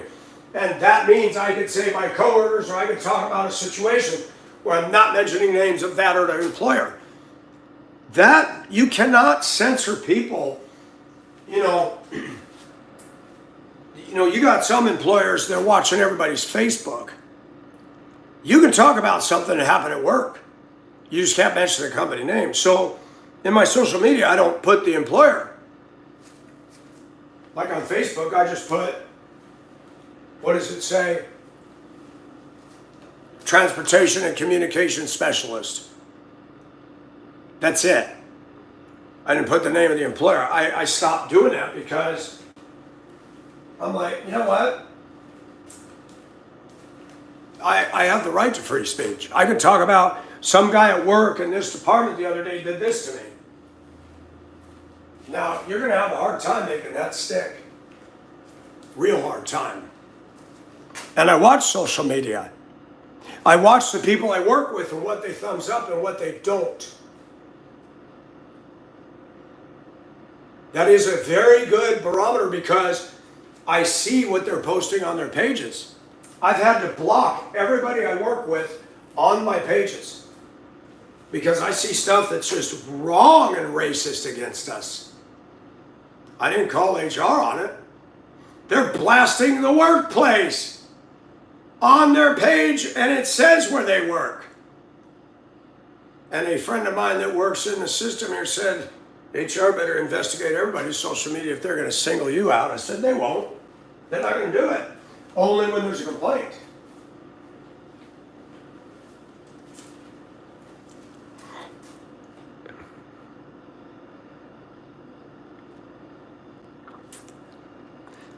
There was something about that radiation, talking about these cell towers. They said the trees in the area were dying. Is there really that much radiation coming from those things? That's interesting. Well, whatever. I can talk about this till the cows come home. I need to know a decision one way or the other so I know what to do. This is stupid and it ain't right. And Andrew Drescher's behind all this. I know it. His handiwork is all up in this. Andrew Drescher has problems. I've seen what he's done to me over 10 years. The threat and death comments he's made. He doxed my son, he doxed me, he doxed my ex, and everything associated with me. He made death threats against the older couple that I took care of in Colorado. Why would you take my video on YouTube and throw it on TikTok? You know what he was doing with that. He's just being a problem. And I don't hide what I believe. I've never hidden. I'm out here. I'm vocal. And I did not get caught with my pants down. There are people at work that have asked me my views. And I've discussed them with them. If they bring it up. You're not supposed to talk about that in the workplace, but if somebody brings it up and they say something and we agree to disagree, whatever. Calling me a racist because I don't agree, that's not right. And that's a lame way to win an argument.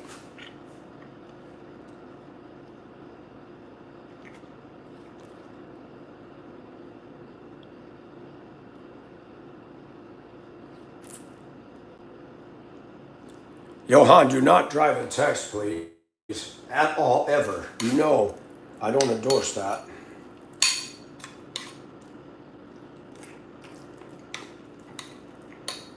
And it was told me the other day, because I'm on YouTube, I'm a public figure. I don't see myself as that. Everybody's on this stuff anymore.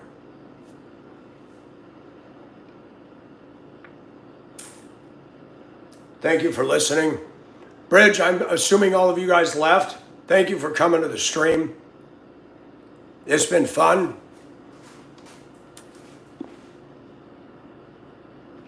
There you are. Bridge, I need your prayers. I will. I do, Bradley or Brady. I do. It's therapy. I'm fleshing it out. I don't go to a psychologist or a shrink. I use YouTube to vent. And part of self-healing is being honest. You know, I could journal, but I want to get this out. Because people are saying, well, you're being exposed. What do you mean I'm being exposed? No, I'm exposing what's going on down here because you're going to fire me. You never told me what a good job I was ever doing. And I've suffered a lot of stuff down here. I had a guy in the upper cuss me out one morning. Told me to see him after runs. He called me over and I said, can I ask what this is about? And he told me, and I said, I had asked you about help regarding that. I do not, I can't talk about it here because it's too. That's bullshit, Nelson. Get the fuck out of my face. Whoa, I said, you call me, get the fuck out of my face. You call me over here and I'm asking what this is about. I was so angry. I walked across that lot and shouted. I said, man! Nothing was done to him. Then I got COVID and I was out for 8 days. Work day 7.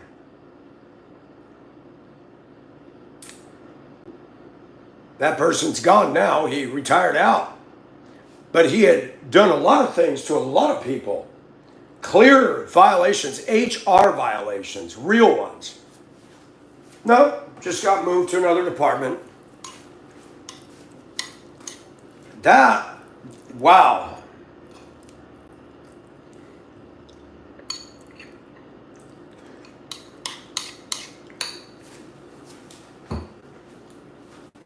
If you're concerned about my safety in my department, why don't you move to another department, give me a letter of reprimand, even though it's BS, and move on.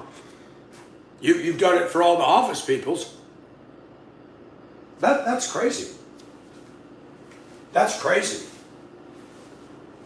Nobody's agreeing with them. Nobody I've talked to far and wide is agreeing with this. But they've all said the same thing. Yeah, you notice what the media is doing. They're demonizing whites. And you see what's going on Carnival. You see what happened. And then right after that crap happened in Cincinnati, a black woman was arguing with a black woman, took her car and ran over 3 black kids. And this is everyday news. This is every day. It's you can't get away from it.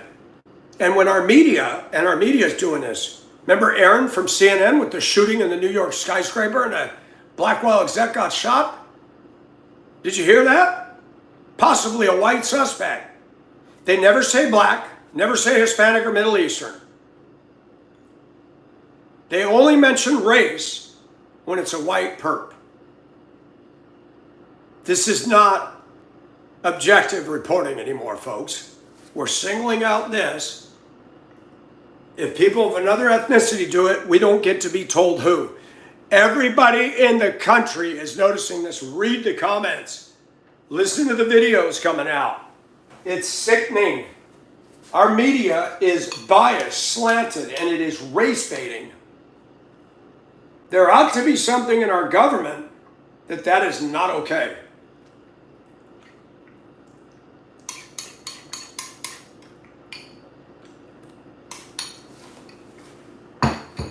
Maxine Waters is highly offensive.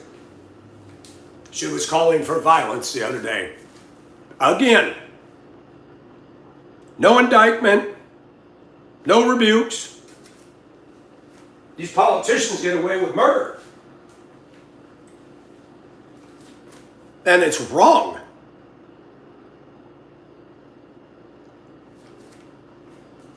I want you all to notice that there was no attempt of assassination on Bill Clinton, Barack Obama, or Biden by Republicans. There were numerous attempts on Trump.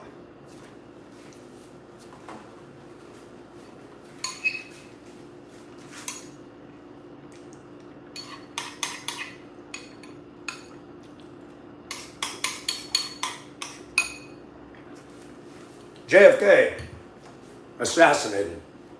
Ronald Wilson Reagan shot. Abraham Lincoln assassinated. I don't agree with the Democrats.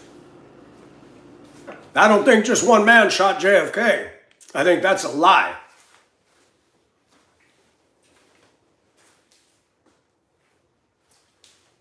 The people causing the most damage in this country as presidents, nobody tried to assassinate them. Pay attention to that.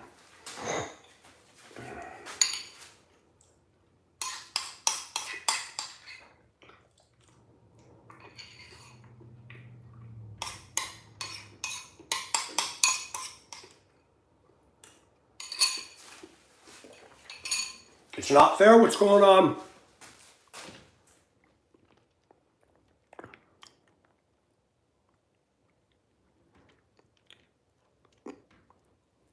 I am not being racist, dude.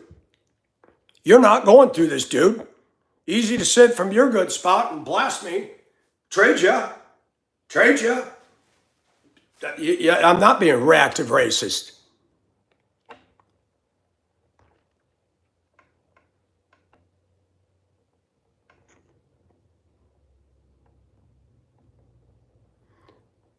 Well, Brady, I'm aware that other people have different points of view, but some of those points of view are wrong. Did you know that? I'm right in what I believe. If you're going to take me to task for that, every single person out there believes they're right in their head. Who's right? Who's wrong?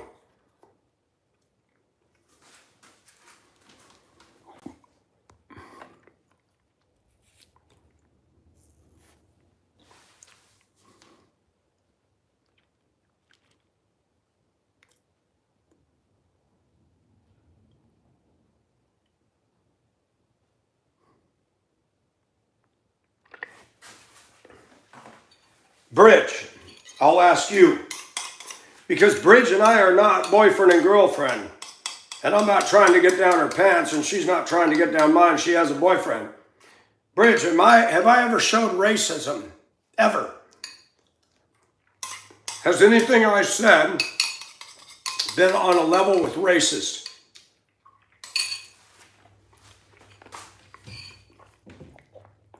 See, that's just it. Thank you. And that's the problem. I'm not allowed to talk about this, that the African American community has beat on this drum for decades now. And they keep beating on it and keep beating on it. I hear it when I'm in the stores. I hear it all around me. I see the way I'm treated in some of the businesses. Four sisters can come up at Rose's, and the black lady's nice. Hey girl, how you doing? I get there. The mean look, the attitude, the scowl. Wow. Yeah. I talked about it with a friend of mine who works for the same employer. She said, I've seen it. I've seen it in the restaurants. I've seen it in the stores. I've seen it in the system. A black principal calls out the black women's birthdays of the teachers, but doesn't call out the white ones when it's theirs on the intercom.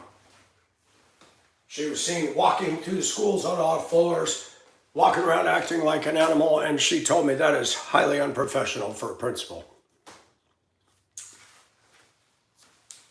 Rules for thee, but not for me.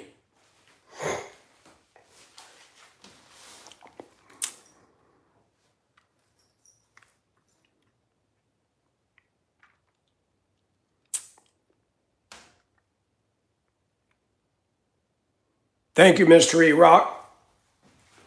Racism today, defined by leftist liberals, is anybody who says anything that disagrees with the holy see of the African American leftist community. That is not the definition of racism. That would be like me saying Dr. King was racist. He was not.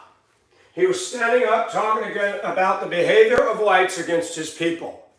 and everything he said was the damn truth. But guess what's happened since Dr. King has left the world? Things have come full circle. Now we're being discriminated against. We're being blamed. We're being isolated. We're being marginalized. We're being taught by the media and the schools about white privilege. This is not right. I didn't see white privilege in the place I was in for this last 6 years, and I don't believe I've got it, nor should I. I got a job because I had what it took to get hired. I got the job I'm in because nobody's fighting to do that job. It's hard work. They saw me working. No favoritism, no good old boys club. I got it because it's an unglamorous job that has to be done, and all the time and energy I spent into it. Ask the drivers. Ask them all. How do you rate Mike's work on your buses? Oh, none of them are going to have anything pissy to say about that. So what happens is you got people at work, and HR hasn't done anything to stop this. Daily, I'm getting 2 people called that drive. And then 1 down in another department. People are coming to him, did you see this? Did you see this? And playing it and talking shit about me.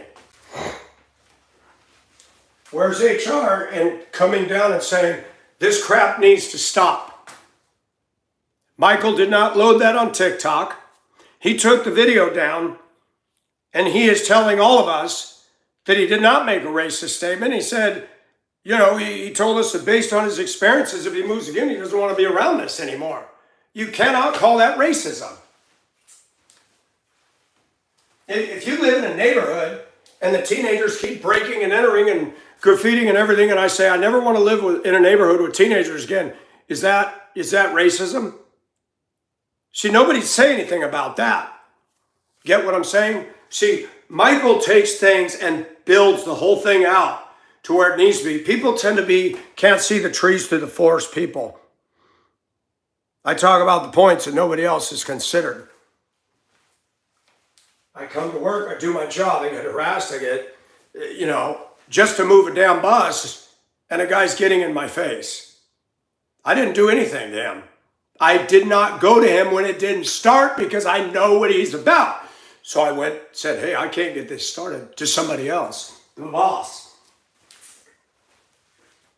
Then when he gets wind of it, then he takes that opportunity to go, where's HR? I mean, this stuff goes on and on. What about a guy that worked there for years? Every time I came through that department, he stood at the front of the bus, doing this when I'm walking to get items I need for my job. I didn't say anything to him. He had harassed me. He had made a death threat to me in that stall on company property. Bragged about having sex to me directly in front of another person on the lot with half the women in this place. Said he's married, pulled out his phone, showed me pictures from here down of naked black women that he poonged. I looked at him and I said, why would you do that as a married man? And how did you get pictures of these? That ain't right. I told him that. While I was on the clock, I'm trying to do a job, and I said, that ain't right, man. HR better look at that department, because there's one in there now having an affair on his wife with another coworker, going away from his duties to leave that department to come down and do the stuff that she as a driver is supposed to be doing in her own vehicle.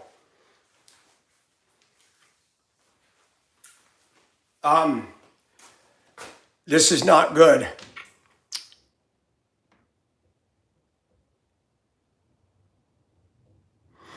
Eric, I don't know who and what you are, but you are going on and on. My war on intelligence, you know what? You're done, dude. You are so left of anything. That is crazy, crazy accusations. War on children. War on intelligence. This channel has proven that what we have in this country is a war on those of us that think for ourselves and don't just say, yes, sir, 3 bags full. That's what this proves. The media, the education system, Hollywood has been very successful in brainwashing people. They're coming against Bridge. They're coming against me. They're beating up on Caucasians. They're beating up on conservatives. They're beating up on God-fearing people. And people like to come on here, oh, you do this and you're a Christian. Oh, it's funny how you're an expert in holiness when you reject the Bible, reject God, and now you're going to judge me by a standard you don't follow. That's cute.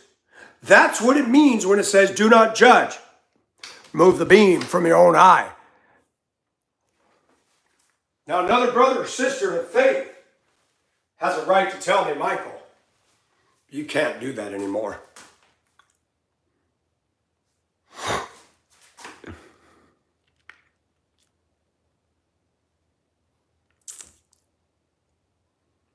Mr. E-Rock, you've never done anything.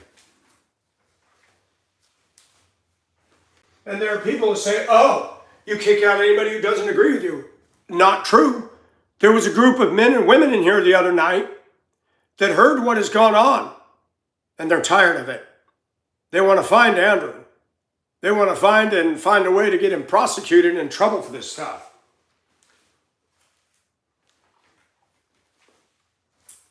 I need help because I can't do this all by myself. And the reason I'm going on and on is I have nothing else to do today. Got a doctor appointment today. Got to go to my insurance agent because I keep getting stupid notices. And I don't know what is going on in that office, but I'm getting tired of the incompetence.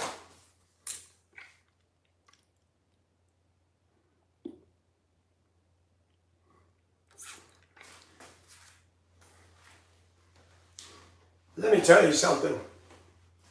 Let me put it to you in very simple terms.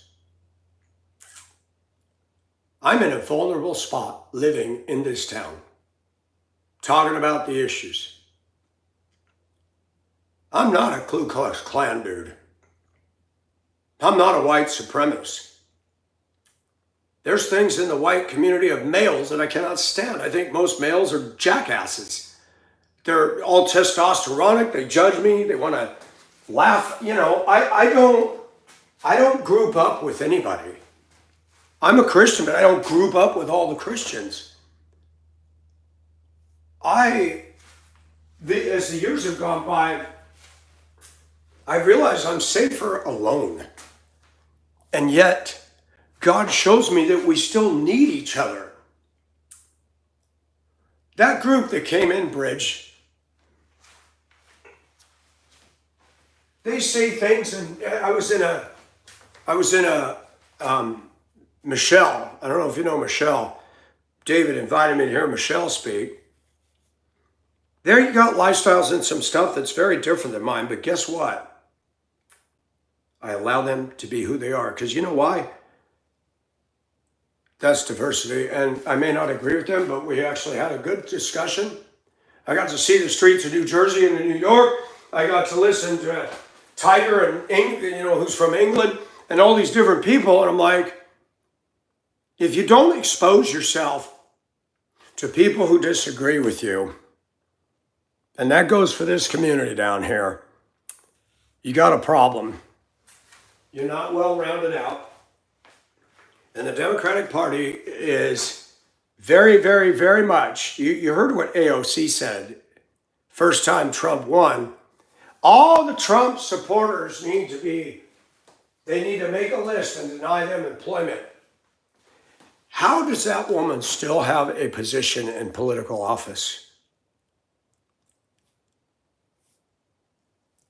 All right, Johan, you have a good day.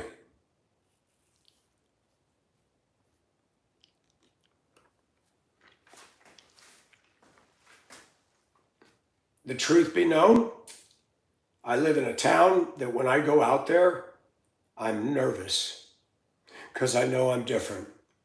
I've seen the hatred. I've heard the laughter. I've heard the comments. It's unsettling. It's unsettling. I don't have a support group here. I don't have a group of hobbyists or whatever. Hang on, I don't have nothing. Hell, I don't even have a girlfriend. And my roommate moved on.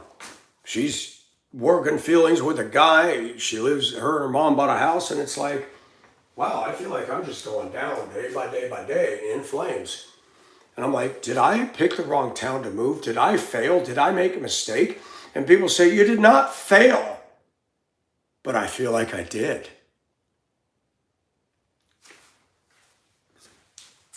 And it does bother me. When that guy says, you got caught with your pants down. What do you mean I got caught with my pants down? No, that's where you're wrong.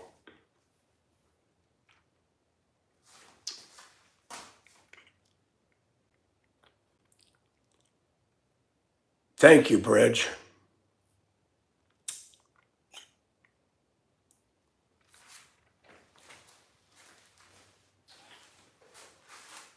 What I see in this community is a lot of ugliness and a lot of wrong beliefs. And I know what I did and what I tried to do. And what is being done is not fair. Not right. Branded and stigmatized by the word racism. It's being used as a weapon to control us.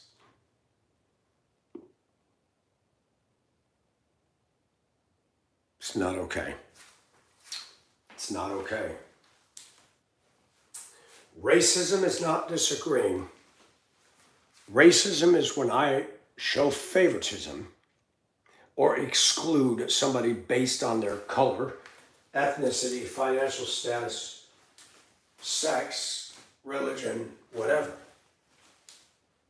I openly talk about Islam. I don't believe in Islam and I don't like it.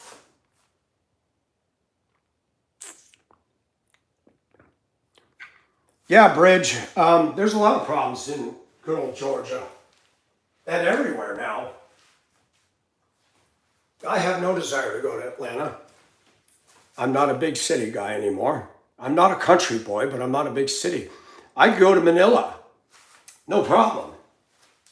It's just cities in the US hold no appeal to me. They're cesspools. They're criminal. The art that they put up in the middle of these cities is just gross. It's just, they're all the same. They're too expensive to live in. They got high amount of crime, high amount of traffic, high amount of rude people. Man, the last thing I want to do is go put myself into that whole mess. Right now, I was telling a friend of mine, I wish I had somebody at a guest house and said, Mike, I got a guest house. You stay there $300 a month. Get your stuff and get out. I wish I had that. So I don't want to live with anybody. I don't want to couch potato anybody. I want to go somewhere and just start again. I don't want to deal with this place. But by the same token, I don't want to be forced out. This is my home. I've worked hard for this place. It survived Helene. This is my house.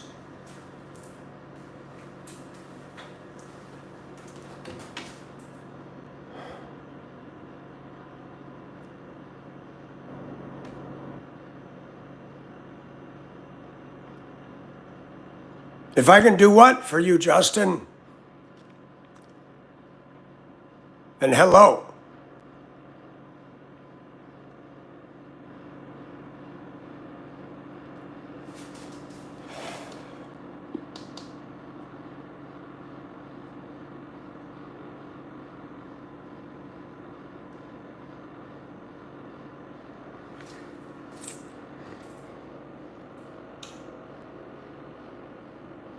I always have to squint to see these thumbnails. Either the chat is frozen or Justin's not answering. I don't know what's going on with this chat. Bridge, I'm glad you're back. I missed you, and I mean that.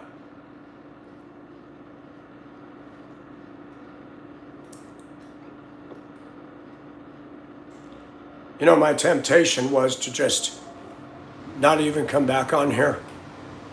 all this happened, I just said, screw it. Just pull the thing down and end it.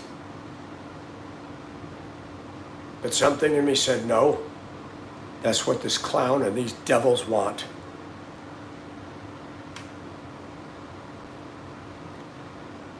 I never thought I'd live in a day and age where I had to feel so much pressure to conform, to not rock the boat, to just be so careful and shut up, and I can't do it anymore. Yes, Bridge, you don't know how much. You don't know how much. I've tried to do it. I've tried to be the Lone Ranger down here. And I see this with church. There's a black woman that reached out to me Sunday when I said what I said in the church. She and an older white one were the only ones.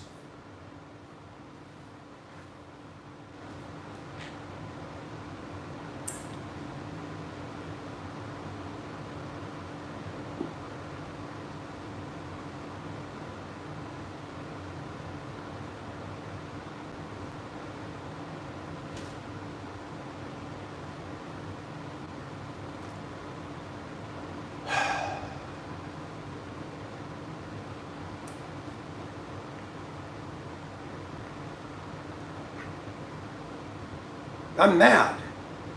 I'm mad when Tina left. I'm not mad at her. I'm just... And I know she had to. Her mom sold her house, bought a house, didn't even tell her. She just did it. Now, I'm going to tell you something right now. If I was close to my mother and she pulled out, I said, whoa, whoa, whoa, whoa, whoa. You can do what you want as an adult, but you bought a house and you want me to pay the mortgage on it? We didn't have a meeting about this. Don't put me in that.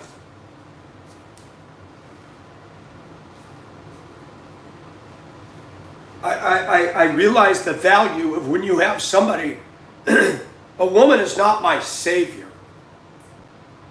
But man, when you got somebody who can give you a shoulder to lean on, yes, as a man, I'm saying that. You know, there's women out there saying, you need to be a Marlboro man. I am, but not every minute of every day. This is where I value women.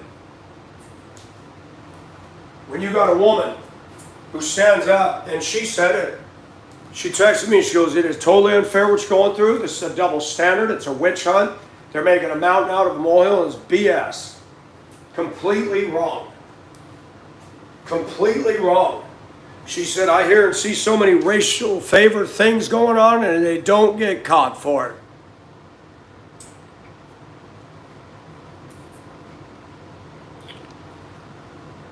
Hello, Soren. Bridge, I'm being honest. I don't like this. Every day I get up, big old pit in my stomach. Man, I'm supposed to be at work and I can't go. And then you look at what am I going to do?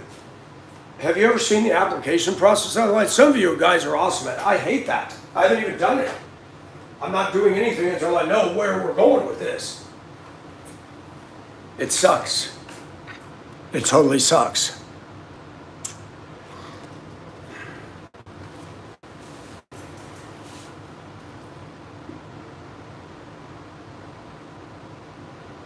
I cannot believe that there are people in this world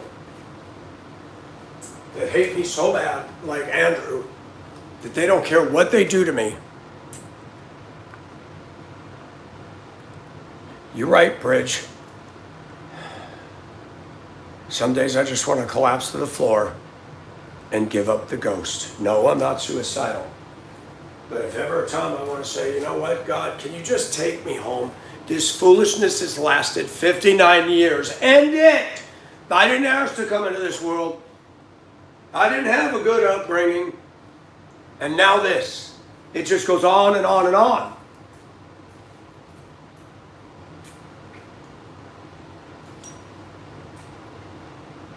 The unrighteous are getting away with everything. They don't have the troubles. They don't know. Isn't it amazing? People that don't work, they always got phones and shoes and this and that and can go out there and be a pain to society, be rude to me, and they got it going on. It just makes me ill. And what have I said on this video? I said, David said, God, why do the wicked prosper? And he goes on, they have health, they have this. But he ends it with this. My feet had almost slipped until I considered their end, like a blade of grass in the withering heat. Yeah, the evil are strong in numbers today.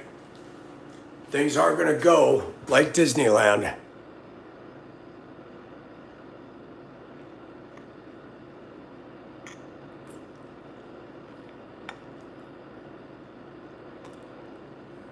What is I've committed 3 times? Every time I am still here.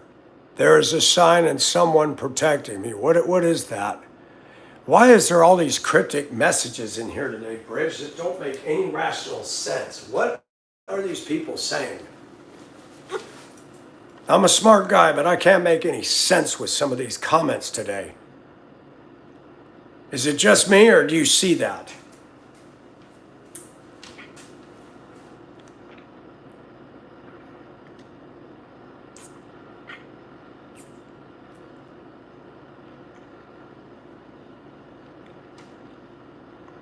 Oh, got you.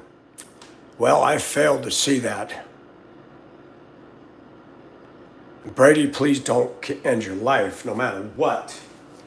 And I would say that to everybody. No matter what you're going through, it's not worth killing yourself. Don't do it. I'm not suicidal. But for the first time in a long time, I feel like, wow, I'm a tiny speck in this universe, and it's wow.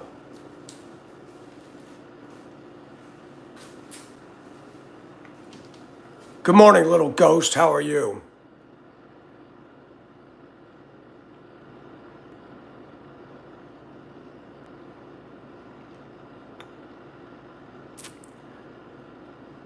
What is this? Why are there periods behind every word?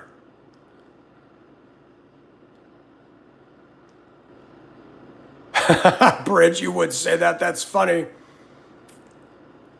I'm waiting. I was told I'll know by today. They have dragged this out. And I like what several people told me just the other day. If this was so cut and dried, why haven't they done it? I think they're going over things with a legal magnifying glass and a fine-tooth comb. That's what I believe. If I had committed something that was an obvious infraction, this would have been done a week ago. Little ghosts, I'm not well. I'm sick and tired of all this, what I'm going through. I have been unproductive and inactive because I'm the kind of a guy, when you got all this hanging on you, I have no drive. I just shut down and go, get me through this, then I can get the adrenaline again.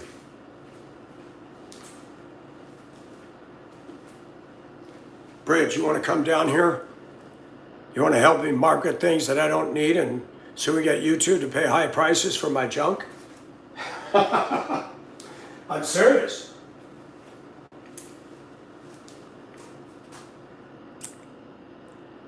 Little ghost, yeah.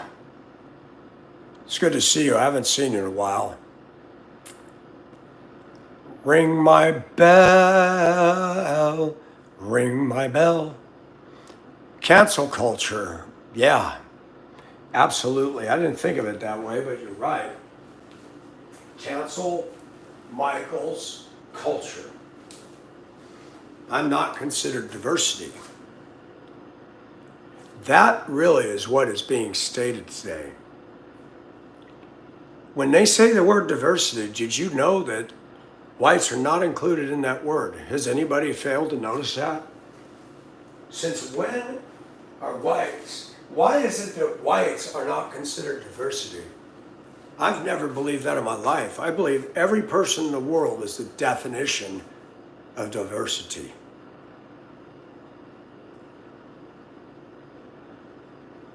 Yes, Bridge. Shoot, maybe I ought to walk downtown with a dress and go in the offices and say I'm being discriminated against.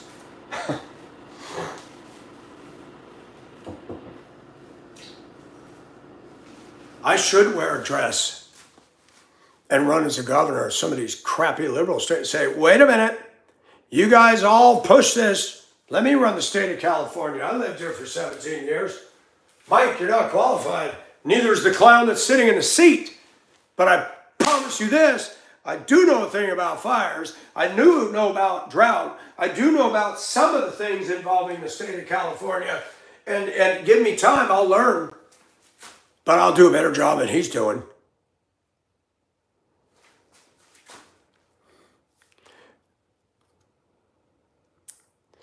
What do you mean, Oh, I got you.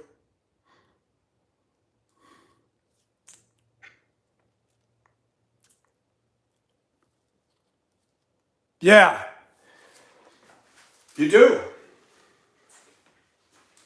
I never thought I'd live in a world where somebody born a man says he wants to be called ma'am, and I'm like, whoa, I have a Christian conviction. I can't do that. Why do I got to play that game? I don't believe in harassing you, but why are you forcing me to call you a ma'am? That ain't right. The government says the government shall make no laws. Freedom of religion. I have freedom of conscience. Did you know that?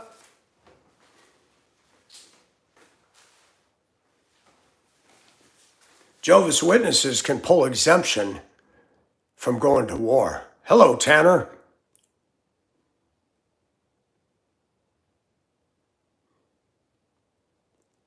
Fred, I like that. That's the truth.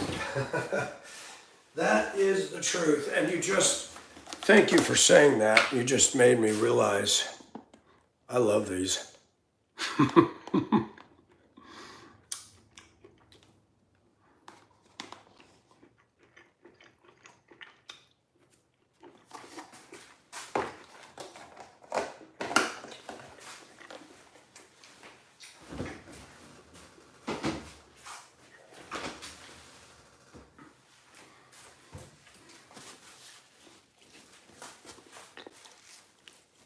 Crack scene. Maxine Waters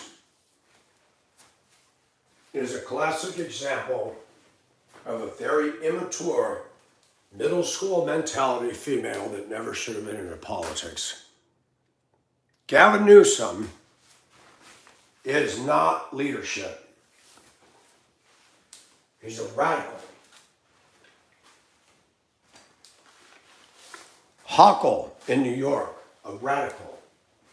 Whitmer in Michigan, a radical. These are women that got a vendetta. They got an axe to grind. Not good leaders.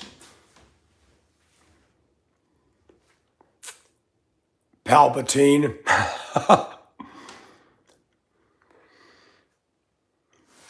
Look at what Whoopi Goldberg says on The View.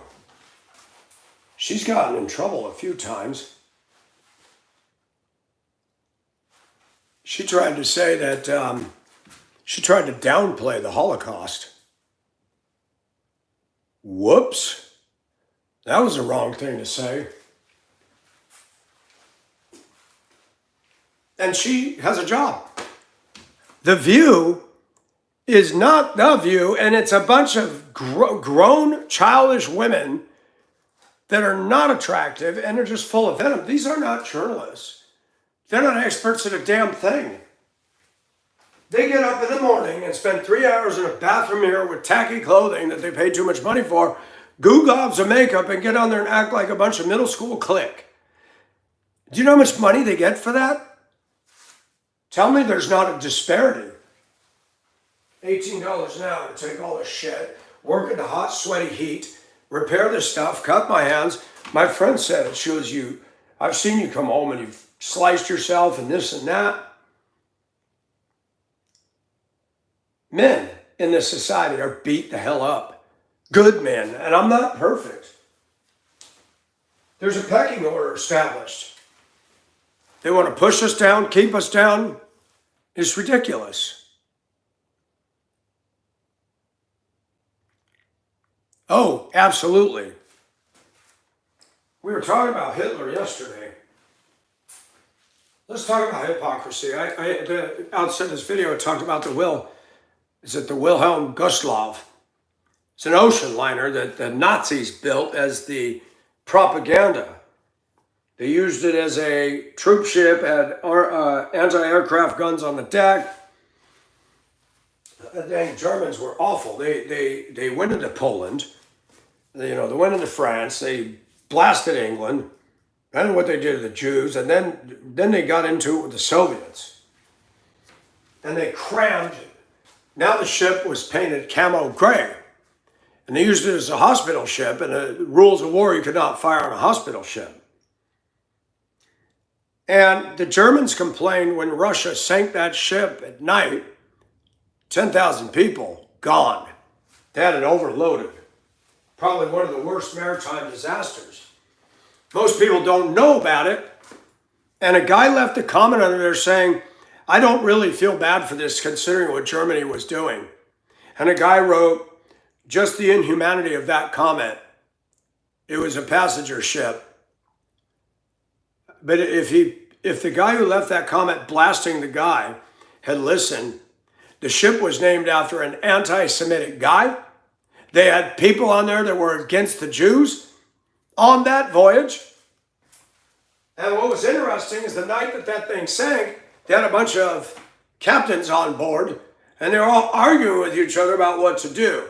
And they thought it was a good idea to turn on all the lights because the weather was bad. They were going through dangerous area, and you turn on all the lights. And U-boat 31 of the Soviet just said, oh, that's freaking beautiful. 3 times. Down she went. And the Germans said, that's a war crime. Now, I know it was under a different leader, but World War I, do you remember what you did to the Lusitania, you bastards? It was a passenger liner coming from New York with passengers. And you sank it in 18 minutes and watched it go down. England reacted immediately. They went down to the German shops, smashed the windows, set things on fire. They were pissed. Tell you what, Germany under World War II was something else. They were evil. You hear people today, they love going over there. They like being in the German culture. Same with Japan. Japan in World War II was absolutely malicious. They took Filipino children in Manila and slammed their heads against the wall. Japanese set prisoners of war on fire with a can of gas. Nice. Americans didn't do that. People talk shit about this country, but we did not do that. Now today we got people in the military that are woke, like Andrew, saying the kind of things he does and doing what he does. I mean, that's crazy. It's almost like somebody opened the door to the room full of demons and hellions and let them all into this country. Trying to shake every institution, trying to upset the apple cart.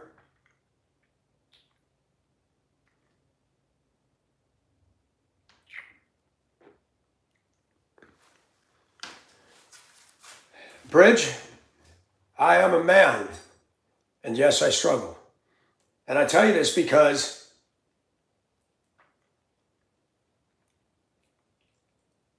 I don't like going through this at all. I don't. It's not right.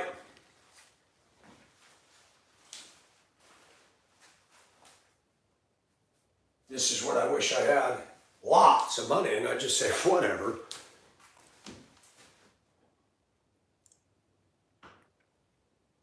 And Bridge, I can discuss with you on Discord things that I will not discuss here because too many idiots don't need to know my business. I'm talking about the ones that aren't commenting, that are watching and waiting to devour me. It's crazy.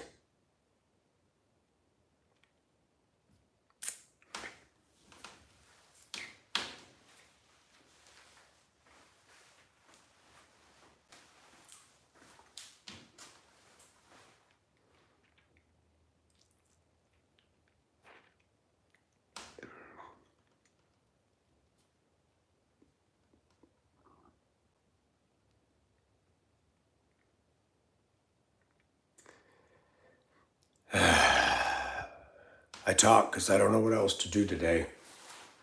This is horrible. People ask me, would you really want to do a job where you lived out in the wilderness alone or something? I said, yeah, I could do that after going through all this. At least you don't have enemies all around you. Just going to watch for the wolves and the grizzlies, but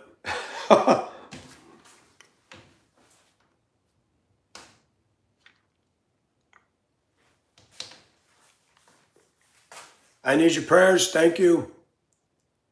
Lord willing, we'll be back later.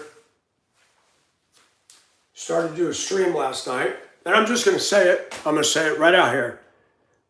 Phone rings 4 different call times when I was doing a live last night. Unknown number. I'm like, okay, now that does not happen. So right away I'm thinking, great, is this Andrew again? So then I got on the phone with Mom and said, okay, this dang iPhone, how do you find the area to block unknown number calls? He pulled up something that says go to oh, what the heck is it called? The gear wheel. Gosh, I'm drawing such a blank today. Go in there, your list of stuff. Yeah, because I was trying to block it. What is the damn thing called in your phone bridge? The gear wheel that you go through to set things. That's so stupid. My mind is so jacked today. Hello, Cleo. And settings. Oh my gosh. Settings. Thank you. And it says, click on the phone icon. I said, Mom, there isn't one. He goes, hold on. I'm going to tell you, Apple phone is so crazy to do a simple function. I've noticed that. He had to pull up different things. He said, try this. Went into something totally different, went into this, went into that, went into this, went into this, to this, to this, to this, to finally find it. This is why Michael hates corporate America. This should be an easy function. Phone settings, calls, block calls. You know, why couldn't you put it all? They just, oh. I don't think corporate America is smart. I really don't. They just know how to fuck with us really good.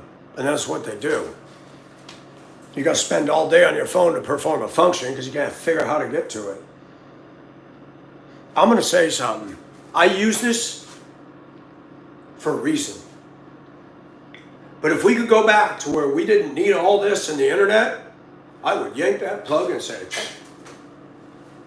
if I could go back and having that 6-foot stereo and you were friends with people in your community, I would go back to that. When you put a record down, when you heard the radio and they were playing the good new hit music and it was, oh my gosh, I'd go back to the 70s and 80s. Absolutely, but you can't. And everything is screaming at me, Mike, you're going to fail, you're going to go down, what are you going to do, what are you going to do, what are you going to do? And I have to say, shut up, Satan. One day at a time.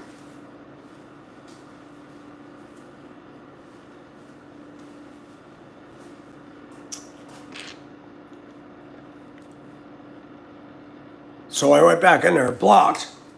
Then I got to talking to Mom. Then I think I did one short in the backyard with music, and I went to bed. I was exhausted. Said, screw it.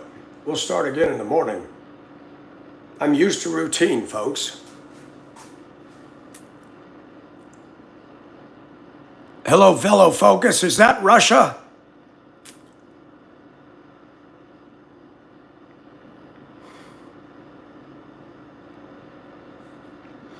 Yes, little ghost. Yes, Bridge. The key right now is, God, what do you want me to do? Lead me, guide me, O thou great Jehovah.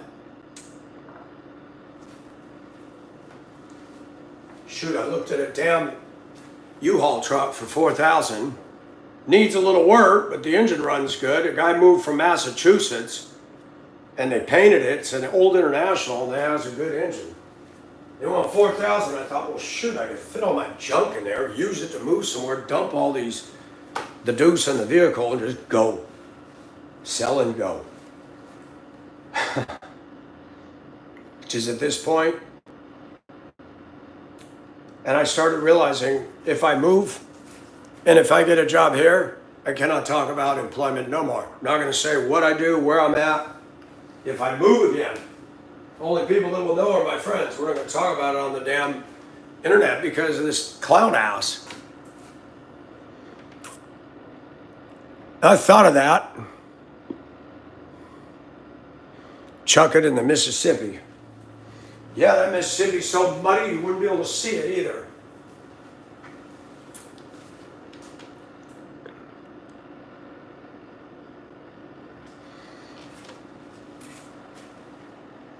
That David, that noodles that you know, I'll tell you what, breath of fresh air, Bridge. That really helped. He told me some stories. How did you meet him? How did you meet him?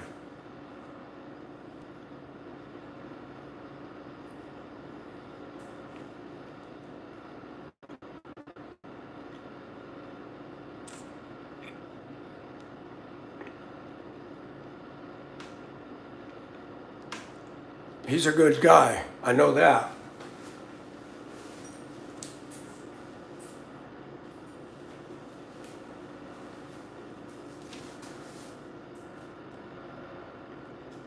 Gotcha. Yeah, what I need to do is she needs to leave a comment on one of my shorts or something so I can pull up his channel. I've got him in Discord, and I listened to Michelle's thing on the Discord yesterday. And there was like 4 of us, 5 of us, and then the chatters, it was interesting. Dave's driving in his car with a video showing the streets of Jersey and New York. I'm like, oh, hell no. Graffiti on every single thing. How do people want to live in that? Ugly.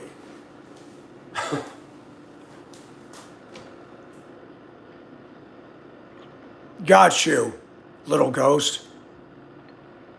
Okay, thank you. Appreciate that. Oh, forgot to take my vitamins.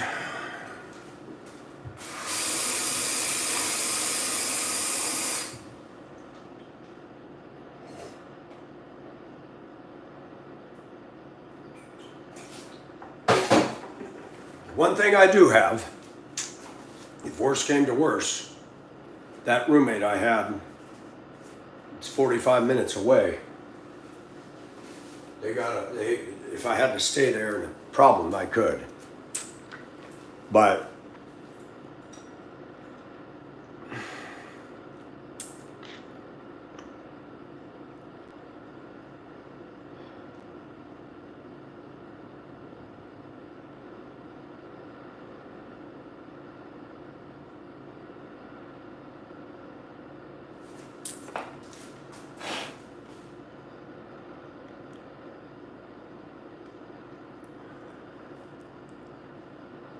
Cleo, because with technology comes problems. With the internet is affecting our youth.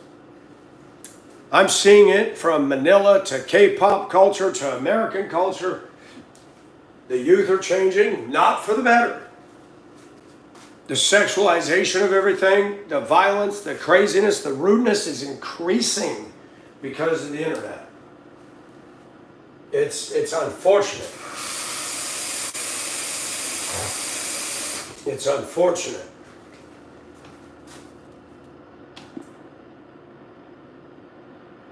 And I'm guilty. My relationship with God is not as solid as it should be because it is hard. When I sat out of anxiety just working on that jigsaw puzzle the other day, I said, Lord, it is hard to pray sometimes. I feel like you're just not there. And I faced the chair where I normally sit and eat my dinner. And I said, God, I wish you would just like show up in that chair, look me in the eye, and tell me the truth.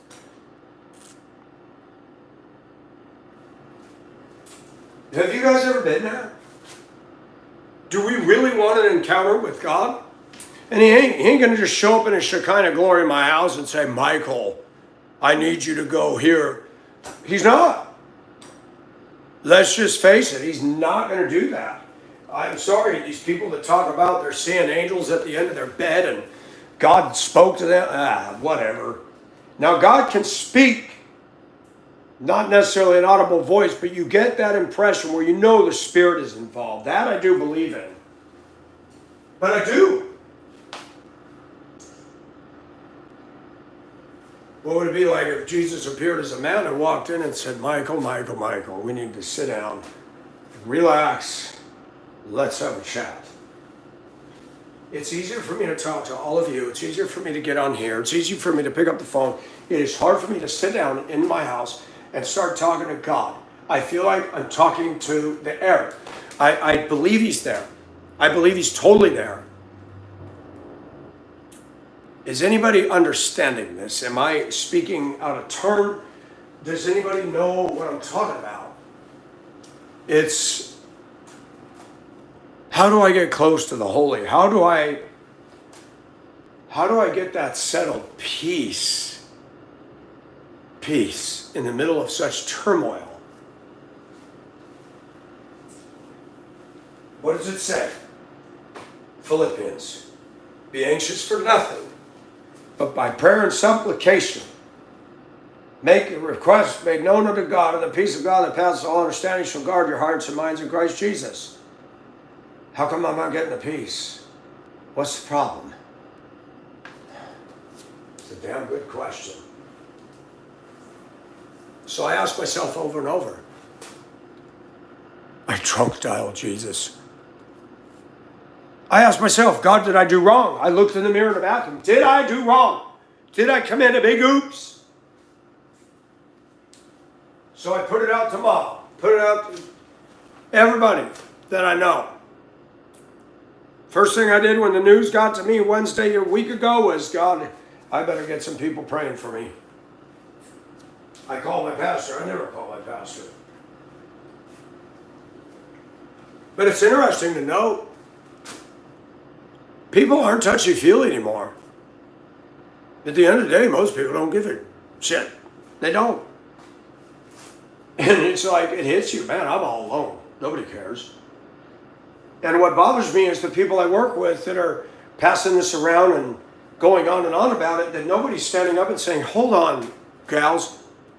You saw the way Mike treated us every day. You saw the way he took care of us. Do you really think, look at what he's saying. He's talking about something horrible in the news. Do you really think Michael's racist? Yeah, you just take that road because it's so easy. Did you hear what he said? He never wants to live in a 53%. He didn't say all. It would be really neat if some black women had the maturity to go, what made him say that? That hurts me that he's been hurt by our community. There you go. There. That one. Thank you, Cleo. It's hard. God does not talk to me in this audible voice. It's hard for me to kneel at my bed and pray. When I do that, I fall asleep because I'm tired. It's like reading. I can only read so much. So you can't fall asleep? Read a book. You can't fall asleep? Pray. Oh my gosh. You got insomnia? Get down and pray. It's like, Bridge, you're not even here, but if you were sitting in the, you and I be going da da da da da da da, because you're here. I see you. But I wouldn't be turning off this and talking to Bridge. That'd be ridiculous.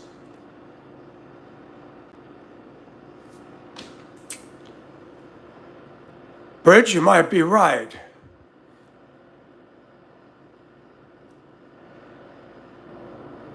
I thank you guys for your honesty. It's needed.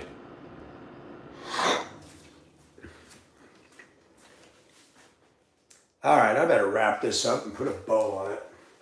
All this bitching ain't going to be doing a bit of good. Thank you for your understanding and your encouragement, all. Cleo, thank you. I just try to be as real as I can and inject some humor.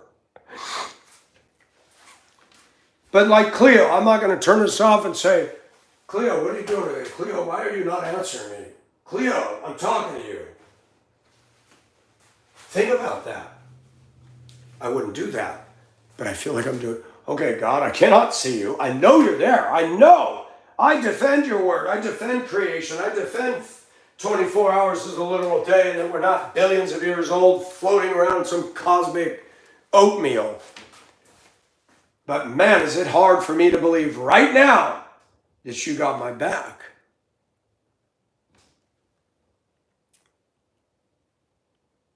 Thank you, Cleo. Thank you, Bridge. I love you guys too.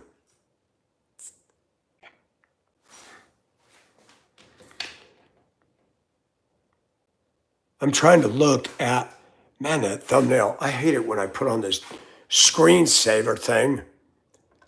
What in the world?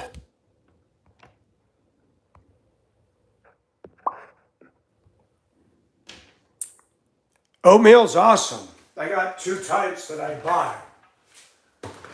We do the old-fashioned, if I can get it out of here. I don't buy all the flavored stuff. There's just too much cock on it. So I just get the plain. I put a pat of butter in there and some honey. That's it. This stuff goes a long way too. I read that wheat is a fast burn, spikes the blood sugar, and it crashes. Oat is a slow burn, giving you sustained fuel energy. Oh gosh, it is. I mean, obviously I can't say anything in my space on my technology without interfering with the workplace, apparently. I believe the workplace is becoming too much overreach. Especially in this case, it ain't right. My job is my job. And as long as when I'm in my job, I'm representing. And I don't play 2 different people. I believe what I believe in here and out there.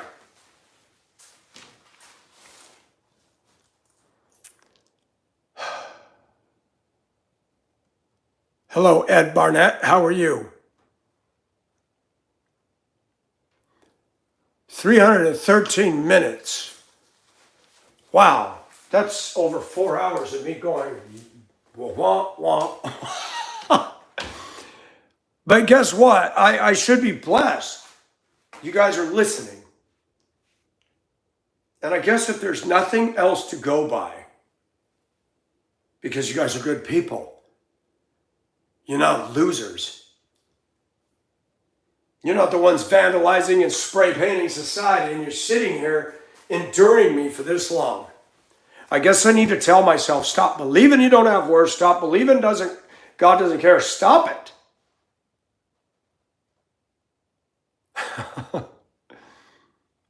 Cleo, do you believe I'm racist? Do you?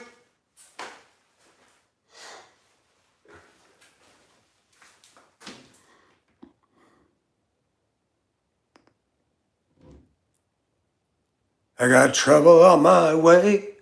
I have to cry sometimes like a big old baby.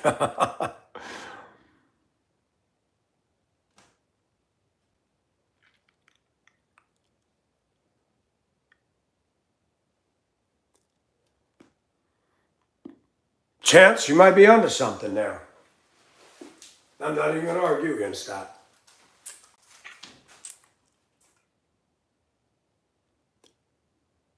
Thank you. I'm not, Cleo, but I'm being accused of that because of something I said on a video.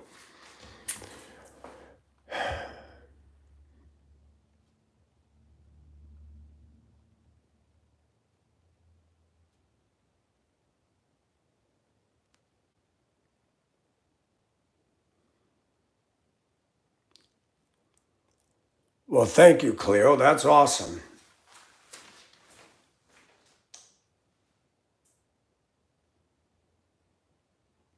Chance, I know. I do things that I probably shouldn't do.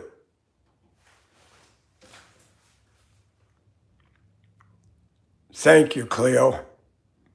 And I try.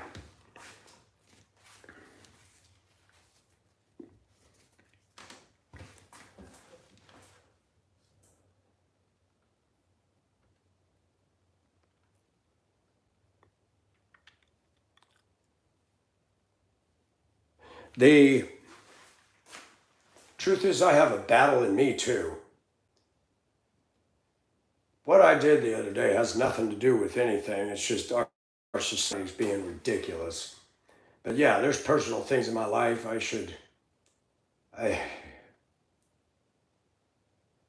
I see where I've diverted in some ways because of what I've gone through. That part of me is acting out, I guess. Part of me is just like, well, mob.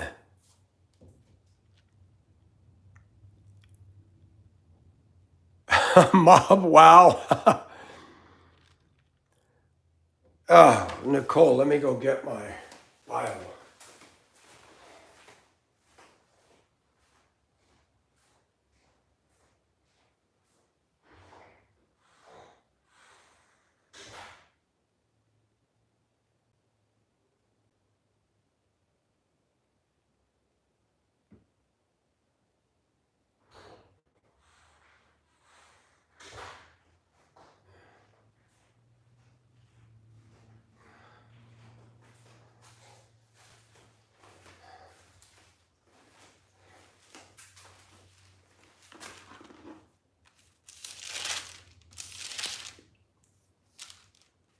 Consider it all joy, my brethren, when you encounter various trials, knowing that the testing of your faith produces endurance, and let endurance have its perfect result, that you may be perfect and complete, lacking in nothing.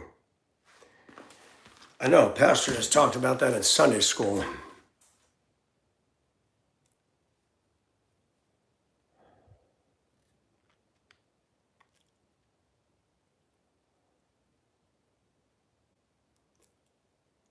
Hey, Hammer, how are you? Good to see you.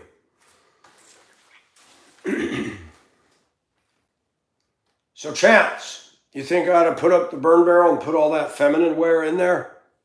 Should I do that?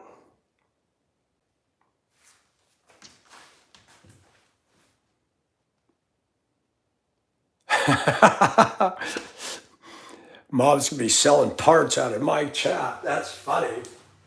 His boss be going, man, why are we getting all these orders for parts? Oh, there's a guy on YouTube and all his friends got Chevys and they're buying stuff.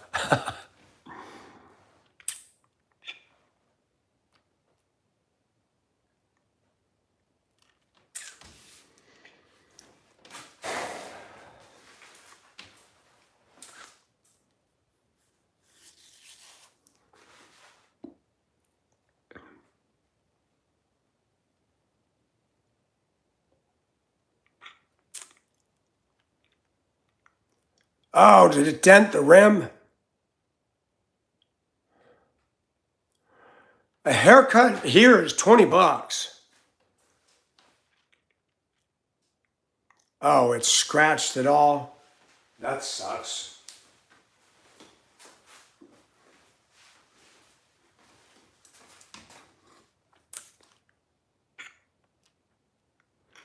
I better get off here, folks. I better unwind. Chance, maybe I need to burn all that stuff.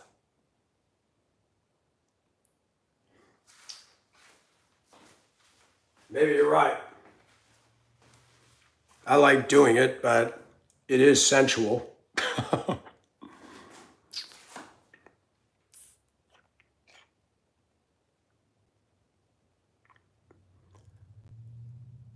Unwind, yeah, well, I'm wound up. I'm stressed about this stuff. But what she just said, Nicole said it, and it's appropriate. Man, I don't count it all joy. How do you? And yet I need to look at that again because it says something and we miss it. I miss it.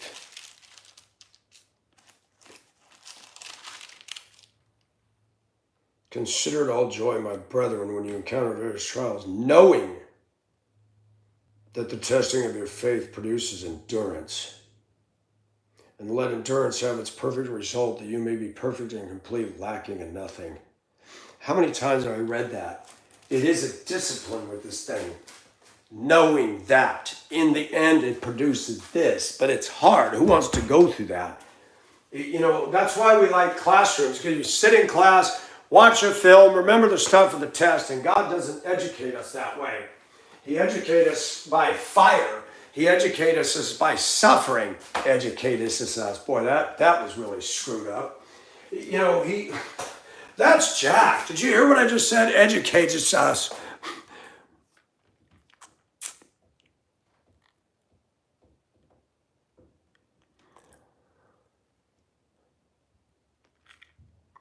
Probably later on this afternoon, Cleo. Where are you? What part of America? Are you the East Coast?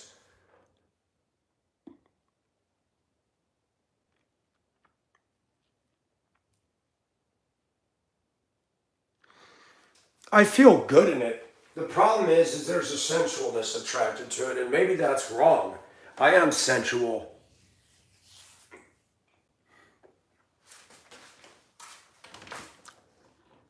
New York, so we're on the same time zone. I'm in Georgia. Cleo, can I ask? How old? Just said I'm not Jersey. Yeah, well, I got a problem with that too. As you know, Chance. And it's good for a quick release, but then you just feel like crud for it. That's how I know I'm a child of God. You cannot just do something and feel awesome about it. That's how I know I'm a child of God. Before I was a child of God, oh yeah, like the cat, looking at pictures of mice in the cartoons. When you're a Christian, it's like sin is pleasurable for a season, but then you got to deal with all that yucky stuff. 24, wow. Well, thank you for listening to an old man.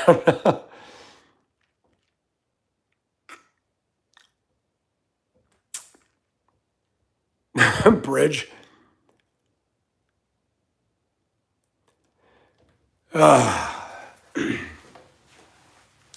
New York City.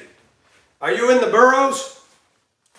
Brooklyn, Harlem, Queens. Okay, hold on. Brooklyn, Harlem, Queens. Don't tell me. There's 5 boroughs. Why am I not getting this? Brooklyn, Harlem, Queens. Shoot, what are the other 2? What are the other 2 boroughs?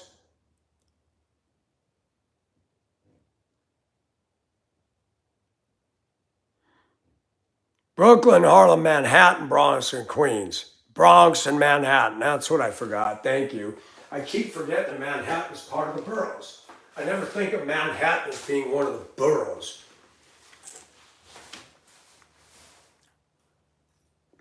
So which one are you in?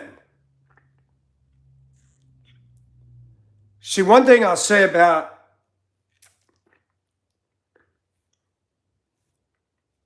there are some New York women that are awesome, because I dated one from Long Island years ago. She had many good qualities about her.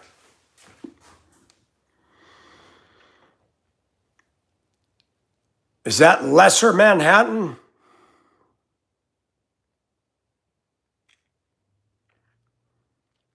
Oh, you're Long Island. Okay.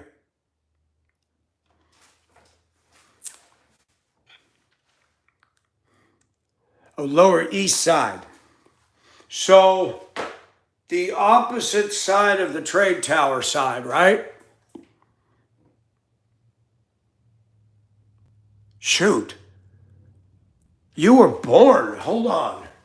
You were born when the towers came down. Oh my. Nassau. You know where Times Square is?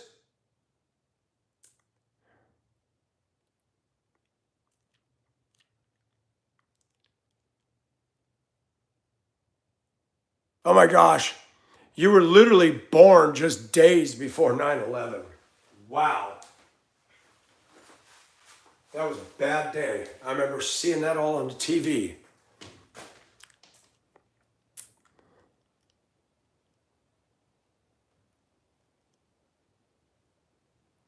I haven't read Dante's Inferno, so I'm unfamiliar with it. I've heard of it. Your birthday's 9/11. Oh my gosh. Wow, Will, you're coming up.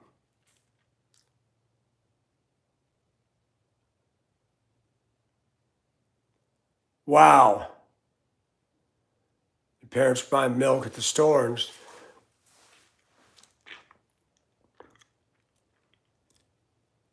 that shocked the hell out of New York. I know that.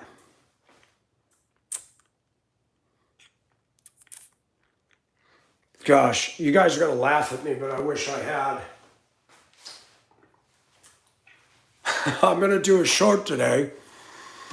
I'm going to use the NBC News theme. Da-dun, dun, da-dun, da-dun, dun, dun. Fired. Jeez. I do wish I had the ability to turn my channel into something where you could put in that music. I come in, I wish I had that. I wish I had that ability to make my channel where people are just like, because I'm sorry, we like all that other crap in a video. But when I like somebody, I listen to them. Cleo, I'm trying to look at your little itty bitty picture there.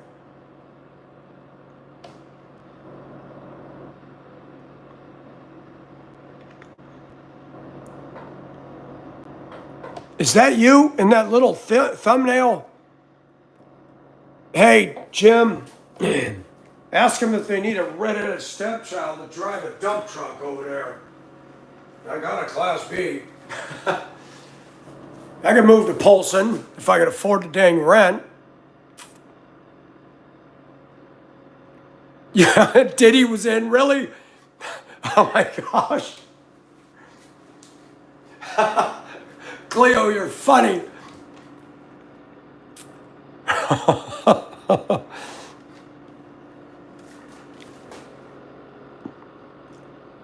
Cleo's a baddie.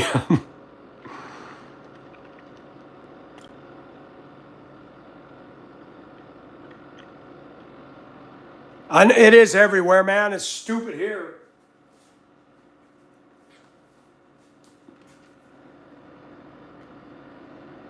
You're a thrill seeker. Well, how do I blow up your picture so I can get it? I'm flirting here. I want to see her. From what I see, she looks cute. But I can't.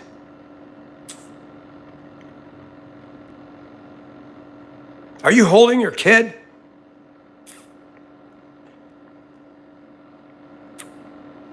Are you holding something? I can't tell. I'm squinting so much it's hurting my eye. Those thumbnails are hard to see. You have no kids? Oh, that's a plus. You don't do drugs, do you?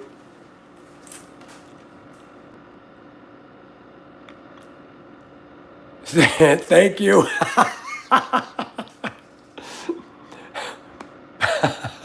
Thank you, Bridge. Really, Cleo? Cleo, have I got a deal for you? Come on down to Georgia. It's warmer in the winter. You can have your own room. You just can't bring any problem people in here.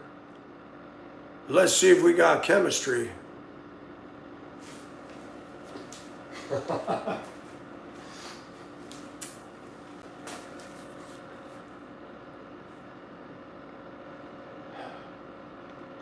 That'd be funny. Everybody accusing me of racism because of what I said about that Cincinnati beatdown. I don't even say the N-word. That nerdy girl from Long Island. And then Cleo comes down and we fall in love. And then she's on video with me. Oh, that'll make the channel blow up real quick. I think that would be awesome. No kids, no drugs. That's huge.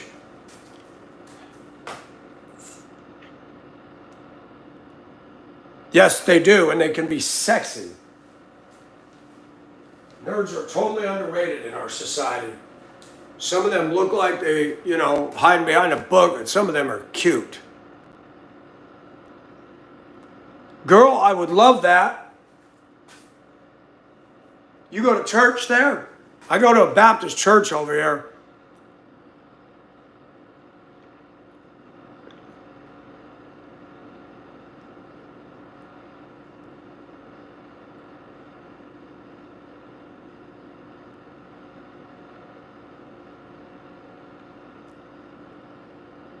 I could not see me living in New York. Oh my gosh.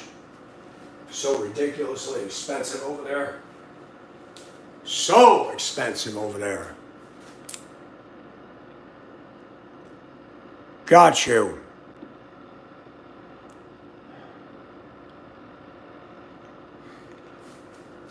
What do you do for work, Cleo?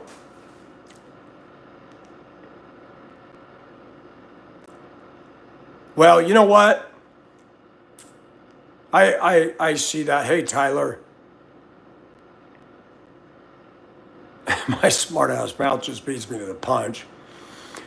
New York City is dominated by too many strange politics. Y'all hear about that mayor that's running for New York? Hates whites and is communist? What? How do people get behind that?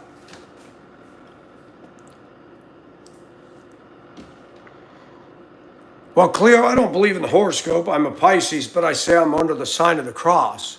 How about that?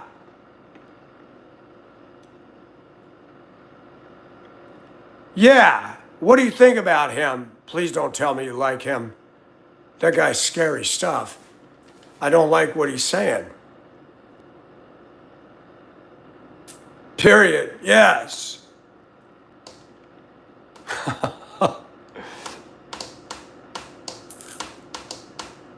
You like Ma'am Danny?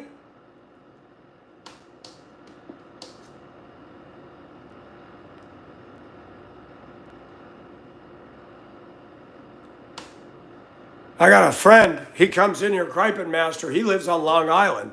He drives a mini school bus over there on Long Island somewhere.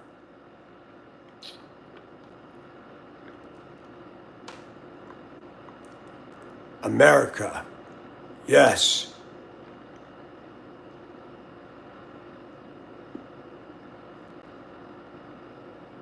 What kind of perfume you wear, Cleo? What's your favorite perfume? Hi, Neeks. Neeks. Neeks is from South Africa, Cleo.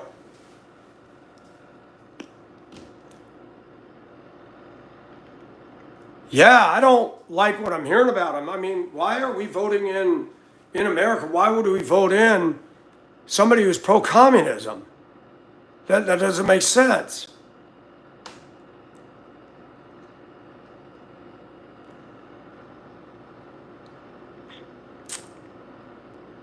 Five hours. Generally 5 hours.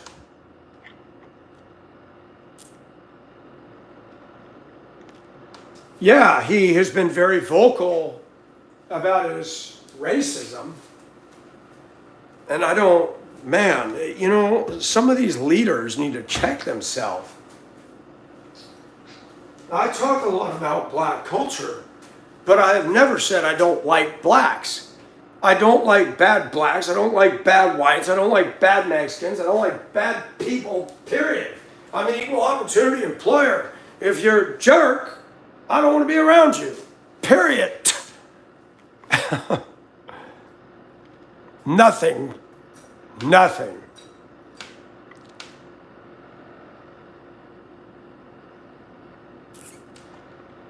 Wow, Cleo.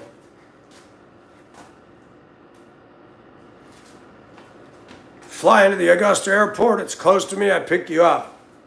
I hold your hand and feel that nice, smooth chocolate skin.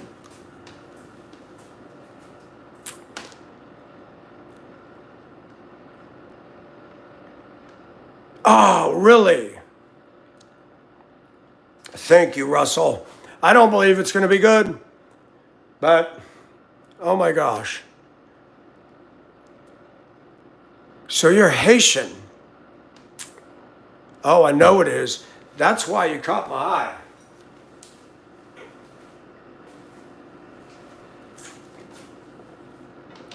Would you date a white guy?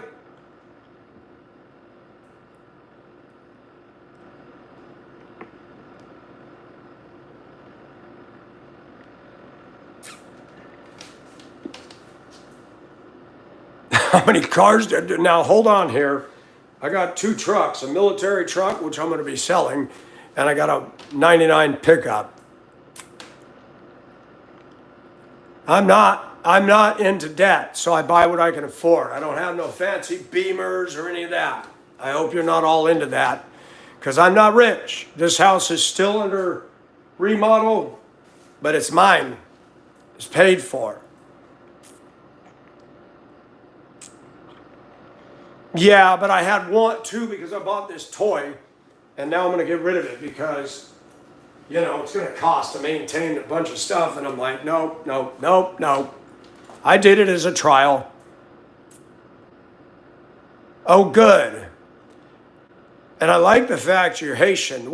How long have you lived in New York? How long have you been in the U.S.? You two need to get a room. Chance, we're just doing the preliminary interviews. And no, I'm not doing this for any other reason. Oh, you will. It's in the shop. They've taken over a month to change the oil in the fan belts. But the guy told me, he says, I don't know why he agreed to take this. I only do military contract. So I work on it on Saturdays.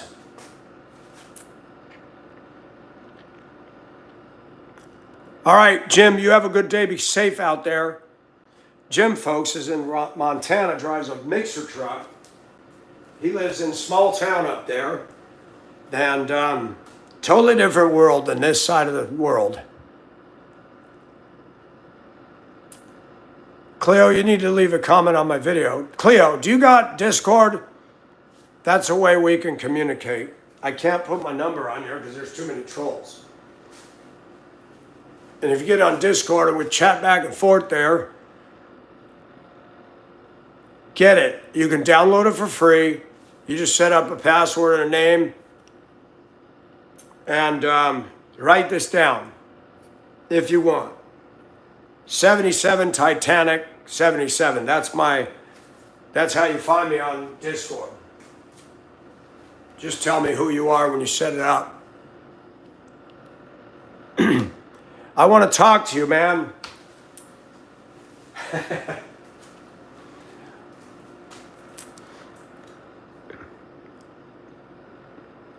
Y'all need to get a room.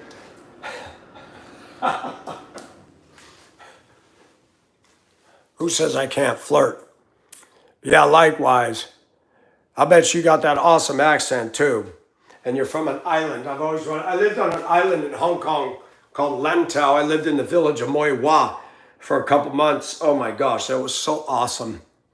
I love the island life. Thank you, Bridge.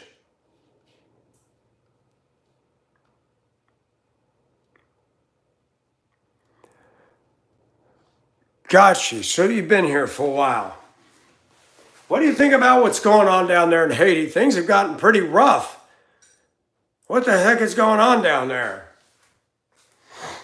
And they wouldn't even allow flights in Port-au-Prince because they were just getting dangerous. You got the New York accent. Well, that's okay. I don't drink any coffee, but hey, we can have some tea together. Sit and talk about anything. You can talk about anything you want to talk about. Yes. They stole that money that they raised for the earthquake under the Clinton Foundation.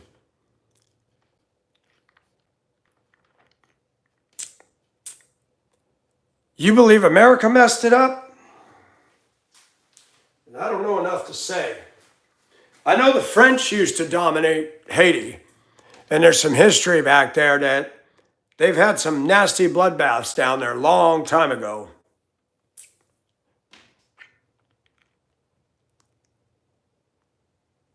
Well, wow, if I dated you, you'd be the first Haitian I've dated. I dated Puerto Rico.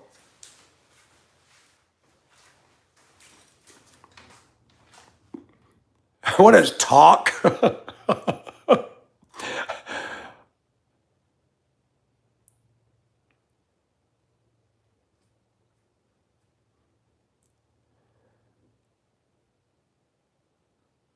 Ha, let me show you something. Now that you mention that, let me show you something, Cleo. You'll like this. I found this at the flea market, speaking of DR, and I thought, oh, I gotta have that. I want one from the Philippines too. Man, is that hard to find. Check this out. Bought this for a few bucks. Check this out.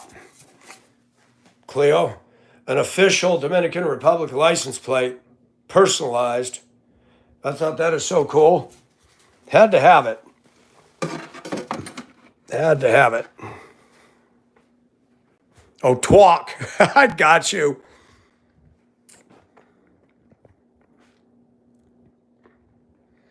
It'd be nice to get to know you.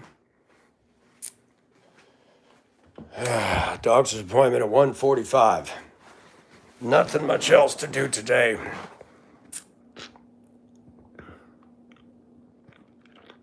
Yes.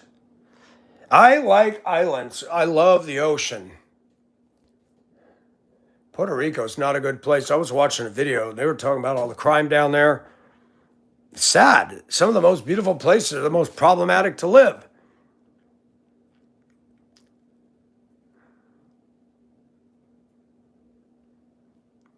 I tell you what, Cleo, you type fast. I lived in Hong Kong for a year, Cleo. Been to the Philippines, Japan, and Macau. I chased a girl in Hong Kong years ago. That didn't quite work out. That was years ago.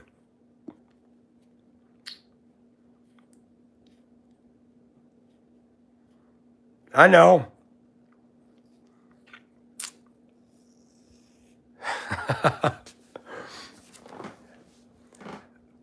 Well, Cleo, let's see. Let's get to know each other. Even if it's only friends, cool. Hong Kong is part of China. It was China, but the British colonized it and then they handed it back over in 1997.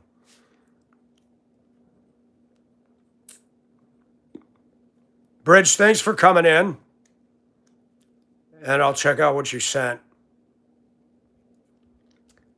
And thank you all for your support and prayers. I need it.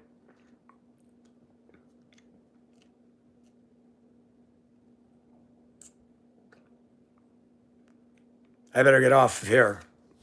All of you have a good rest of the day.